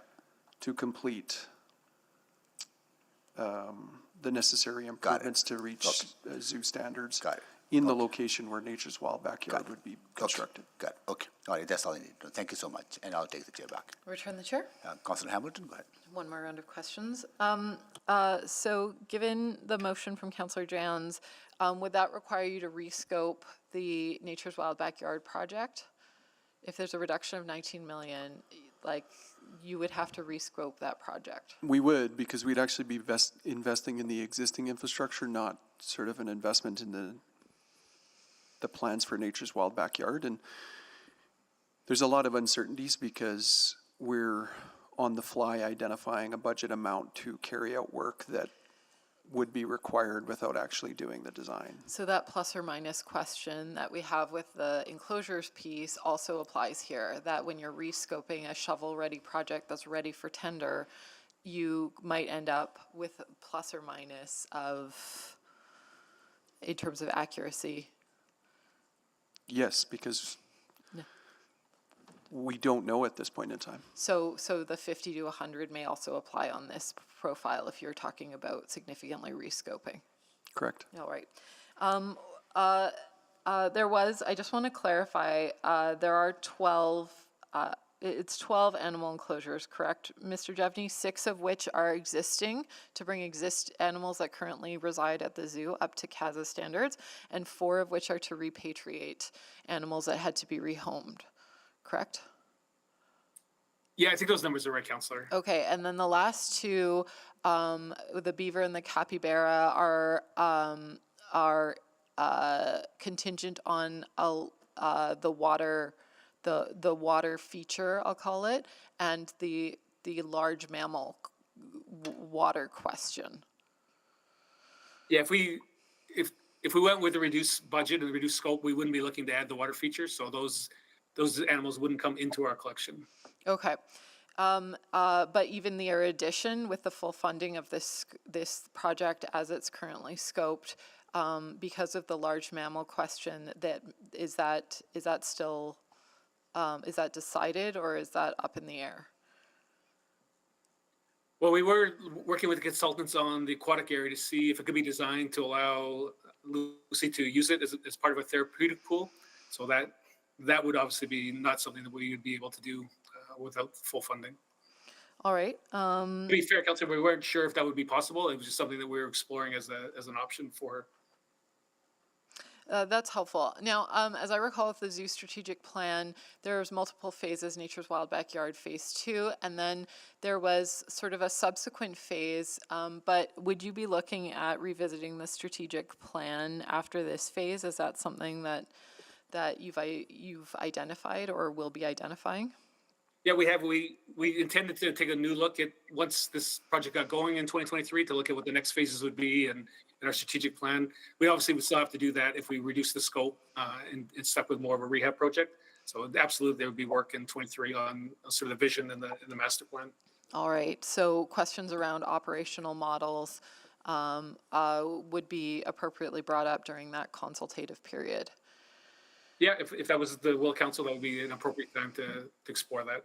And I know, Mr. Jevney, you and I share a history of having worked in and around Fort Edmonton Park. They transitioned to the FEMCO model, and I know that there's limits to what you can discuss in terms of that model, but fundamentally, once FEMCO took over essentially park operations, was the city still on the hook for the major upgrades? Yeah, in the model we have at Fort Edmonton Park, we still maintain all of the buildings. City Council funded especially the portions of the enhancement program around the underground utilities and the enhancements to the utility infrastructure. So yeah, there were still significant investments annually in both operations and maintenance and capital of Fort Edmonton Park. All right, thank you very much. Those are my questions. Thank you, Councillor Hamilton. Councillor Wright, do you have more questions? Yes, just a couple. Go ahead, please. Okay, I just need some clarification, because it keeps getting said that we need the 25 to meet the CASA standards. But our whole CASA certification doesn't hinge on just this one project. So what's the minimum just to pause and defer this project? I'll let Mr. Jevney also answer this again, but the Nature Wilds Backyard, as currently funded, is to meet the CASA standards and the work that was being planned. The 25 million would do critical renewal upgrades, and we would need to further review. And I'm not 100% convinced that it would fully meet with 25, and I'll let Mr. Jevney see if he agrees with that. Yeah, Senator Councillor, some of it wouldn't be around CASA standards. The Nature's Wild Backyard Phase 1's on temporary utilities, which pose a risk. It will go to permanent utilities. The sanitary and storm line isn't a CASA standard, but it's infrastructure that needs to be upgraded. And then we would have to tackle the exhibits that don't meet the standards, and that's where we have some work to do now to come up with a new approach on what we would do. So what portion of that 25 is to meet those standards of the exhibits? That's back to my earlier comment, is we're in days here trying to figure out costs associated with doing something that is differing from a plan that's been previously approved by council. Our best estimate is $25 million as a replacement for what's considering a reduction in Nature's Wild Backyard. We'd have to do the work to confirm exactly what that is. So could we look at just going with the motion as it is, and then with a request to give you the time to rescope everything and come back to the spring SOBA with what that actual dollar amount would be to basically just do the utilities and sewer? And that is a choice that council could make. We're giving you an insight into the magnitude of the amount that will likely be requested. So it's not a small price tag. I think that's what we're trying to flag, is that, a decision to be made for a future SCBA it's a $20+ million decision from our perspective. See, Stacy wants to add. Yeah, I would just say that if you were to reduce this project and free up tax-supported debt, which you then applied somewhere else as part of these budget proceedings, you are into the restricted category of debt, which requires projects with a 1/3 match or emergency projects. Okay, so we would be risking, because we would be that close to the line for the debt limit? If we use Yeah, this you'd be funds into balance. the restricted category that you've established. Okay, then I might welcome Councillor Janz's amendment. Thank you. All right, Councillor Paquette. Just to speak. Just to speak. Councillor Hamilton to speak. Okay, so where are we on Councillor Jan's amendment? So since Councillor Jan's is smaller than the original, we're not putting it up on the screen because council will be asked to vote on the larger number first of all, which is the original amendment, and if that fails, then we do have the estimated cash flow, so we have that one ready to go as well. Got it. Okay. Councillor Rutherford, go ahead. Yeah. Yeah, just one more question. So, because again, I'm just trying to parse out the renewal from the growth. So I asked a question in the capital Q&A about what amount of the Edmonton Valley Zoo's proposed capital budget is renewal versus growth. And it said that 8.2 million is renewal and 51.4 million is growth. I'm kind of hearing a different story today in the way that you're talking to me now. So which is correct? So this is sort of the challenge that we have with when you go into replace, it's not considered renewal. So Nature's Wild Backyard, by the nature of the work, is renewal, but it's new infrastructure replacing old, so it's considered growth.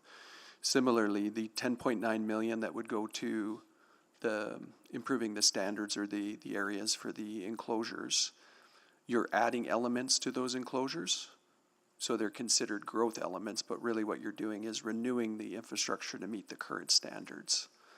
It's really it's been raised already that it's a bit of a challenge, and we have to adhere to that, because if we had if we just had a single pad arena and we were building a new arena and replacing it, that's considered growth, but you're actually replacing the infrastructure.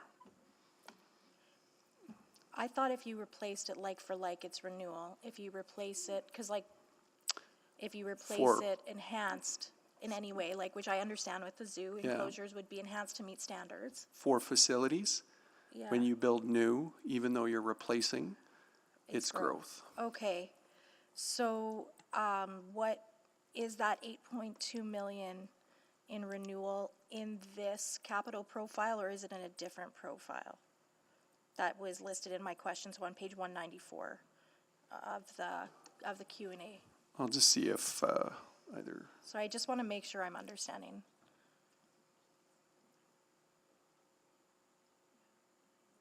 Or is that in the composite? Because that composite on the enclosure is also higher than 8.2, but I guess there's some growth in that as well, right? Right, because you're upgrading the enclosures. I suspect the bulk of it is in that 10.9. So what would even be classified as renewal? Can you give me an example of something within the zoo that is strictly renewal? So in some of the locations where you're upgrading those enclosures, there's existing infrastructure that, like a pathway or something like that, where you're repaving or doing something like that. And again, not knowing a specific, but it would be something like that, where it's existing infrastructure that's being receiving renewal treatments. That helps clarify. I was just confused by the answers I was getting here versus the answers that I had. So thank you. Councillor, just for clarity too, sorry, it's me over here. I pulled up the question, and that question had a combination of some open space renewal and both the enclosure and Nature Well's Backyard all combined. So we were trying to answer a melding of all of those together. Yeah, and but I was still confused because the answer I received today was it was a majority renewal. but now I'm Adam's answer answered my question. I appreciate it. Thank you. Thank you, Councillor Rutherford. Clerk Ward, I have a process question. So we have this motion on the floor with the bigger amount, so we'll vote on this first. What I understand is that if this is defeated, then we go to the other amended Councillor Jan's motion. But would we speak to this first? This fails, then we go ask questions on the other one, then speaks to that one, because that's not the process we followed in the last. No, so you already suspended your rules so that when something's on the floor, you can speak to absolutely everything. So once you've concluded your list of questions, I would say just vote on the big one. What we're working on off the side here is if the first one, if the motion, if the amendment from Councillor Wright fails, and then you want to go to Councillor Jan's amendment, it's not the same project. So the project is 45 million. If that, we're trying to just figure out the order. So if you can just give us a bit of So grace. what I need, all I need to know at this time, Eileen, is that when we speak, we are speaking to both. Yeah, absolutely. Right? That's been And it's not the whole that way along. once the other this fails, the other amendment is on the table, you will not be able to ask questions on that because you're concluding everything now. 100%. Okay, is that clear to everyone? Okay, good. Okay, all right, now we have concluded questions. We are going into speaking, and Councillor Hamilton. All right. I was advocating for this 4 years ago. I advocated for it last year, and I'm advocating for it again here today. I think we've heard through the questions that in canceling this project, we would lose money on our contractual obligations. We would also, I think, imperil, I think it's very safe to say, the future operations of the zoo and its brand and our own brand and reputation in losing CAZA and AZA accreditation. We would lose partner funding as well, and while we might be able to rescope the project, it's unlikely, I think, that even if it was reduced to half the amount that we would be able to recoup the partner funding. Additionally, there's a huge risk, and I think given the rate of inflation, a very likely risk that the project is going to end up at the same place, but we're not going to have partners, the good faith of partners alongside with us to help us raise money for that. Having started this project, or having seen this project start 4 years ago at a modest price tag of $38.5 million, today it's before us with a price tag of $55.4 million. So it's headed in the wrong direction in terms of cost escalations. It is the #1 attraction in the city today. It also offers the most affordable price tag for family admissions and allows the largest number of people on a family admission in the city. But that's not where I'm, those are the points that we've reiterated time and again. I'm going to refer to a book that I borrowed from Edmonton Public Library.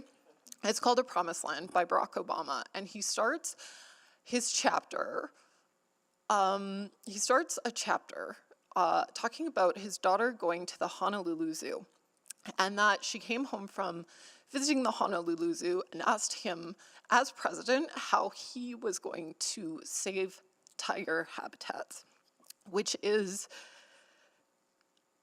a very, I think, normal question you would get from a 9-year-old girl. Excuse me. But the story actually spans, this yawning story spans into how he ended up getting consensus at Copenhagen, on the Copenhagen Accord, and how they figured out how to do cap and trade. It starts from this place of modest advocacy from a child to the impact that we all have in our world. Humans have a well-known cognitive bias that we have trouble seeing things outside of the human scale. We have trouble understanding time beyond our own lives. We have trouble and understanding space beyond the scope of our own dwellings. And we notoriously have trouble understanding money beyond our own personal finances, our annual or monthly incomes. When you talk about 100,000 species being lost every year, that is profoundly incoherent number. But when you stand before a group or an animal and understand that in your lifetime, they may not exist anymore, that turns your audience into advocates. And the world needs more advocates. So I would ask that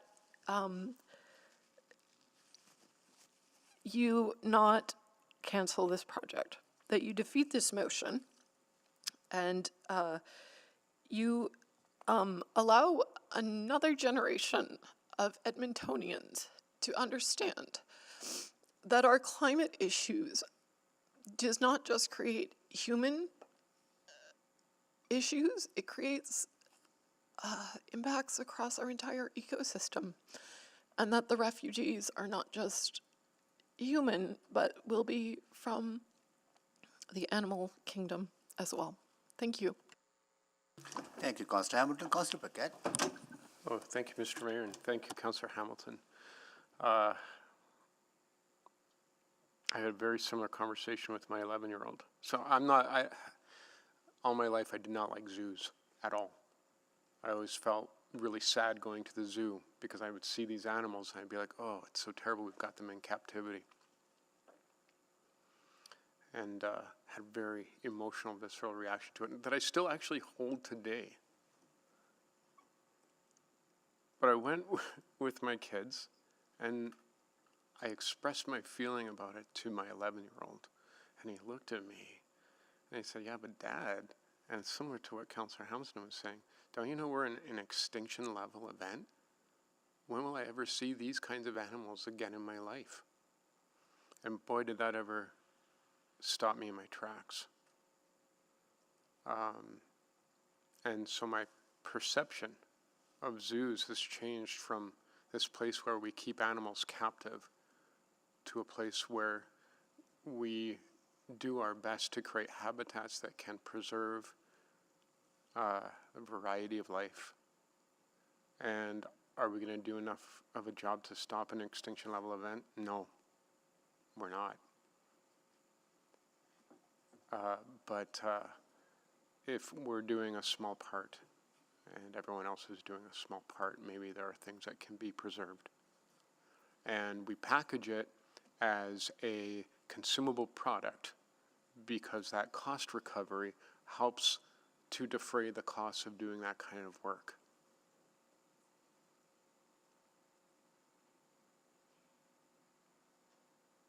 And in the world that our kids are going to inherit, I will make one prediction that I think is 100% correct.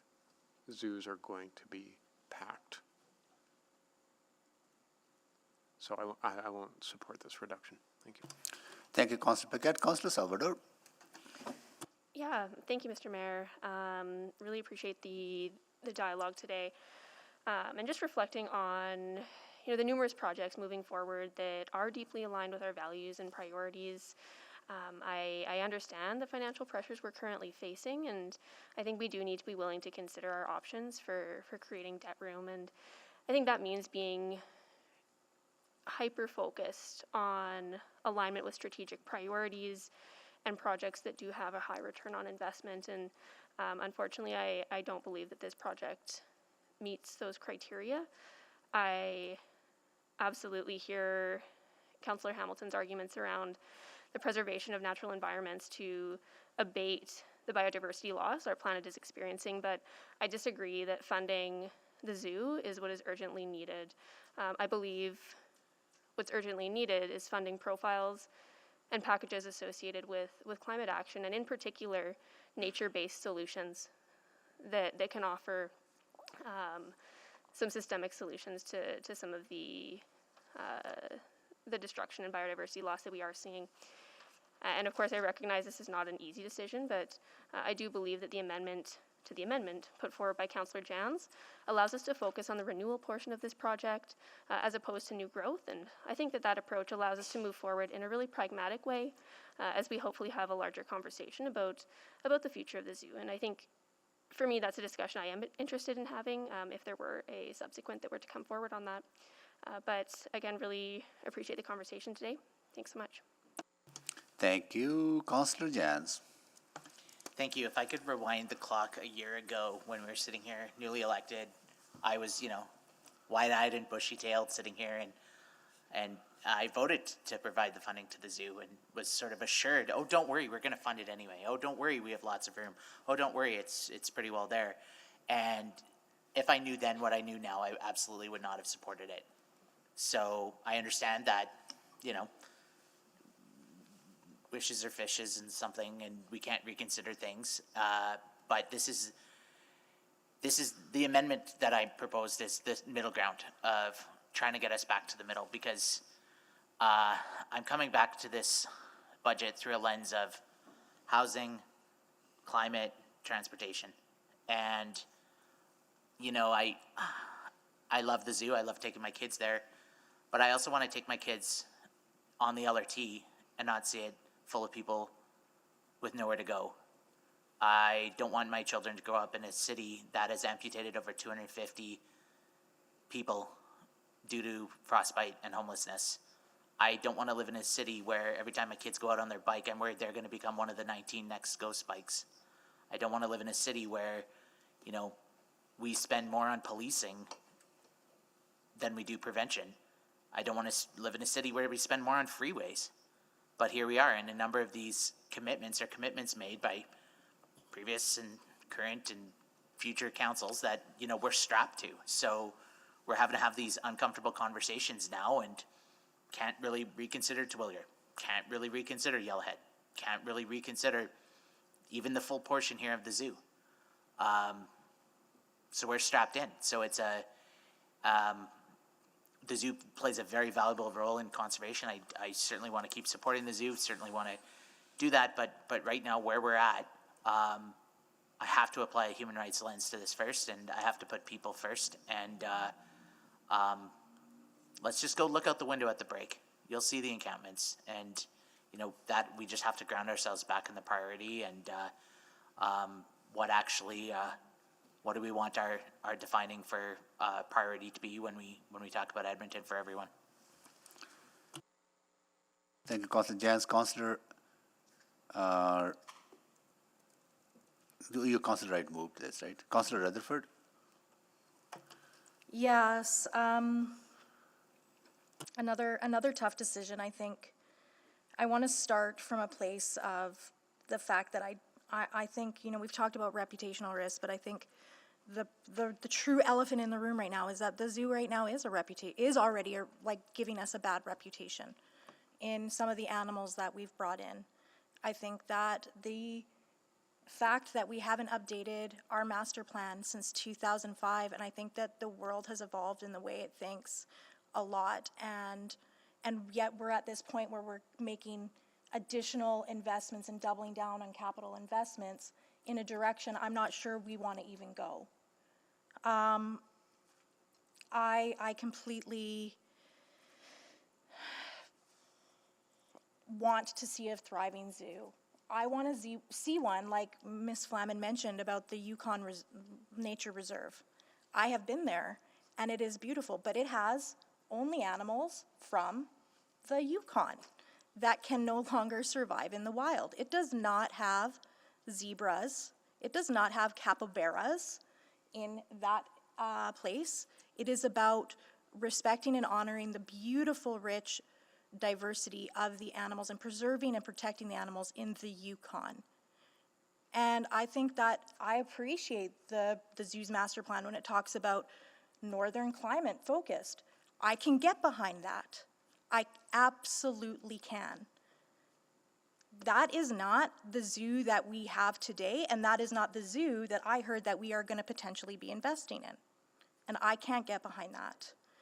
At the same time, I respectfully disagree with my colleague, Councillor Jans. I do not think that we should be putting, again, I hate this either or debate. Yes, we have housing and homelessness, but we also have animals that are in our care today. And we have a moral obligation to make sure that they're getting the best care that they can. And I think that your amendment does just that. It makes sure that we're not investing in a direction we're not sure we want to go anymore, while also making sure we are meeting our responsibilities of taking care to the utmost ability the animals that we do currently have. I won't do the subsequent for now because I know we've got a lot to debate, and if it ends up being a notice of motion that we debate in January, but I absolutely agree with Councillor Salvador. We need to have a bigger conversation about what kind of zoo we want, what kind of zoo we can be proud of as a city, as Edmontonians, what zoo I will want to bring my kids to in the future, and I don't think we're there yet. So I cannot support moving forward at full steam ahead with Nature's Wild Backyard Phase 2, but I can support the amendment from Councillor Jans. Thank you. Thank you, Councillor Rutherford. I would suggest that we extend the order to finish this item, right? Yeah. So moved. Second. Thank you. Please vote. Or we just get a consensus. Is okay? Everyone okay? Okay, everyone is okay. Got it. Okay. Anyone else to speak before I go to Councillor Wright? I want to say a few words. Councillor Hamilton? Yeah. I think we have fundamental responsibility to make sure that the zoo that we have is kept to the standards that look after the animals that we have. And so I agree with the Councillor Rutherford on that assessment, right? I look for something that will give us that bare minimum in a way that we keep those CASA standards. I am not prepared at this time to put more money for the growth because we have a number of other challenges that we need to tackle.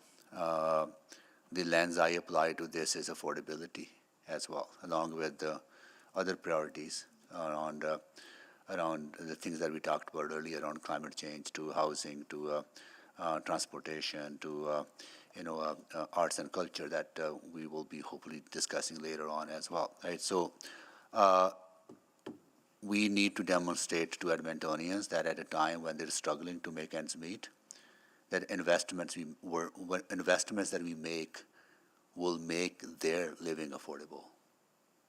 That overall our community will be a more affordable place to live in.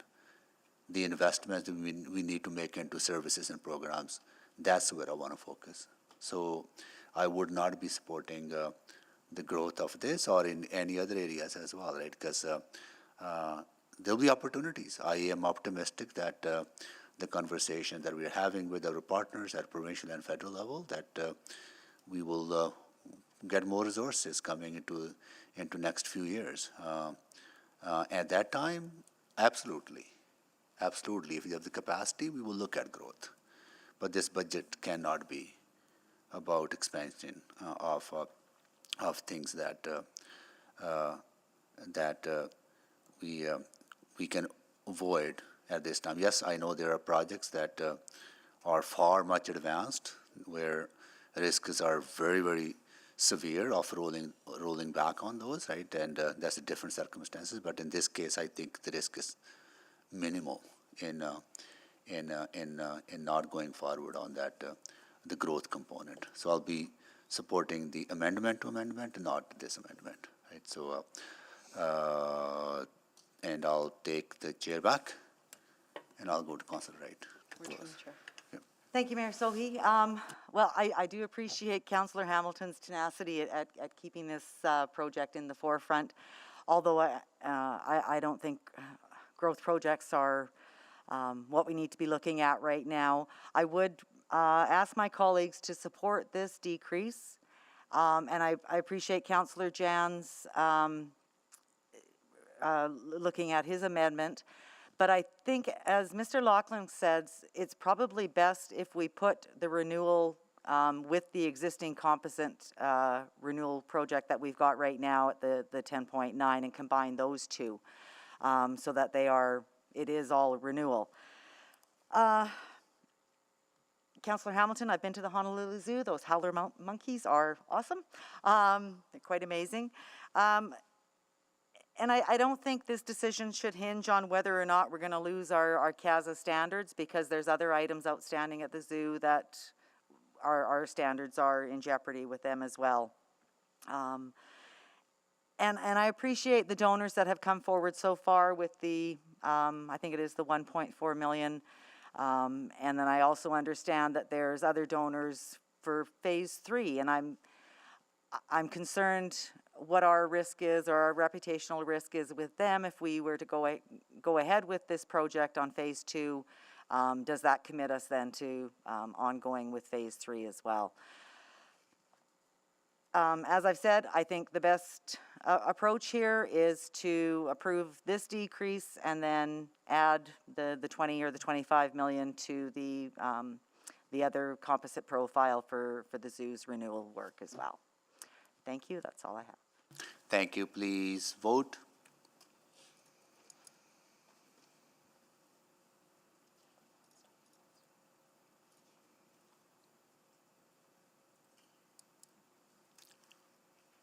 Wait, okay, got it. Got it confused. Got it. We have all the votes. Display the votes, please. That is defeated. Now we have the other amendment from Councillor Jans. For the record, can you, Councillor Jans, read that into the record, please?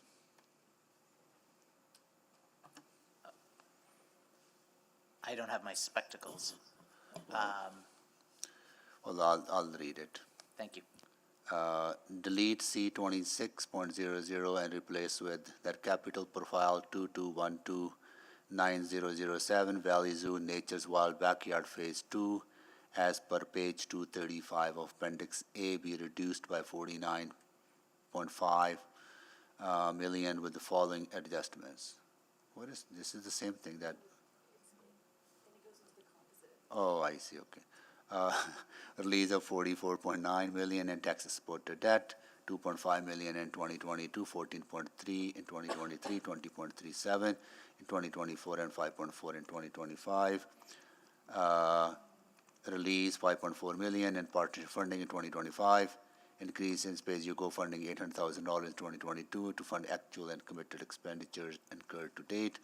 And that capital profile CM 120300 Valley Zoo Animal Enclosure Renewal and Enhancement be increased by $25 million, 2 million in 2023, 5 million in 24, 8 million 25, and 10 million 26 for the planning, design, and delivery of critical infrastructure renewal of the existing zoo assets in place of. Can you raise that up a bit, please?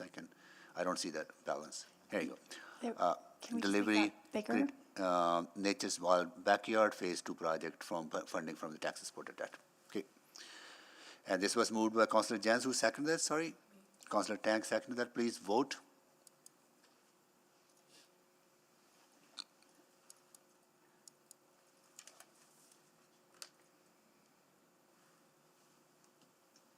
We have all the votes. Display the votes, please. That is carried. Okay. All right. We'll be back at, say, 3:50.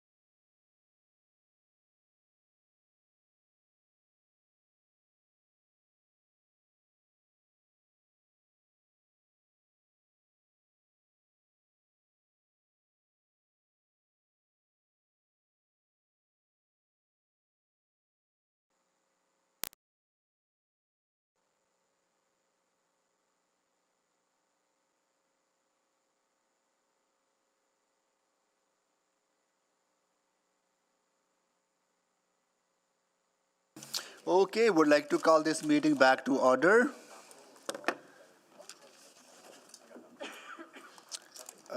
We'll start with the roll call. Councillor Wright, Good afternoon. Councillor Knack, Good afternoon. Councillor Principe. Hello. Councillor Stevenson, Hello. Councillor Cartmel, Councillor, Hello. here we go, Councillor Tang, Good afternoon. here you are. Did I say Paquette? Oh, I'm sorry, am I, so, what, my, Councillor Paquette, sorry, Councillor Paquette is here. Councillor Hamilton? Councillor Rutherford? Hello. Councillor Salvador? Hello. Councillor Cartmel? Hello. Councillor Rice? Good afternoon. Councillor Jans? Good afternoon. Thank you. Okay, next we are Councillor Salvador. Well, I don't have any because they've been taken. There are Okay. others I'd like, but I can't. So. Okay, Councillor Knack. Same thing. They were covered in the omnibus. Thank you. Okay, yes, Councillor Rice. First. Your first reduction.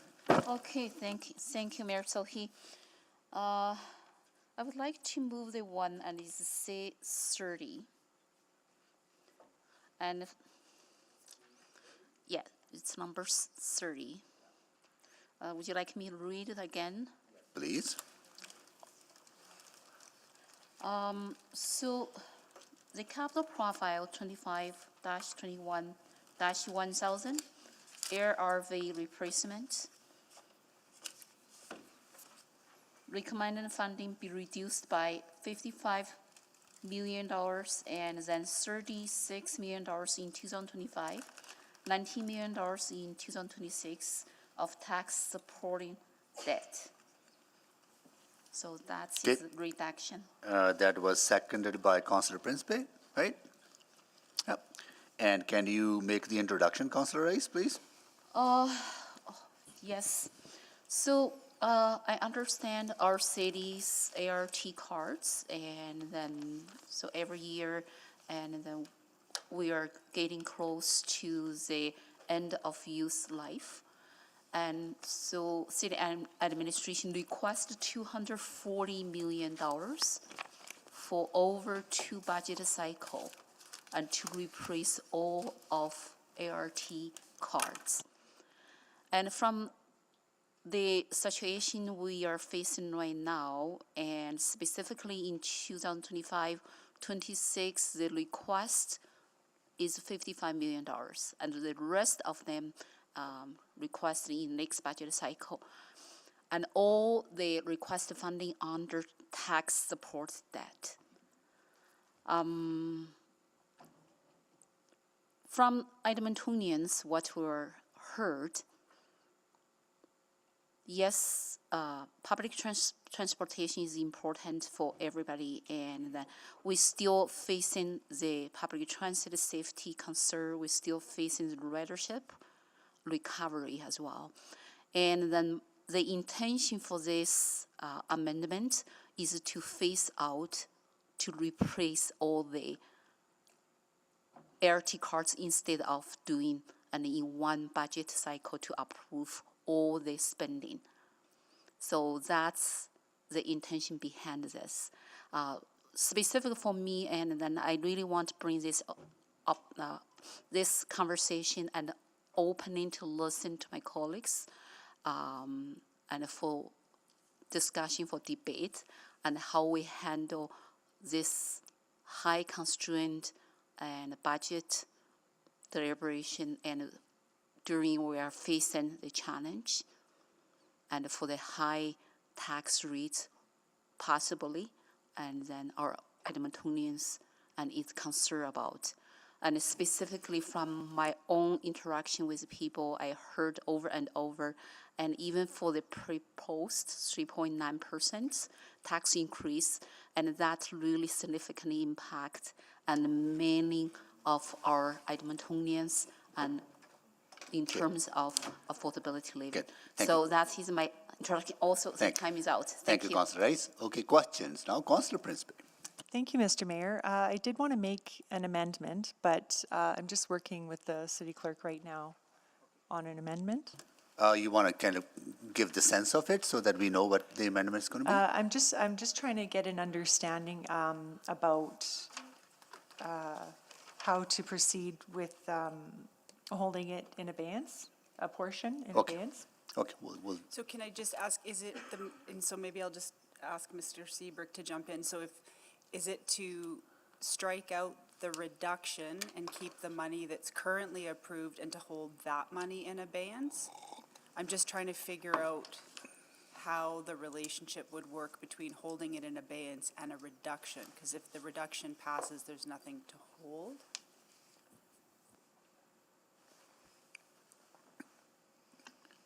That would be my understanding Yeah. too. If the reduction passes, then there's no abeyance to be required. Okay. May I ask the mover then, did you want, is this your intention to reduce by 55 million? And as well, were you looking to hold a portion in abeyance? Mike, yes.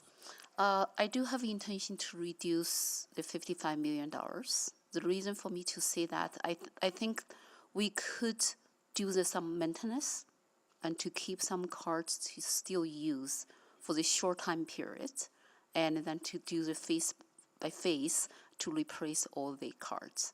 And then I have another increase amendment and to increase that maintenance cost and to offset this reduction. Okay, so then my amendment would be that funding for capital profile 25-21-1000 LRV replacement, page 238 of Appendix A, be held in abeyance until a report returns, and that administration provides a report that provides a business case for LRV replacement that includes industry best practice, system reliability, and value for money.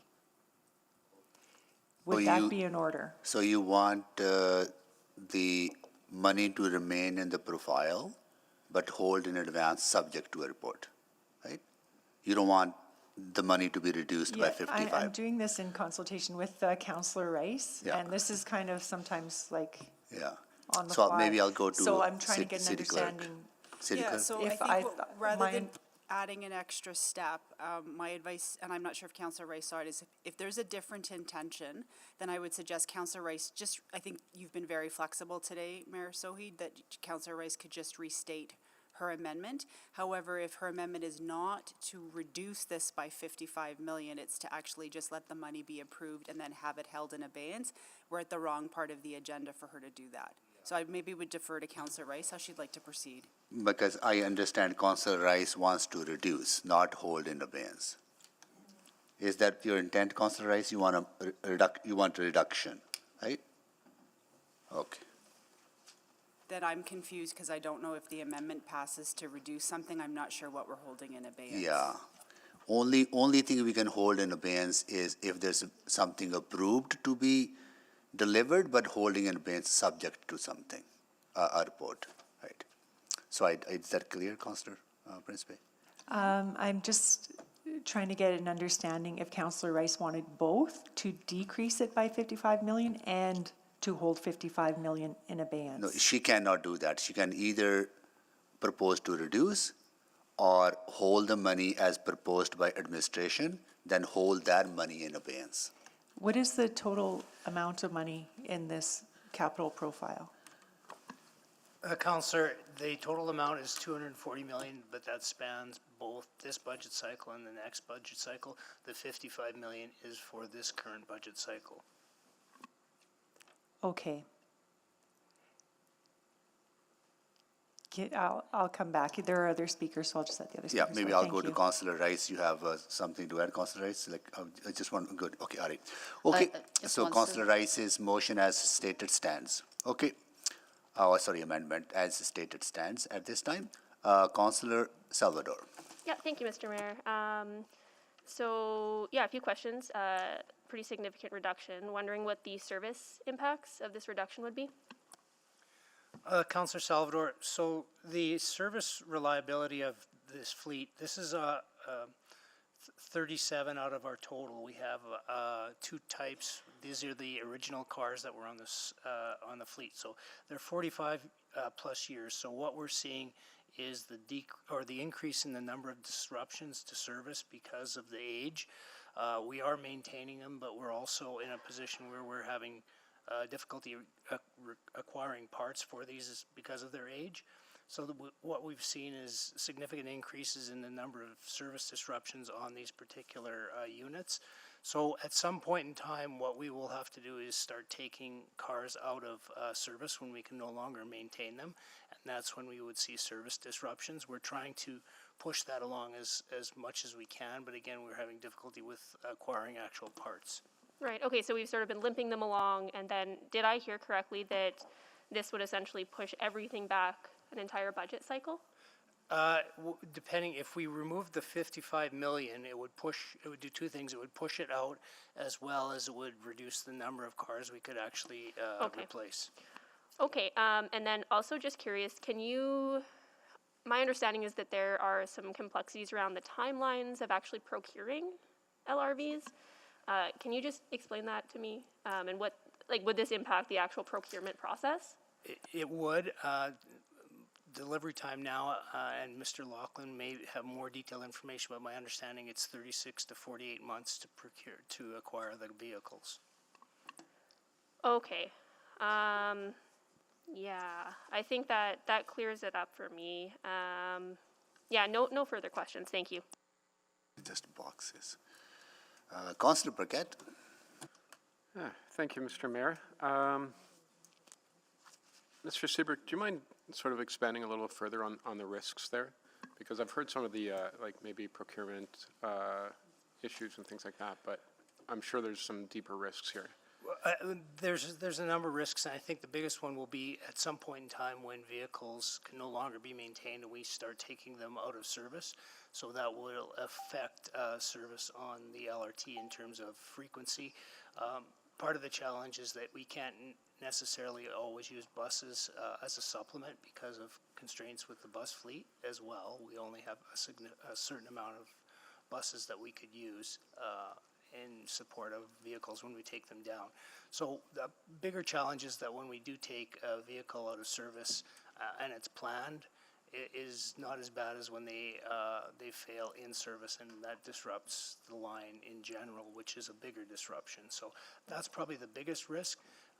The problem is, councillors, that it's tough to say when that may happen. We anticipate it will start to happen just because of their age. You know, if we do acquire these, you know, if we were to start moving forward right away, our vehicles would be approaching 50 years when we first started replacing the first batches. Yeah, and they're far, far out of their expected lifespan to the point where we're actually, procuring pieces from other cities or manufacturing pieces? We have done all of those things, as well as purchased used equipment and taking parts off of used LRV cars. One would assume that supply starts to grow a little thin. It is getting difficult to find any of those. We did get some from Calgary, but they've gotten rid of theirs as well. Yeah, and so what I'm hearing is part of the risk to transit users, to Edmontonians, is that there just won't be enough, there won't be as many trains, as many cars on the routes, and so therefore they'll have to move toward buses, but the problem is right now, so we don't have capacity for that many more buses that would be required. That's part of the overall system impact, yes. Okay. All right, thank you. Thank you, Councillor Paquette. Councillor Rice, questions, please? Yeah, go ahead. I do have a few questions and to be clarified. So when we provide this replacement, and because it's a big amount of money, and do we have the business cases done and to do the analysis for the usage interruption cases, and also the inventory and forecast, and also financial analysis, and to demonstrate and then why this total amount of money and needed as is immediately needed at this moment. And I do understand, and then we care about our readers' safeties, everything. Yeah. So Councillor Rice, I'm just going to ask Ms. Houghton McDonald to provide a little bit more detailed information on the life cycle model that we use. Yes, so we have a life cycle plan for the LRV fleet in its entirety. We've done exactly what you've outlined in your question. So we have all of that analysis completed. This is for 37 out of 94 high floor LRV cars. 30 years is the expected lifespan for these cars. We have the age breakdown of the fleet. We know our service impacts, so we're seeing about an 80% increase in service disruptions related to the age of the cars. And we have, again, just all the details that you had identified. So what I heard here, so analysis is already done? Yes. Okay. So it's just not provided detail and in the budget book. So within the capital profiles, we identify the key elements of the capital request. I'm happy to follow up and we can send a memo with the deeper dive, backing up what was in the profile, if that's the will of council. And to me, and then I still have concern and for this total $240 million request, and plus, if we have some discussion regarding, because this will link back to some operating cost as well, right? Correct. There are operating costs associated with the service disruptions, as well as continuing to try and operate the service hours with these older cars. And then getting a more reliable fleet ensures a smoother operation, more ridership, more fare revenue. Our ridership return on LRV is really high. We've got peak periods where the trains are completely full, and reducing the number of cars on the line would be a reduction in our revenues. Okay, so I still have some question regarding the industrial based practice and system reliability and the value for the money. And so then I would like to clarify with City Clerk in terms of process. So if I withdraw my original motion and to make another amendment and to hold this $240 million in bias, and then until a report from administration come back, returns provided the report, and for all the species, this case for RRV and replacement that includes industry based practice, system reliability, and value for money, is that okay process for that? So right now, the part you were at in the agenda is to deal with amendments that are reductions. So if you're not reducing this profile, you can just withdraw this. And then up to the chair if he would allow you to sort of restate it, but you would have to put it forward when it comes to your turn to deal with increases. Because the money would have to be approved, and then you can hold it in abeyance subject to something else. But again, the chair can make the decision, but that would be the advice. Happy to accommodate whatever works for council. Okay, so what I understand is that because this is a reduction, that's why we're debating this, and if this is withdrawn, then it's no longer a reduction, and then when we get to this process of additions, at that time, it could be brought forward and held in abeyance if approved? Yes. Okay. Yeah, so rather than creating a new amendment, just because you've already stated them all, if it's okay with you, Mayor Sohi, to permit it to be restated, but then we should stop talking about it now and move on to the next. In this circumstances, I think we should, because it directly relates to that particular item, but I would be cautious that we don't create the situation where new amendments are introduced, because we already closed the amendment portion. But in this case, because it's so much intertwined in a way, that I'll make that exemption. Okay, so you can come back. I can come back and restate. Later on. Okay, Okay, so this is off the floor? Yep. Everyone agrees to take this off the floor? Okay, it is off the floor. Okay, then we are next on to Councillor Stevenson. Thank you so much. So I have just one decrease amendment, which I will restate. The capital profile 2321-3002. Can you give us the number? Which one number is it? C47, I'm sorry. C47, okay. The capital profile 2321-3002, train to wayside technology, page 120 to 122 of Appendix A, in the amount of $8 million, with funding from pay-as-you-go, be unfunded. My colleagues may notice a slight difference from how I stated it previously, but just to remove the "and the project be canceled," so that again, this Okay. And that could be friendly to remove the project to be cancelled? Okay, that is good. Okay, take that off. This was seconded by Councillor Tang and Councillor Stevenson. Can you please make the introduction? Yeah, thank you so much, Mr. Mayor. This is another example of needing to look at our profiles in the whole. On its own, this capital investment has a lot of merit, tons of positive attributes, absolutely, and I think is where we need to go in the future to ensure our service is as reliable and as safe as possible. That said, we are, as we've mentioned, facing significant financial constraints. This is an opportunity to release $8 million of pay-as-you-go funding, which would significantly offset our current anticipated tax increase. I don't have much more in the way of introduction than that, actually, so happy to take questions and hear discussion with administration. Okay. Questions, colleagues?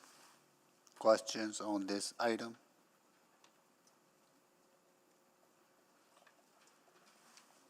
Seeing none, anyone to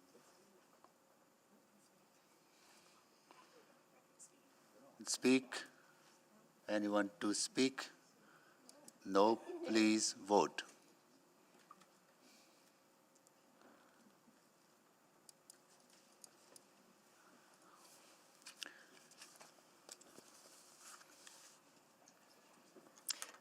We have all the votes. Display the votes, please.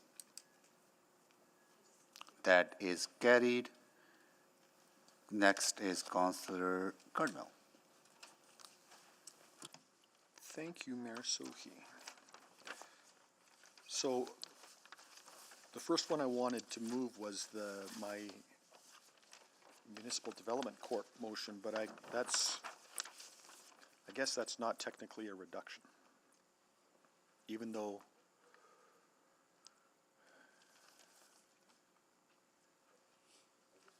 Asking opinion from clerk.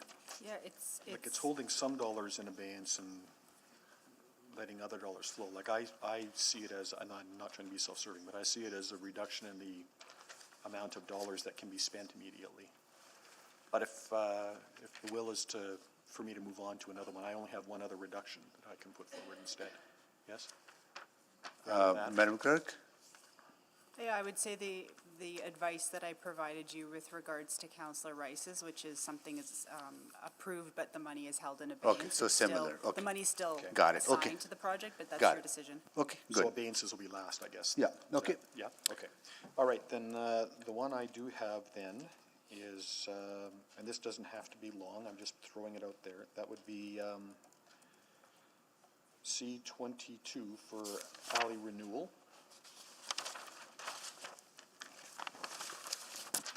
And the way this is stated is to reduce by $40 million the amount spent on alley renewal over the next 4 years, which is essentially half, to cut it in half. And if this were to pass, then I'd be offering a corresponding operating amendment that would take that dedicated tax levy out by half. So essentially take half of, I think it's a dedicated, I think it's 1%, I'm not sure. But anyway, a dedicated amount, and cut that in half and essentially do half. Take half tax dollars and do half the renewal. And if that's all I have. Okay, thank you. This was seconded by Councillor Knack. And now we go to questions. Questions. Councillor Tank. Maybe I'll start with the mover. Thank you very much for the amendment here. I understand the intention. So instead of additional levy of 1% renewal, this will essentially replace that, and we wouldn't have to have that conversation later on about that added 1%. No, I think the dollars are baked into the operating motion to include that dedicated tax levy to support the alley renewal program to a number of $80 million over 4 years. This would cut the expenditure on the capital side in half, and I would offer a corresponding amendment to cut the other one in half. The other one in half. Got it. Yeah. Now, and I would add, we did this once already. We deferred this a year or two. That may be a question for admin, but we did defer this for a year or two already. But I just was looking for particularly on the alley. on the alley, yeah. And I was just looking for a place to save a few the tax levy dollars. Yep. I guess maybe this question is maybe for administration. So then what happens to the alleys that do need renewal? So the program would essentially be pushed. 14 projects that we have queued up to start for 23 to 26 would be pushed to the next cycle. How important is alley renewal? In the grand scheme of all the things we have to renew, I don't know if there's RIMS have a priority on that. We have an alley renewal program because council identified they wanted a dedicated funding source to complete alley renewal over and above the renewal allocation that happens for other assets. So, And I would add that that was part of condition base too. Over 2/3 of the alley inventory are in failing or poor failing condition. So that was an element of it as well. 2/3 of the alleys. Yeah, and just to reiterate for perhaps the public, alley renewal is not part of the neighborhood renewal. no, it is. Oh, it is. Yes. It is. How we sequence it will depend on the different projects, but this is part of the neighborhood renewal program funded. It's supplemented by the tax levy that has been allocated for it. So neighborhood renewal program is set. It's been built up on the basis of successive tax levy increments. This is following the same path, but it's part of the neighborhood renewal program. It's a supplement to it, and it's within the same policy. Within the same policy, and if there is a cut to this, then that supplemental piece wouldn't be just what happened later, or? Well, this would be pushed, but because it's part of the policy, council would have to have a non-stat public hearing on where these funds would be allocated. Gotcha.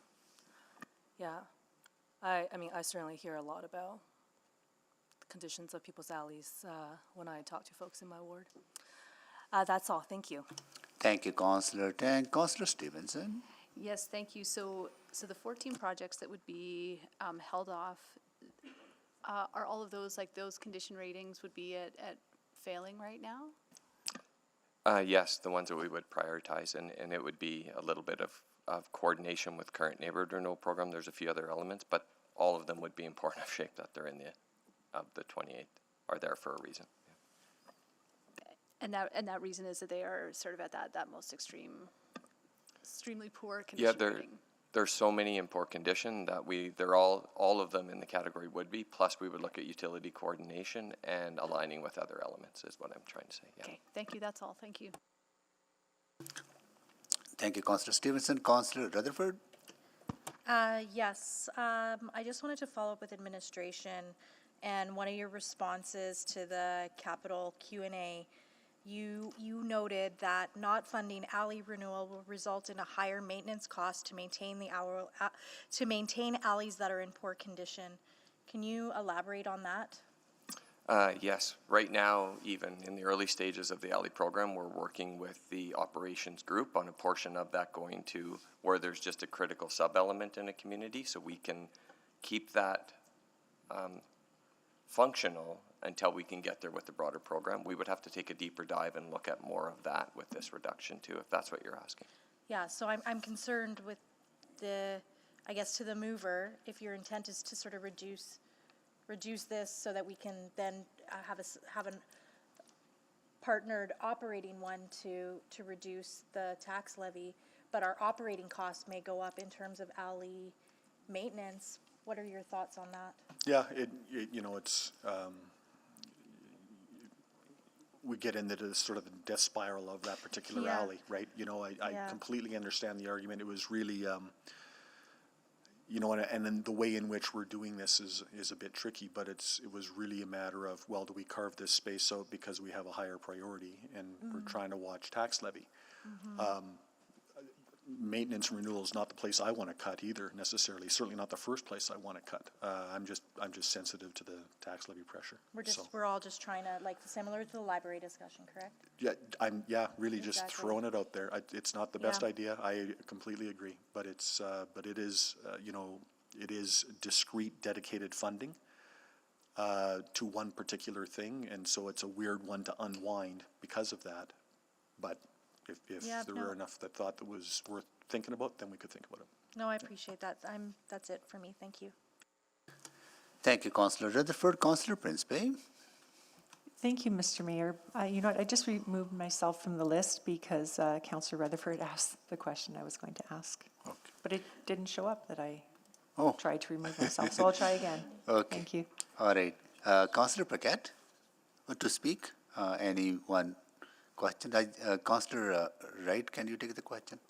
Yes. No, I absolutely understand the intent and the desire Councillor Cartmel had expressed, because we need to find ways to, you know, relieve some of the pressure. But I do have one question, though, that will be, just nagging my mind, and because this is a dedicated levy, neighborhood renewal is a dedicated levy, that gives some certainty to the industry around the work they can bid on, right? And does that impact the pricing? Do we get actually low prices, or at least some more better prices because we have these kind of long-term plans in place? Yeah, I think we've seen that with the neighborhood renewal program with our multi-year contracts that we build in certainty for industry and they bid accordingly. And I would suggest that it's a known amount and adjusted on the basis of inflationary pressures that are realized up and down. Okay. So I would say yes, it's a way to create cost certainty for sure. Okay, got it. Okay, that's just needed. That's good actually that we are getting some better prices. Take the chair back. Councillor Paquette to speak. Councillor Principe to speak. No more questions on this? You just can't get off the board. Okay, this concludes the questions to administration on this item. Now we are going into the part where we speak to this issue, and I'll start with Councillor Principe. No, sorry, Mr. Mayor, I just. Oh, sorry. Yeah, Okay. I'm being favored right You're, now. you know, you're on there I'm twice. not sure. Thank you, though. Okay, Councillor Paquette to speak. Thank you, Mr. Mayor. So, yeah, again, I also understand the intent of this, and that is to turn over every single rock. And this is sort of where we're at, and this is sort of what I was getting at this morning, that we are at a point where to get further reductions, we've got to start cutting even deeper into services. And I think this motion, more than anything, really illustrates that point. We spent 3 years with drastic cuts, and here we are. Now, I know that some people in the public may be thinking, well, there's this other thing you could cut, or this other thing you can cut that maybe doesn't affect them. And maybe some people in the public are looking at this and saying, great idea, because I don't have an alley. And that's sort of the give and pull and you know, tensions within a city is that you've got 1 million people with 1 million different experiences. And if it's not directly affecting you, you probably think it's not a big deal. And you probably think it doesn't make any sense to put any money in that area. That happens across the board, as illustrated by the folks who came out to speak. So in this case, yeah, you know what? I don't have an alley. This wouldn't affect me in any way and wouldn't affect my neighbors. but it affects so many other people in the city, and we know that the infrastructure is at a critical state. And so just getting this program was really a lot of work. And I remember Councillor Knack, who seconded this, really worked hard at getting that funding. So, and by the way, a second isn't a vote. But so, you know, I will take a risk and assume that Councillor Carmel doesn't want to actually see this happen, but probably wanted to, like I do, see where we could find those savings. I will be voting against this because I think that the program is just far too important to cut. But again, I really appreciate the fact that this was put forward because it illustrates where we're at. Thank you, Mr. Mayor. Thank you, Councillor Paquette. Councillor Cartmel? Yeah, again, just want to I don't want to waste a lot of time here. I'm just looking, like, again, as it was said, kind of looking under every rock, and I am not at all in favor of reducing our maintenance and renewal work. We saw the effect of doing that in the 90s, and you just never catch up. It's not a great idea. But looking through all of the bundles, if you will, all of the places where we've got a lot of dollars, and just looking for spaces to consider. And I thought about actually withdrawing this or not even making this in the first place. I didn't expect it would get a lot of uptake, but you know, a firm no actually states quite clearly that we want to see this continue. So, and I'm not particularly fussed about losing a vote. So so I let it stand there. So that's all I have. Thank you. Thank you, Councillor Cartmel. Please vote.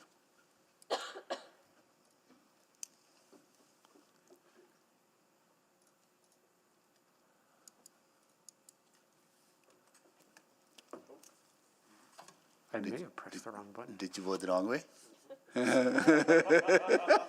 Madam Clerk?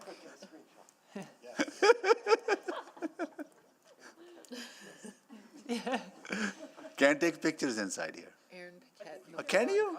Yeah. Oh, really?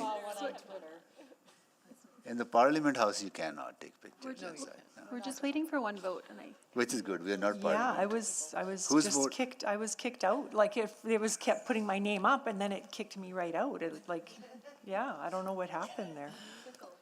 Yeah, Can you just vote yeah. verbally? So, I'm a no. Okay. thank you, Councillor Principe. We have all the votes. Display the votes, please. That is defeated.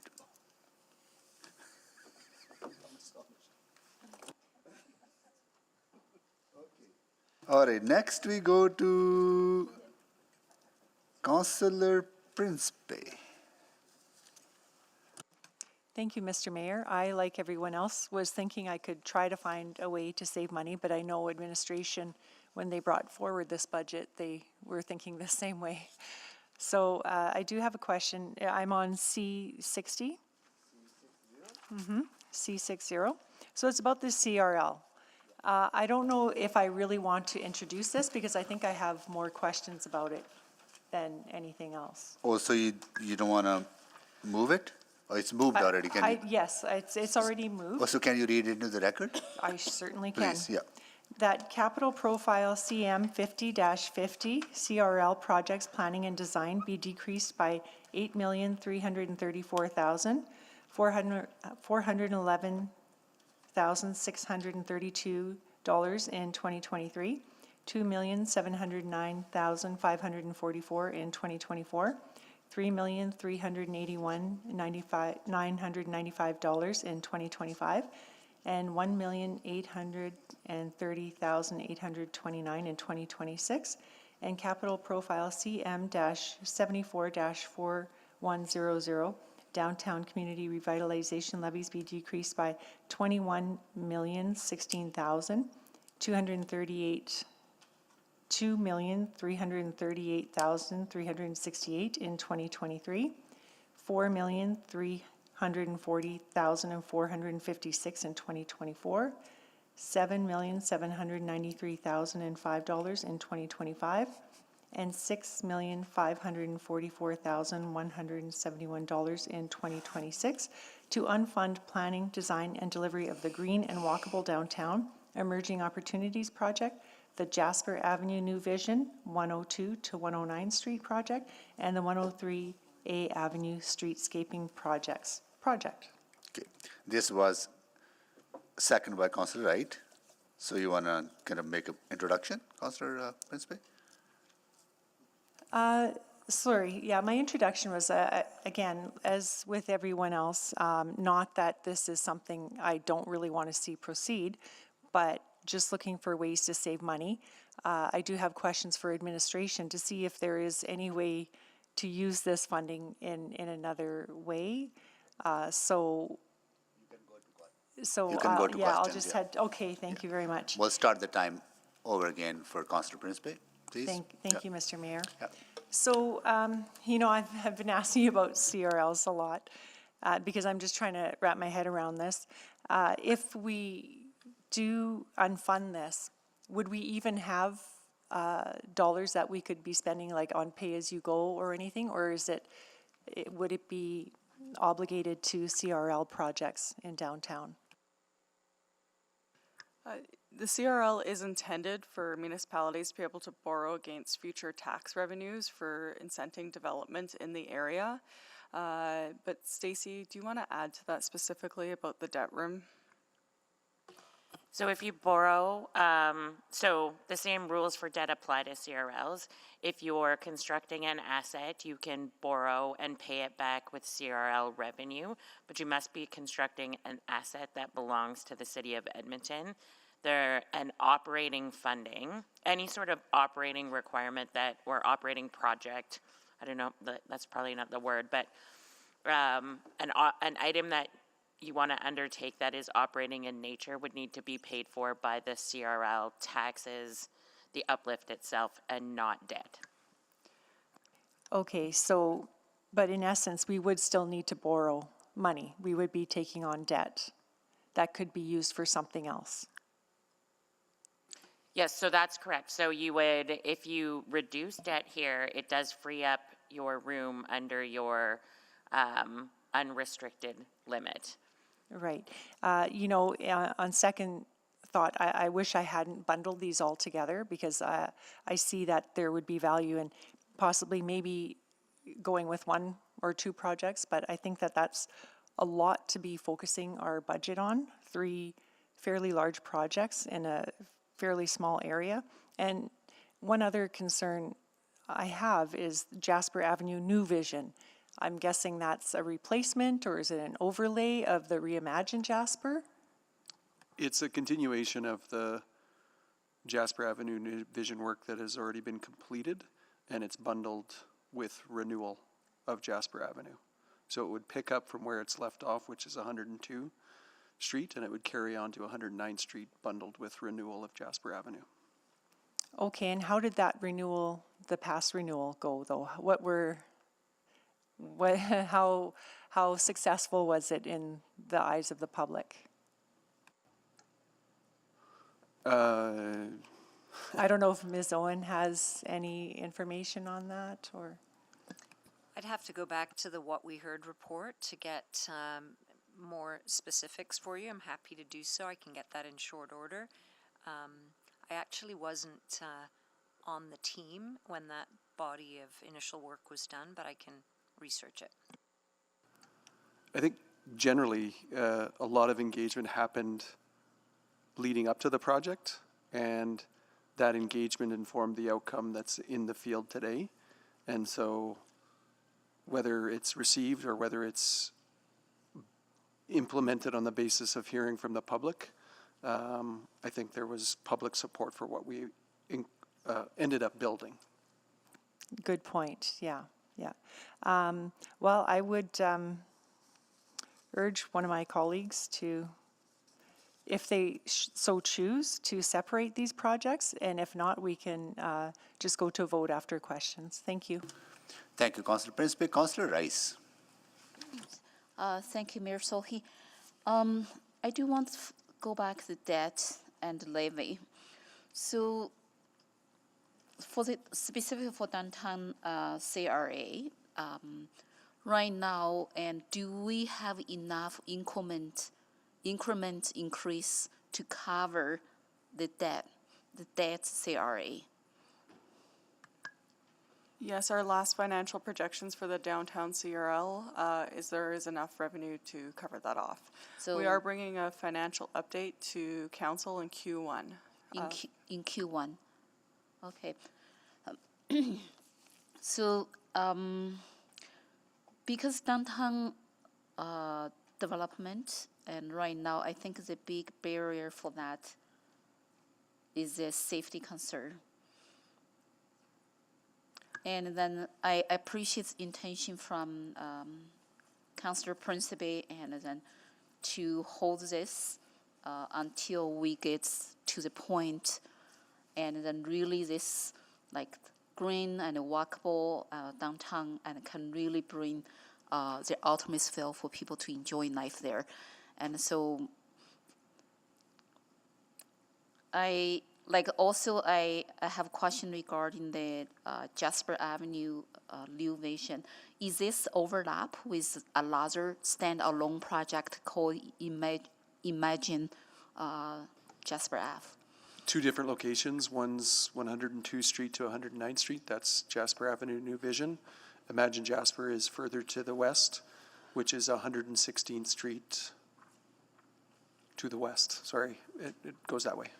So how long already taken and for our city to do those downtown construction? And because I heard the concern and from many Edmontonians talk about the construction in downtown area, like core areas, seems like never ending. And when those projects started, when this project will be end, and it seems will continue to the construction.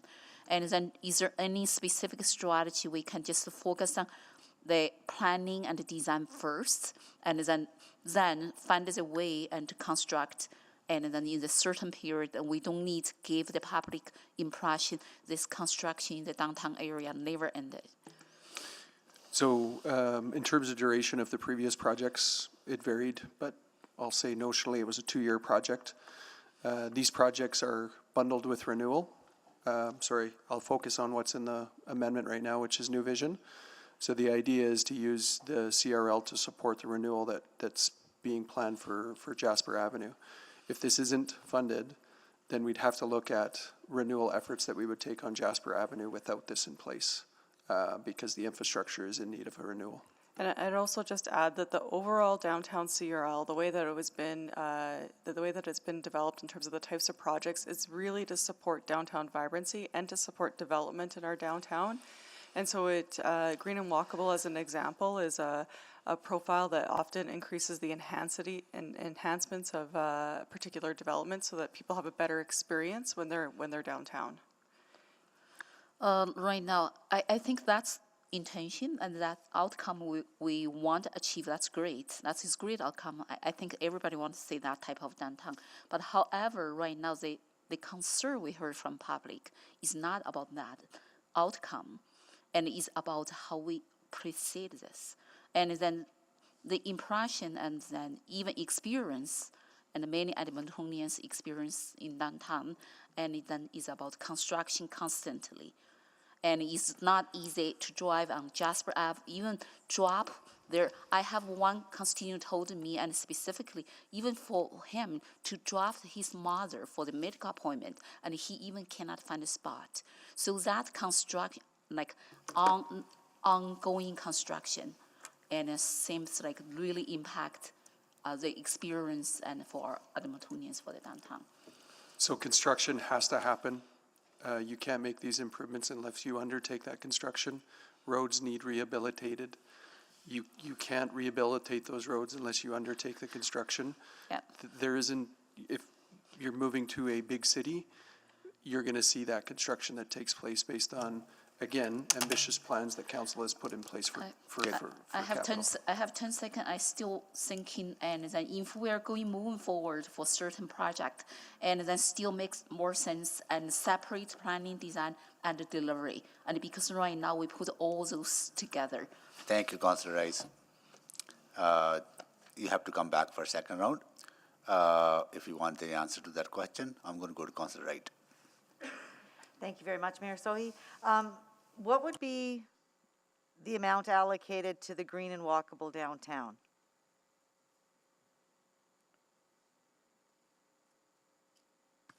I'm just getting that number. And then is there any sort of the stranded debt or reputational risk if we were to not go ahead with the Jasper Ave or the 130 Ave?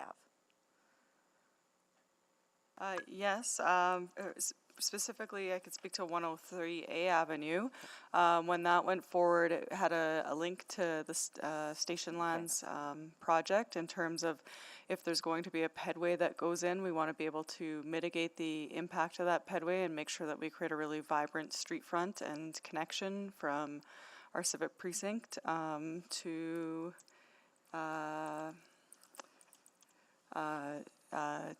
the Station Lands development. And green and walkable, it's often used when a developer is going in and wants to put an enhanced infrastructure in our downtown. They use it to be able to access CRL funding to be able to make a more vibrant space around the development.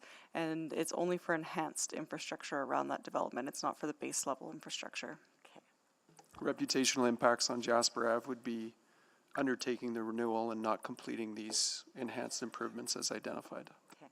And where do we get the space from for the widened sidewalks and that on the Jasper Ave one?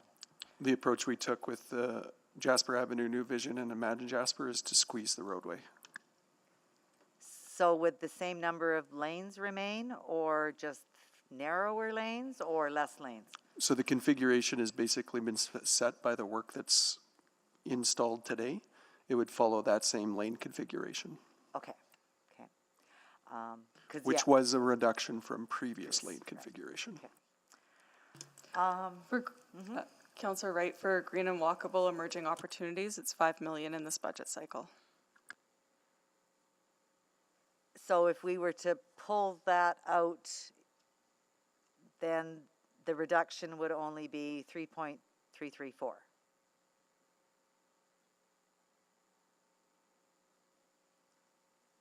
Correct? Right? 8 minus 5 is 3? I think that's correct. I'm just would need to look at the cash flow in order to be absolutely certain, but yes, you're correct. 8 minus 5 is 3. Yes, my grade 3 math teacher would be so proud of me. But I'm not sure that's correct when we cash flow it out. Yeah, I think the total reduction that I see here in this amendment is 29 million. So it would be that at 5 million less 29. So, because I do see downtown levies decreased by 21 million.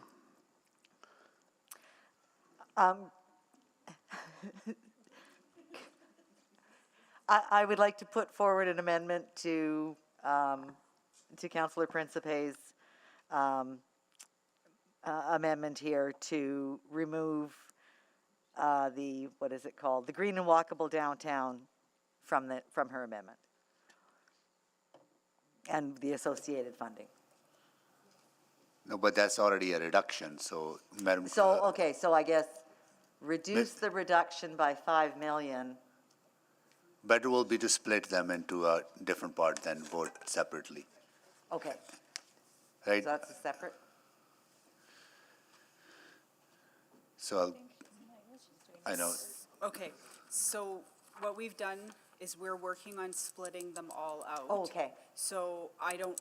Okay, then that's, okay, Yeah, we're that gonna might be an vote easier separately way. on the items? Yeah, On so three? are you wanting to reduce No, on top of, or you just want them split out for voting purposes? Split out for voting will We will have work. that by the Okay. time you're ready to vote. Okay. We will Okay. have something. got Thank it. you. Ready Thank to you. vote. Oh. All right, Councillor Principe.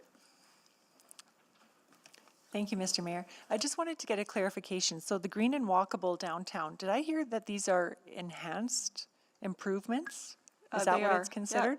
So we would still have basic infrastructure. Enhanced improvements could then happen in the future when more money frees Well, up? there's only a specific timeline for the downtown CRL, and then it expires. I can't remember the when it's complete. So things like the ice district and the enhanced pedestrian realm that's been put in and around the Ice District or around the Stantec Tower, I believe, are two examples of areas that access green and walkable. And if there's perhaps somebody on the line from the team, they could add a few other examples.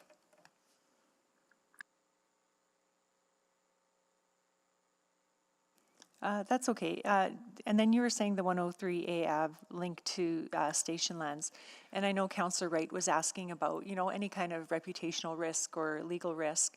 But I didn't really understand what you were saying. Is there like a legal risk or a reputational risk? There's not legal risk with that one. I would say there's reputational risk in that part of the discussion that happened with that development is if there was a pedway being approved, that there would be a offset of an activation of the street on 103A Avenue to offset the urban design components of the pedway. Okay, and who was that in discussion with, the developers or the businesses in the area? It was with council and with developers and businesses in the area, as well as some of the input that we got when we were engaging with Edmontonians. Okay, and the green and walkable downtown, the green portion of it, do you see any overlapping with other projects that we have on the go? I don't, but we do look at them on a case-by-case basis and see if it, you know, if they're really on an opportunity basis in terms of if a developer is working in our downtown, about how we look at how we can enhance the experience of people when, and how they experience the downtown when they're here. Okay, great, thank you. Thank you, Councillor Principe. Councillor Paquette to speak. Councillor Stevenson to speak. Councillor Rice, go ahead. Thank you. I would like to go back that earlier question regarding planning, design, and the delivery. I do believe, and there is a value and for our city to follow that model to do the infrastructure. And then specifically for this amendment is actually by looking at the budget book is only related to planning and the design, right? Well, there's two referenced in here. There's two locations that are referenced, which I was trying to get to with answer to Councillor Wright's question. There's 8.3 million identified for planning and design in the amendment, and then there's 21 million identified for planning, design, and delivery. And the planning and design and delivery are related to the individual projects of Green and Walkable, Jasper Avenue Vision, 103rd Avenue Streetscaping. So this amendment is decreasing planning and design and design and delivery of all of those projects that I listed. And the question about doing planning and design,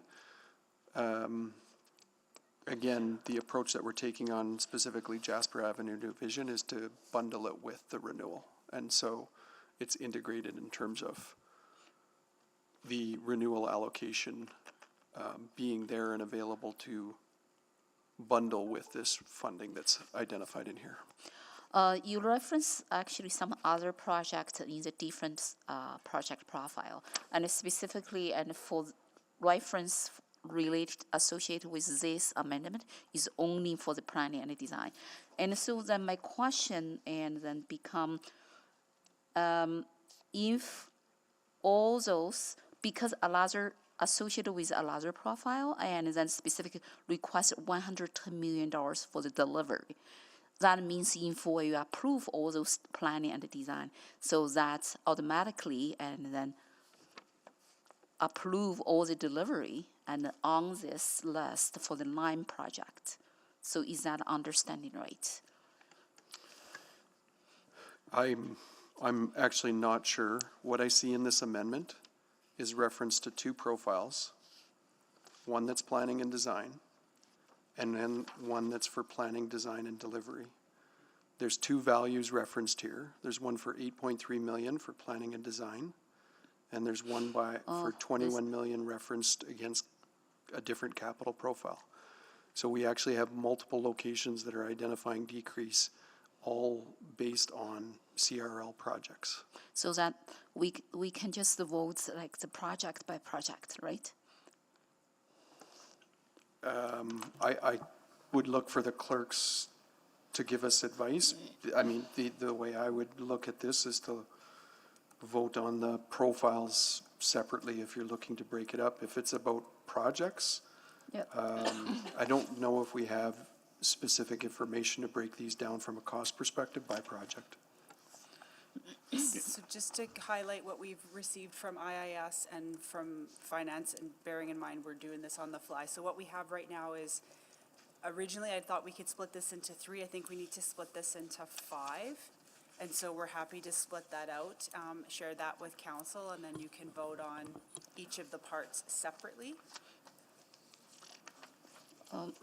So there are 9 projects enlisted, and for certain projects, definitely we will support. But for some projects, if we have different perspective, so I don't know how that group name would help. So I was looking forward for the group come out, and then I will have a question later. Thank you. Yeah, it's kind of tough to have that kind of breakdown on a throwing out of questions, right? So yeah, I think we have Councillor Paquette to speak and Councillor Stevenson to speak, and we had not 452. we are at 452. I don't know if other people want to speak to this. I'm pretty sure Councillor Principe would like to close on this, right? Is there a quick way to break that into 5, or do you need time? I have it. I just would be upset if I gave you something that you wasn't got it, wrong. Lee. So if I can just get a thumbs up from somebody in finance or IIS of the document I'm looking at, it would be basically we would have a capital amendment 60A, 60B, 60C, 60D, and 60E. We would separate them all out with cash flows. I don't think we have the cash flows to be able to do that, Mayor. Okay, well, we got to vote on it. I don't think it's reasonable for administration to be providing cash flow at such a short notice. We have to make a decision, so we can split into 3 if council wishes to do so. No, I can't even split it into 3 we because can't. I Then don't have the cash we flows. vote as it is. And how many people would want to speak to this? I need to get a sense.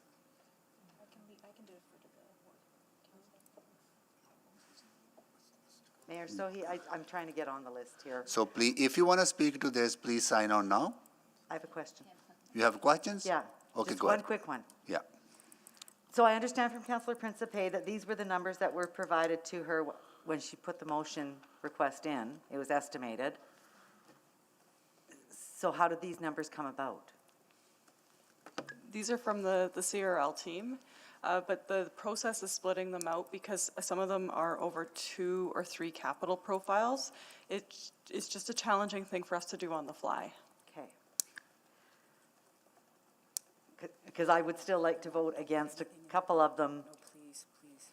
But if we don't know what the amount is, how can we vote on it? Well, you have to make that judgment, Councillor Wright.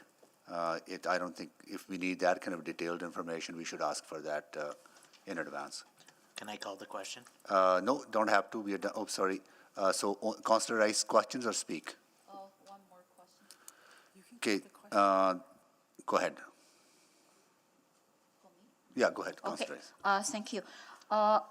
This question to the mover, Councillor Principe. I just want to make sure. So your decrease only covers certain projects, so not cover all the projects. This 2 profile, right? I believe the decrease, yeah, I'm a little bit confused myself, but I believe the decrease is for the 3 projects. I see like 2 kind of items here. One is for the planning and design, and the other one is for planning, design, and implementation. Yeah. Or build, and, but it would be for all 3 projects. So only 3 projects. Can you identify these 3 projects? And then on the page Sure. 372? Sure, yeah. So the one project is called Green and Walkable Downtown. The other one is called Jasper Avenue New Vision. Yeah. And the other one is called 103A Avenue Streetscaping. So those deduction only apply for these 3 projects, not include other projects? That's correct, yes. Okay, wonderful. And because I really need clarification, because I have a lot of deduction, I don't want overlap with yours. Okay, thank you for that clarification. Thank you so much, Councillor Rice. So at this time, I will ask again, if anyone else wants to speak, sign now, because I would ask that if there's only 2 people to speak and Councillor Principe to close, we can extend the day for maybe till another 10 minutes. If not, then we have to break. Everyone okay? Extend by 10 minutes? Do we need a motion or everyone is okay with that? Unanimous? 10 minutes? Okay, all right. Okay, Councillor Paquette. Thank you, Mr. Mayor. And thank you to Councillor Principe for bringing this forward. Again, looking for savings, always a good thing. I cannot vote for this, though, unfortunately, because I was there when the pain of going through getting this occurred, and it took a lot of work. And so, you know, this is exactly what CRL is intended for. And one of the problems that we have with the downtown goes way back, way further back than Councillor Cartmel. And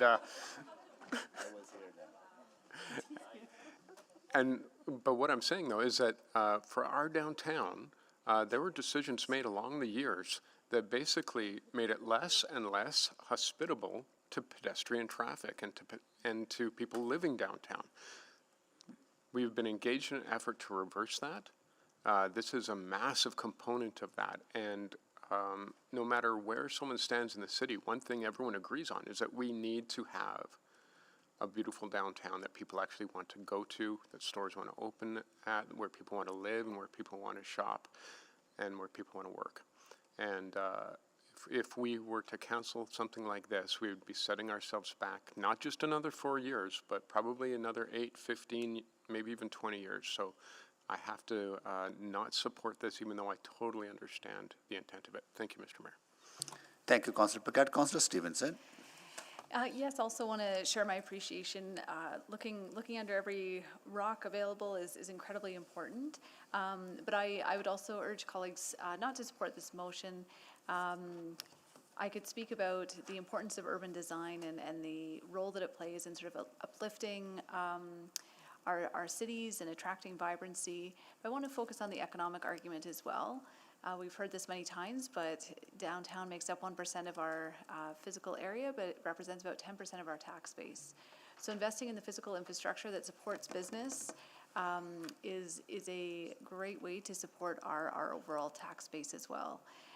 It helps our local businesses and also helps us to attract our global investment as well. Downtown is our first impression in many ways, and I think it does us well when we invest in the infrastructure that people will see to define our city by. So thank you again to the mover, but encourage folks not to support this. Councillor Rice to speak? Yep. Please, go ahead. So I'm going to support this amendment. So the reason is not about I don't support our downtown development. Like my colleague mentioned, and the downtown, and actually to have this safe, walkable, and green downtown actually will support our tax base increase and also to support our local business and also to attract more our visitors and to the city. And I think the challenge piece is how we do it. I think I said this over and over, and how we do it, how we implement it. And then right now, this amendment is not cut all the development. It's like it's only 3 projects out of 3 small tiling projects out of 9 project development with total development cost $127 million. And specifically $127 million, if you look at, and most is 100% growth. And if we are doing this budget deliberation, if we are looking at the balance and between the growth and then renewal, and then this come across is not to achieve that balance goal. And specifically right now, if we are planning so many growth, and then for the renewal piece, and how we can ensure that piece and to get a balance as well. So I think this attention, this great intention to bring this decrease and is not give the message so we don't support downtown. We want to in face in the graduate level, and based on the better planning and design, that principle already and presented by the administration over and over. And with that certainty and with that better planning and long-term planning for our downtown, how we develop the downtown and can serve and all Edmontonians, everybody, and can come here to enjoy the downtown. I think that's something we need to consider and during this budget deliberation. And specifically, we have so much money we need to spend on other renewal priorities and related to the community, related to the city. So I encourage my colleagues to support this. Thank you. Thank you, Councillor Rice. Councillor Principe to close. Thank you, Mr. Mayor. So thank you for everyone for listening to me and hearing me out. You know, I was even considering not putting this forward, but just the way things have gone already so far, and already the amount that I'm seeing increase in the budget, I felt that this is still something that I was going to bring forward. It isn't something I wanted to touch. The downtown means a lot to me. I know its value. I want to live in a city with a beautiful downtown too. It's very important to me. And there were a lot of projects downtown that I didn't touch. I was like, okay, which one would I, if I could? Warehouse Park, I didn't touch that. I didn't consider that because people living in downtown deserve green space to go to. So there were many projects that I didn't want to touch as well. And this was very hard to me. As with the other councillors, you know, we're just looking for ways that we can save money. So this was a difficult choice, but I appreciate everyone hearing me out. Thank you. Thank you, Councillor Principe. Please vote.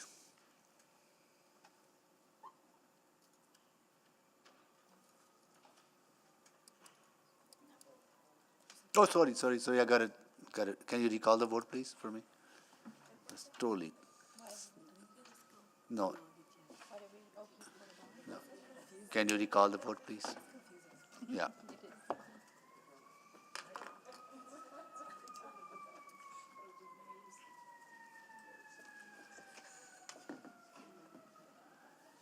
Here we go. Vote is recalled. Now vote, please.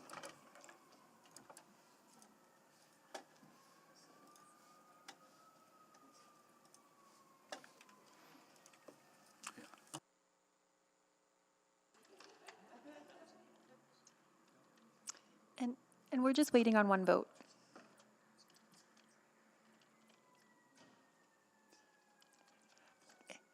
Councillor Paquette? I have a witness that saw me vote. I am a no. Thank you, Councillor Paquette. We have all the votes. Sorry, display the votes, please. That has failed. Okay, so colleagues, we have Monday, Tuesday, Wednesday, and Thursday is optional, right? It's not booked in, or is it booked in? You just have 4 days next week. It's not booked in. And then we have, so Monday, Monday, Tuesday, Wednesday, Friday, right? And I would ask clerk to actually poll council members. I don't think we'll be able to finish based on those 4 days. We might have to extend their order from 5 to 9, right? Or even we may even need Thursday. We have until January 31st. We don't, right? We do, though. We do, right? But I think if we can add more time next week, technically we do, right? But I think if we can find time next week, will be good because people have planned their, off time too, right? Because people have families, they plan in advance. It's a holiday time, Christmas time, right? So we don't want to. So Mayor Sohi, if I poll councillors over the weekend and council makes a decision on Monday, it's going to be a little tough to pivot on Monday afternoon. So can I get clear direction on what you'd like perhaps for at least Monday so that people can adjust their schedules? Well, the way we are, the way we are in the process, I would definitely, I think, let's try Monday till 9:30. Yeah, happy to adjust. 9:30 to 9:30. Okay. Is everyone okay? Or we can even shorten lunch as well, right? Dinner. I would strongly suggest not shorting. Because If you want to shorten your lunch, you're just going to have to take more breaks because Okay. I'm assuming that at some point we're going to get to operating Got it. and we're going to need, Got it. so that you actually have what So you're can voting someone on. move that we extend the order So for moved. Monday Second. from 9:30 to 9:30? We have a motion on the floor. Please vote. I'm a yes. Yes, Madam Clerk. I'm a yes. We're just opening it up right now. I shut down. Okay, so, thank you, Councillor Rutherford. And who was? Councillor Salvador is yes. Thank you, Councillor Salvador, and Councillor Hamilton as well, correct? Yeah, thank you. We have all the votes. Okay. Please display the votes. That is carried, and please also do the poll, City Clerk, for the rest of the days and Thursday, please. Absolutely, Yep. and we'll bring that back to you 9 o'clock Monday morning so you can make a decision then. Okay. Have a nice weekend, everyone. We are adjourned, and we'll be back. We are on recess, sorry. We are on the recess, not adjourned. We are on recess till Monday.